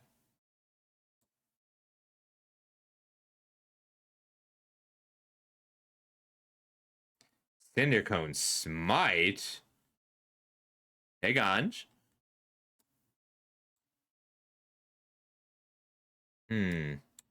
I want Wizard of the Coast to stop giving me decks because it keeps filling up my decks.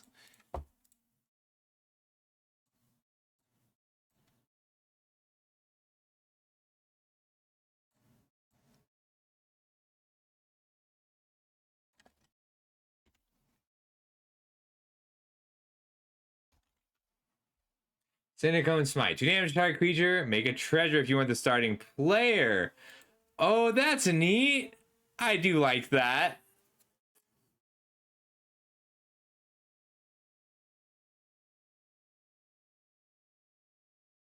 Hmm.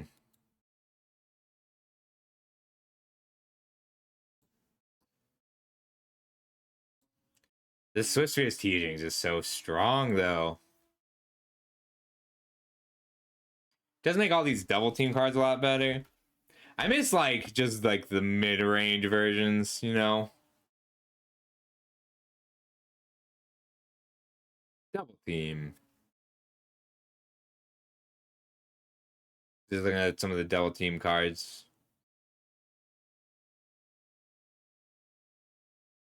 Could do a High Noon Jeskai control. Let's look at the lands. We need to figure out what kind of lands there are.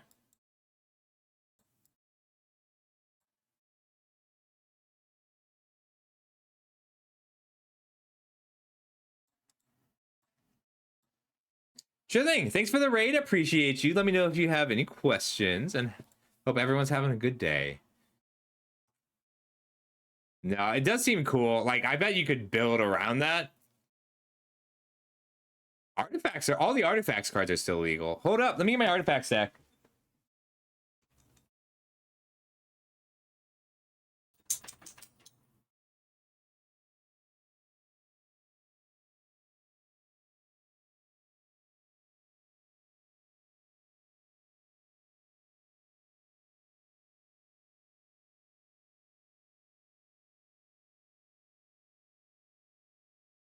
Okay, I don't know where it is, and I don't want to look for it right now.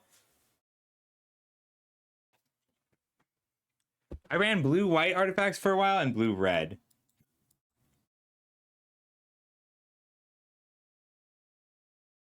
It's like a Verge base. Yeah, 3 colors might even be better for mana base because it's so easy to do all the Verges.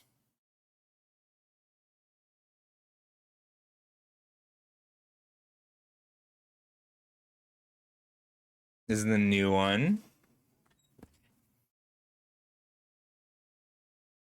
Yeah, Verges and Surveil lands are solid, and then you can also run Fabled Passage and some basics. Let's see what artifacts there are. For is it in Jeskai? The Simulacrum Synthesizer is still legal. You can Doll Maker is still legal.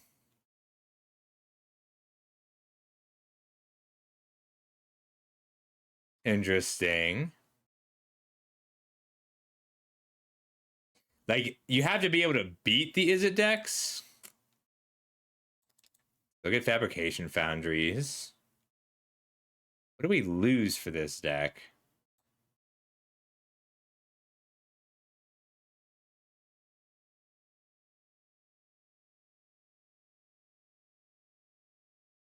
Perilous Snare seems good right now.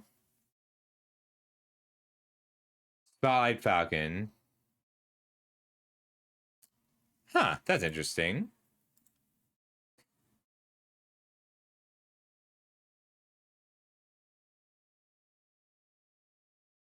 forgot this card existed, Essence of Antiquity.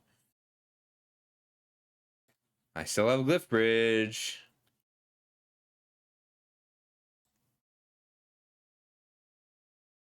I was on a blue-red artifact version and built in standard for a long time, but it struggled too much against prowess.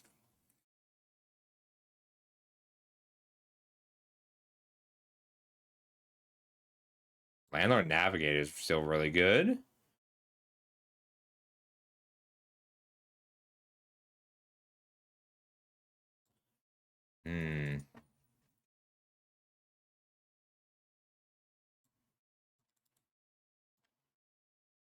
Like, this is still mostly a Simulacrum Synthesizer deck.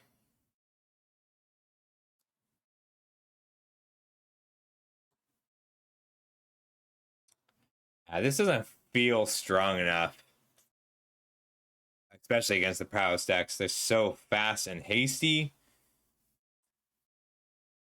Like, we could just do Jeskai Control with High Noons and Lightning Helixes.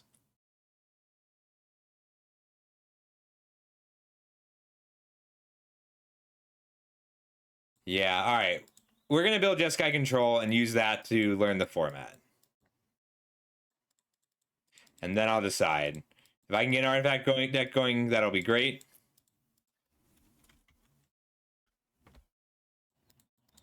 All right, before we rediscover the way.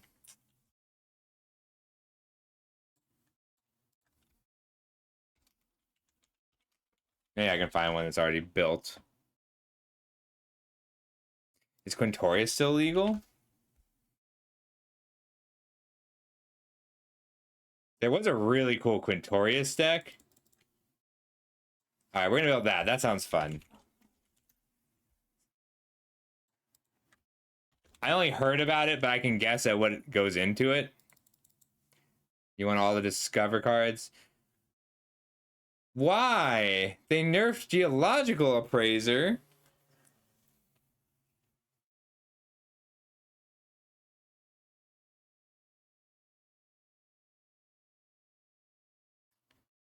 I guess that makes sense.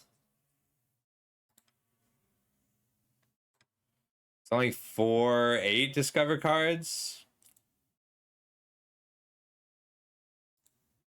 And then you use Sage of the Skies.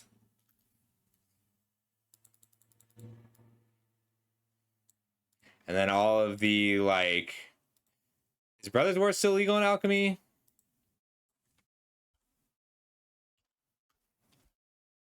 It is not. Prototype is gone. Adventures. We just need spells. Yeah. Just a Discover Sage value deck. Ooh. This is a good one.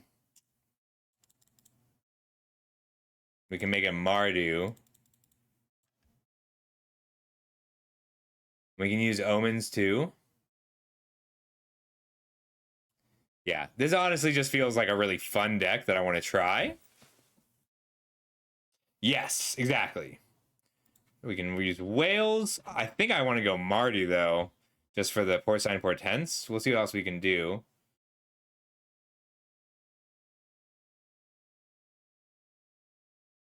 We get Decadent Dragons for Mardu, which means we can run Heist things, too.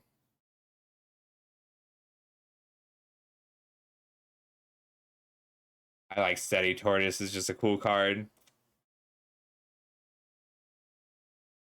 Venture. Draw 2 cards, discard 2 cards, make a food. I kind of want it to be Mardu. Stormbroods, yeah. I think we want our Thunder Moths as well.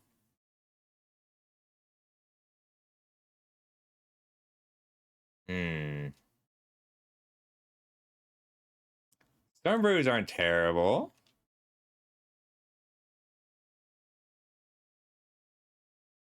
Oh, I didn't.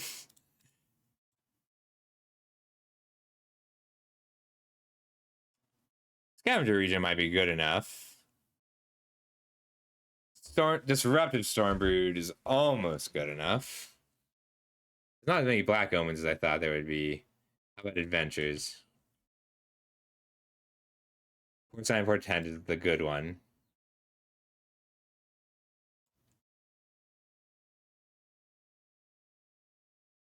Virtue Persistence. That feels just like a good removal spell. All right, hey, this deck feels like it's gonna work. This is Alchemy, so it's very similar to Standard.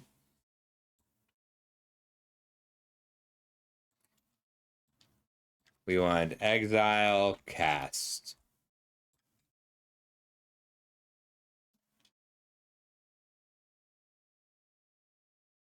Oh, we can do Ride's End. We could also run, like, we could do green for up the Beanstalk. Any other cards that just have reduced cost some of the time.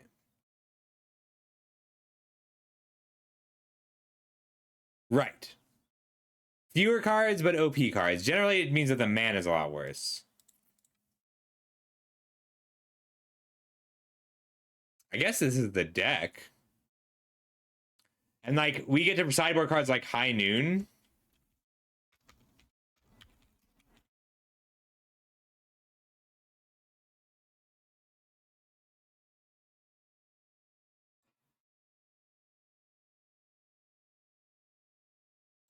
Like, if I run 2 sideboard High Noon cards, and all of my Discover always hits High Noon, it's pretty bad for me in general. But if there's other things that it works with.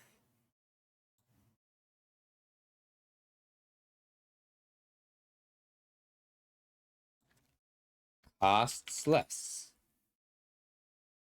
Rally's not bad for us.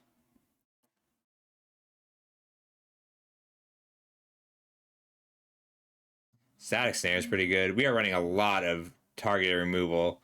I almost want some tokens.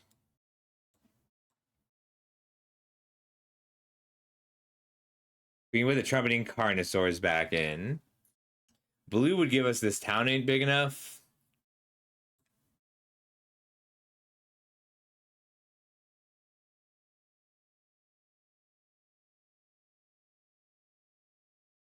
I like Bolt Bend.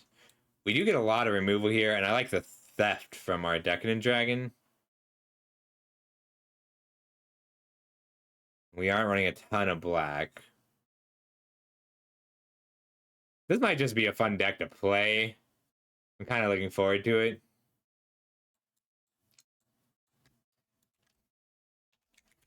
Carnosaur is also pretty good for us, so we'll try and work a few in. We have 2 drops, 2 mana removal spells. Probably fewer virtues, just make our mana a little bit better. We can even cut a Sage of the Skies. That's kind of funny. 24 lands. I guess Stormbrood is often just worse than Virtue.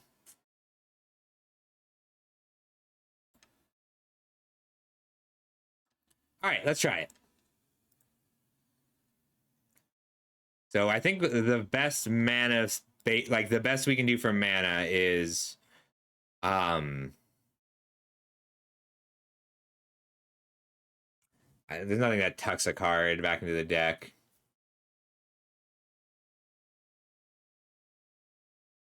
No Restless Anchorage. We just want red or white. We just want Mardu colors. I think this deck will work. I think it's a good idea. Like, we do have access to Courtyards. I think it's better to do the Verges. I've ran this mana base in Grixis and found it to be really consistent. For Blazemire Verge, for Bleachbone Verge, Oracus Theaters. I would have liked a little bit of ramp.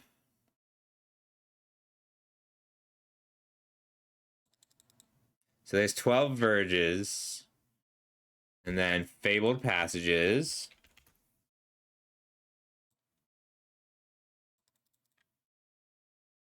And then our basics. We need extra white sources. we're mostly red, white, and then less black.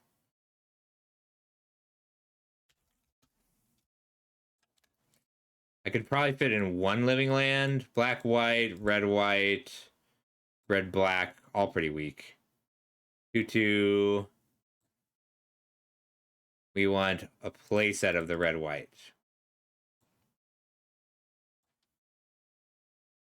That's 28 lands. 1, 2, 3. Actually, we're less interested in the base black ones than we are the base red ones or base white ones. I think that's right. Let's give it a try.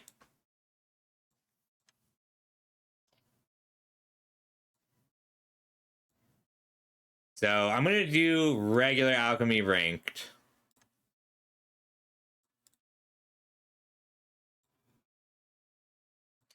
All right, let's see if always hitting a Sage of the Skies is good enough.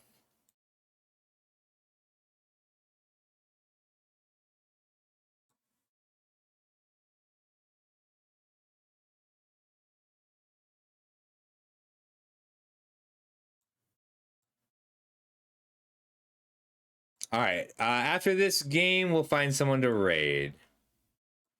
Maybe 2 games. We'll see how much time we have. I don't think I can keep this. I need an untapped land to Virtue.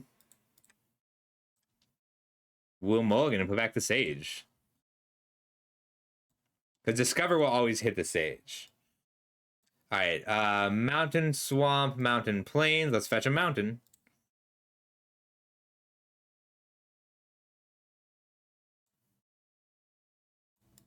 It's just polite. Then Blazemire, Virtue. Or not. The lack of instance is a little painful, but I like these Porcine Portents a lot. That's interesting. That spell gains Mobilize 2 forever. All right, I can either Expensive Taste them or Porcine Portent, lend a ham. Scary. It's not a creature spell, though. End step. Give me some lands. Well, 2 Sheltered by Goats is still pretty good. I have another instant. We pass again. I can Virtue and then Atali's Favor. That's so scary. Waystone Guidance, Quarry Seal Cutter, but they're short on the creature or on the land. Well, I have to respond. I cannot actually Porcine Portent. But yes, this is a hasty creature with Mobilize 6. Am I dead? 3, 6, 9, 12, 15, 18. This trample. 19, 20.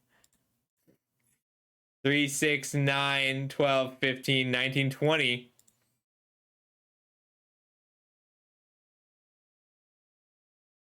Okay, let's try that again. I have to imagine that can't be the norm. That's kind of neat, though. Wow, they killed me and I couldn't even. They killed me. I had 3 removal spells in hand. I couldn't cast anything. Yeah, I mean, like, I had removal spells. I just couldn't hit anything. That's funny, though, that works.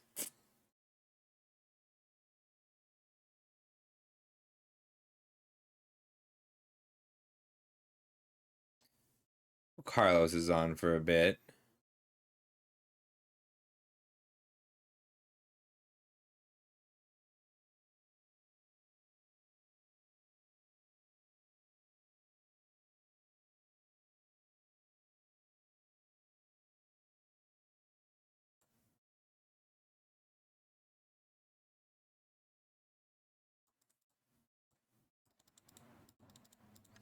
Ooh, or we could go see Spout. I would go see Carlos, but it looks like he's almost done.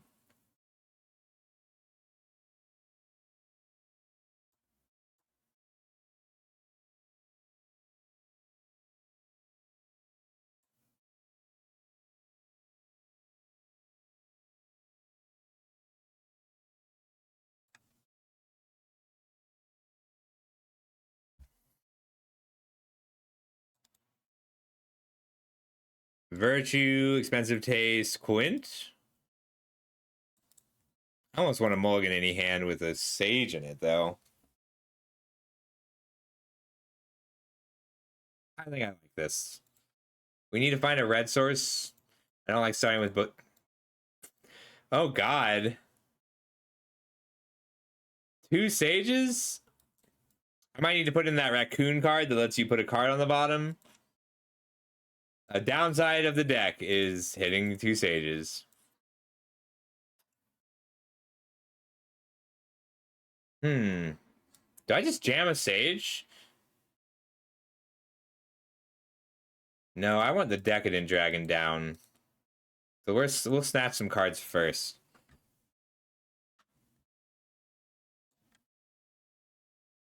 Okay, interesting. We'll snatch. Give me some cards. Oh, this is the life gain deck. Okay. I guess in a format where gaining life, like if gaining life is worth a card to you.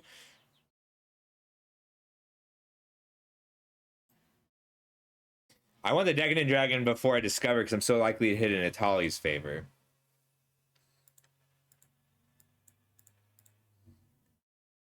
We'll grab a red source and then we can play our Decadent Dragon.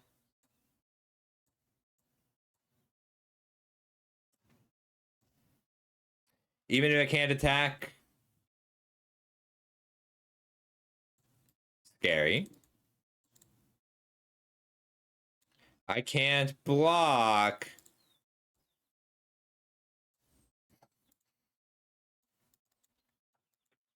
I do want to just try and kill some creatures.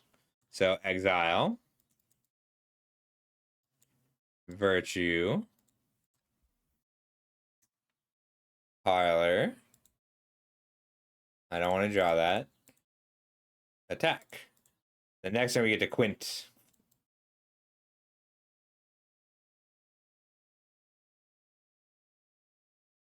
I could Authority of the Consuls.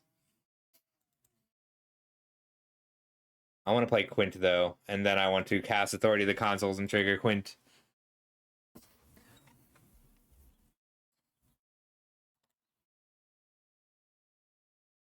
Is it play a card or cast a spell? Cast a spell, okay.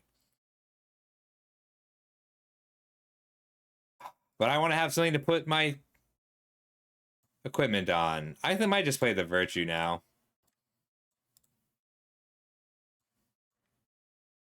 Or I could double Sage. Let's double Sage.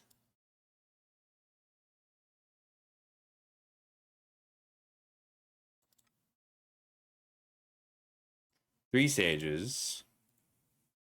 Then I get to Quint minus play more Sages.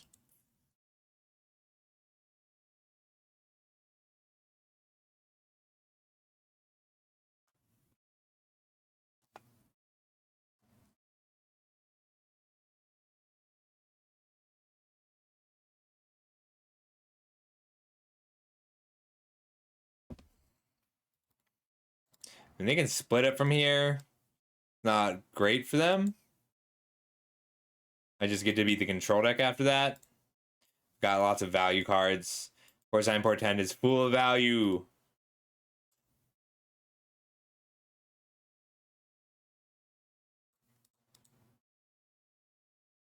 We'll Quint first.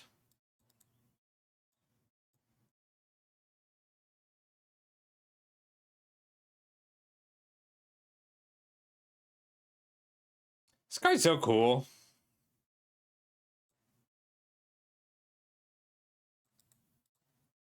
Discover. Atali's favor. We'll put it on the fake one. Cast spell from exile. Drain them 2. Go again.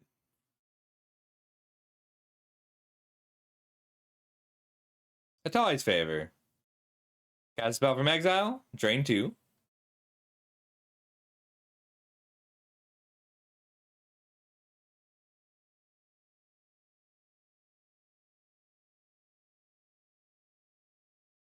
Sage of the Skies.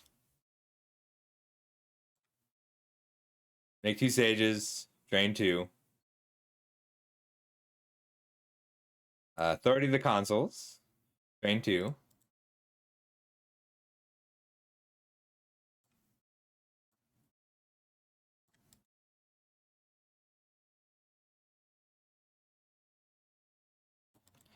Get in for 8.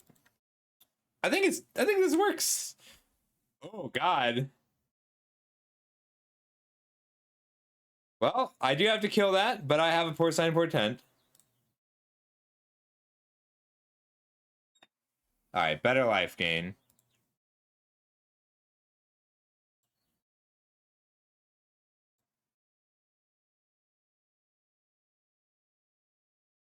Yeah, we'll just kill him. Porcine Portent. Good game. Drain 2.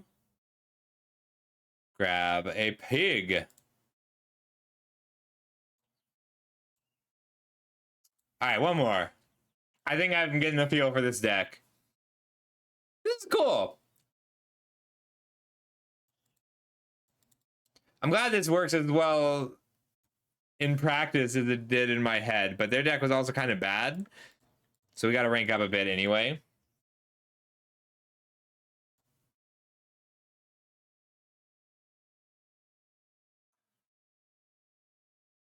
Carlos is working on a scary Meringue River Region deck. After this game, we'll rate him.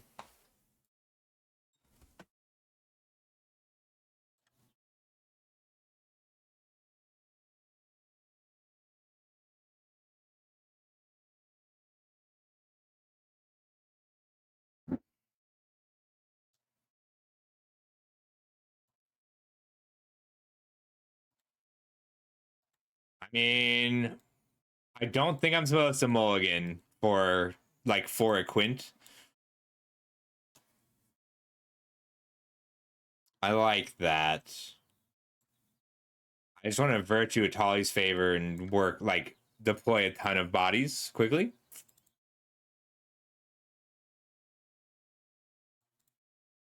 All right, Izzet Prowess is one of the decks we need to test against. I think I'm just taking this, and then next turn I'll start killing things, but I might cast Rise End if they make it big enough. No blocks. During Friendship. I can't stop it. I mean, I can Twin Maw. We'll make a 2/2. And then I'll mill that. Stormbrood here. Maybe I should have left that in the library because I was shuffling. We just had to do it before it double teamed, but maybe it was better to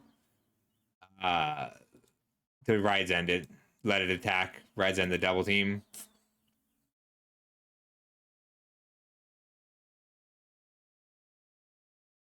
I need another 2-drop, another 2-mana creature. Like, I have Virtues that feel important for the Atali's favors.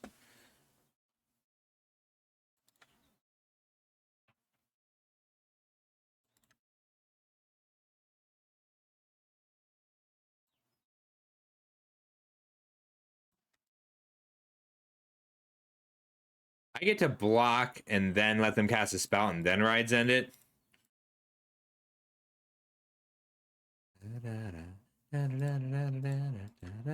Actual Otters, Pearl of Wisdom and all.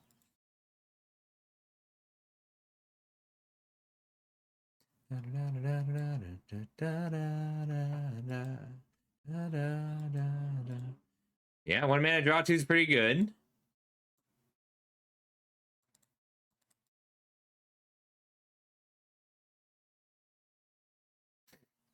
Ooh, okay, that's 3 pearls down though. And we get to do the thing our deck does next turn.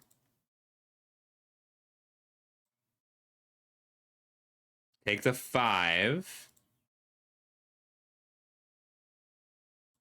And then Virtue. Skin you do keep Atali's favor. Atali's favor.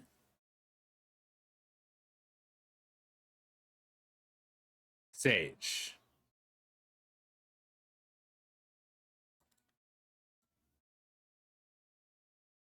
I do have to be a little careful not to die this turn. Like, they can kill me, But the flyers are great against Slickshot Show Off. It's pretty cute. Make it stop.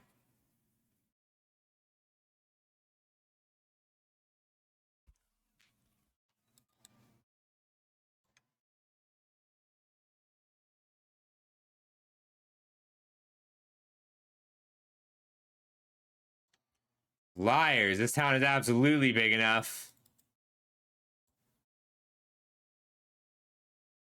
That's only instants and sorceries, though.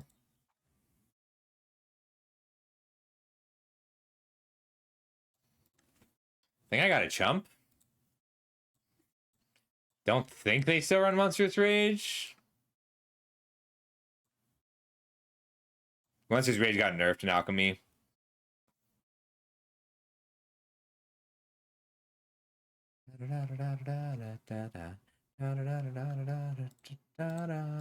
I can see where like a Quintorius Con would be absolutely amazing here right now. But I need more targeted removal here.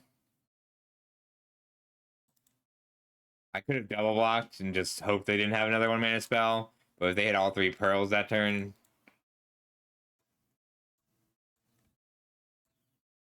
I don't think they can kill us for 1 mana either. Because they're attacking me for 10, and 1 spell would make it 14, I'd die. Every spell gives them +2. That's what Enduring Friendship does. So they were attacking with 2 5/5s. 1 spell gave them 4 more power. If I double blocked, they would still... It would still be just 1 spell. But like weirdly, I'm racing... Like, it's this Enduring Friendship. The card's absurd. It's extra... It's extra +1/+1.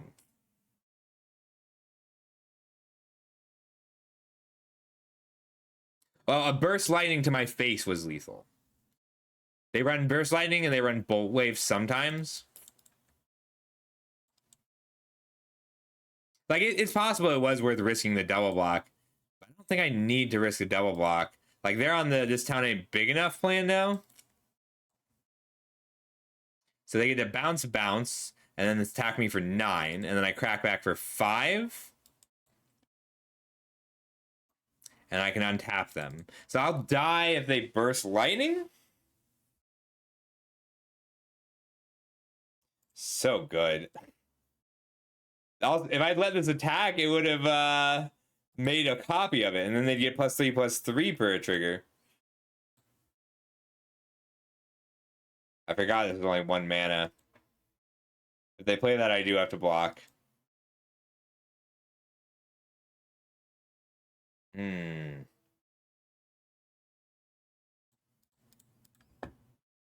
I can exile an enchantment, this deck is good enough. I think if I don't... I think I just have to take this and hope they don't have the spell. And if they have the spell, I'll die, and that's fine. It's so unlikely that they don't have the spell. Yeah. They did have the Burst Lightning. I'm gonna keep working on this. If I can come up with a solution for the Otters specifically, like, I don't know how you really beat the Azir Prowess deck, but I hate running that kind of deck. Like, it just, because it just fizzles sometimes. Like, you don't always have +3 or 3 copies of Pearl. All right, so that's gonna be it for me. I'll be back tomorrow night. If I can. No stream Tuesday, and I'll have a schedule out tomorrow as well. So be good to Carlos. He's great. Looks like he's playing some standard, working hard on this deck. Kind of excited to see it. Looks like a combo deck. But yeah, I'll see everybody tomorrow night for... I might do Eternal tomorrow. We'll see how I'm feeling about this limited format. I might take a break just because I played so much the past couple days. Good night. Be good.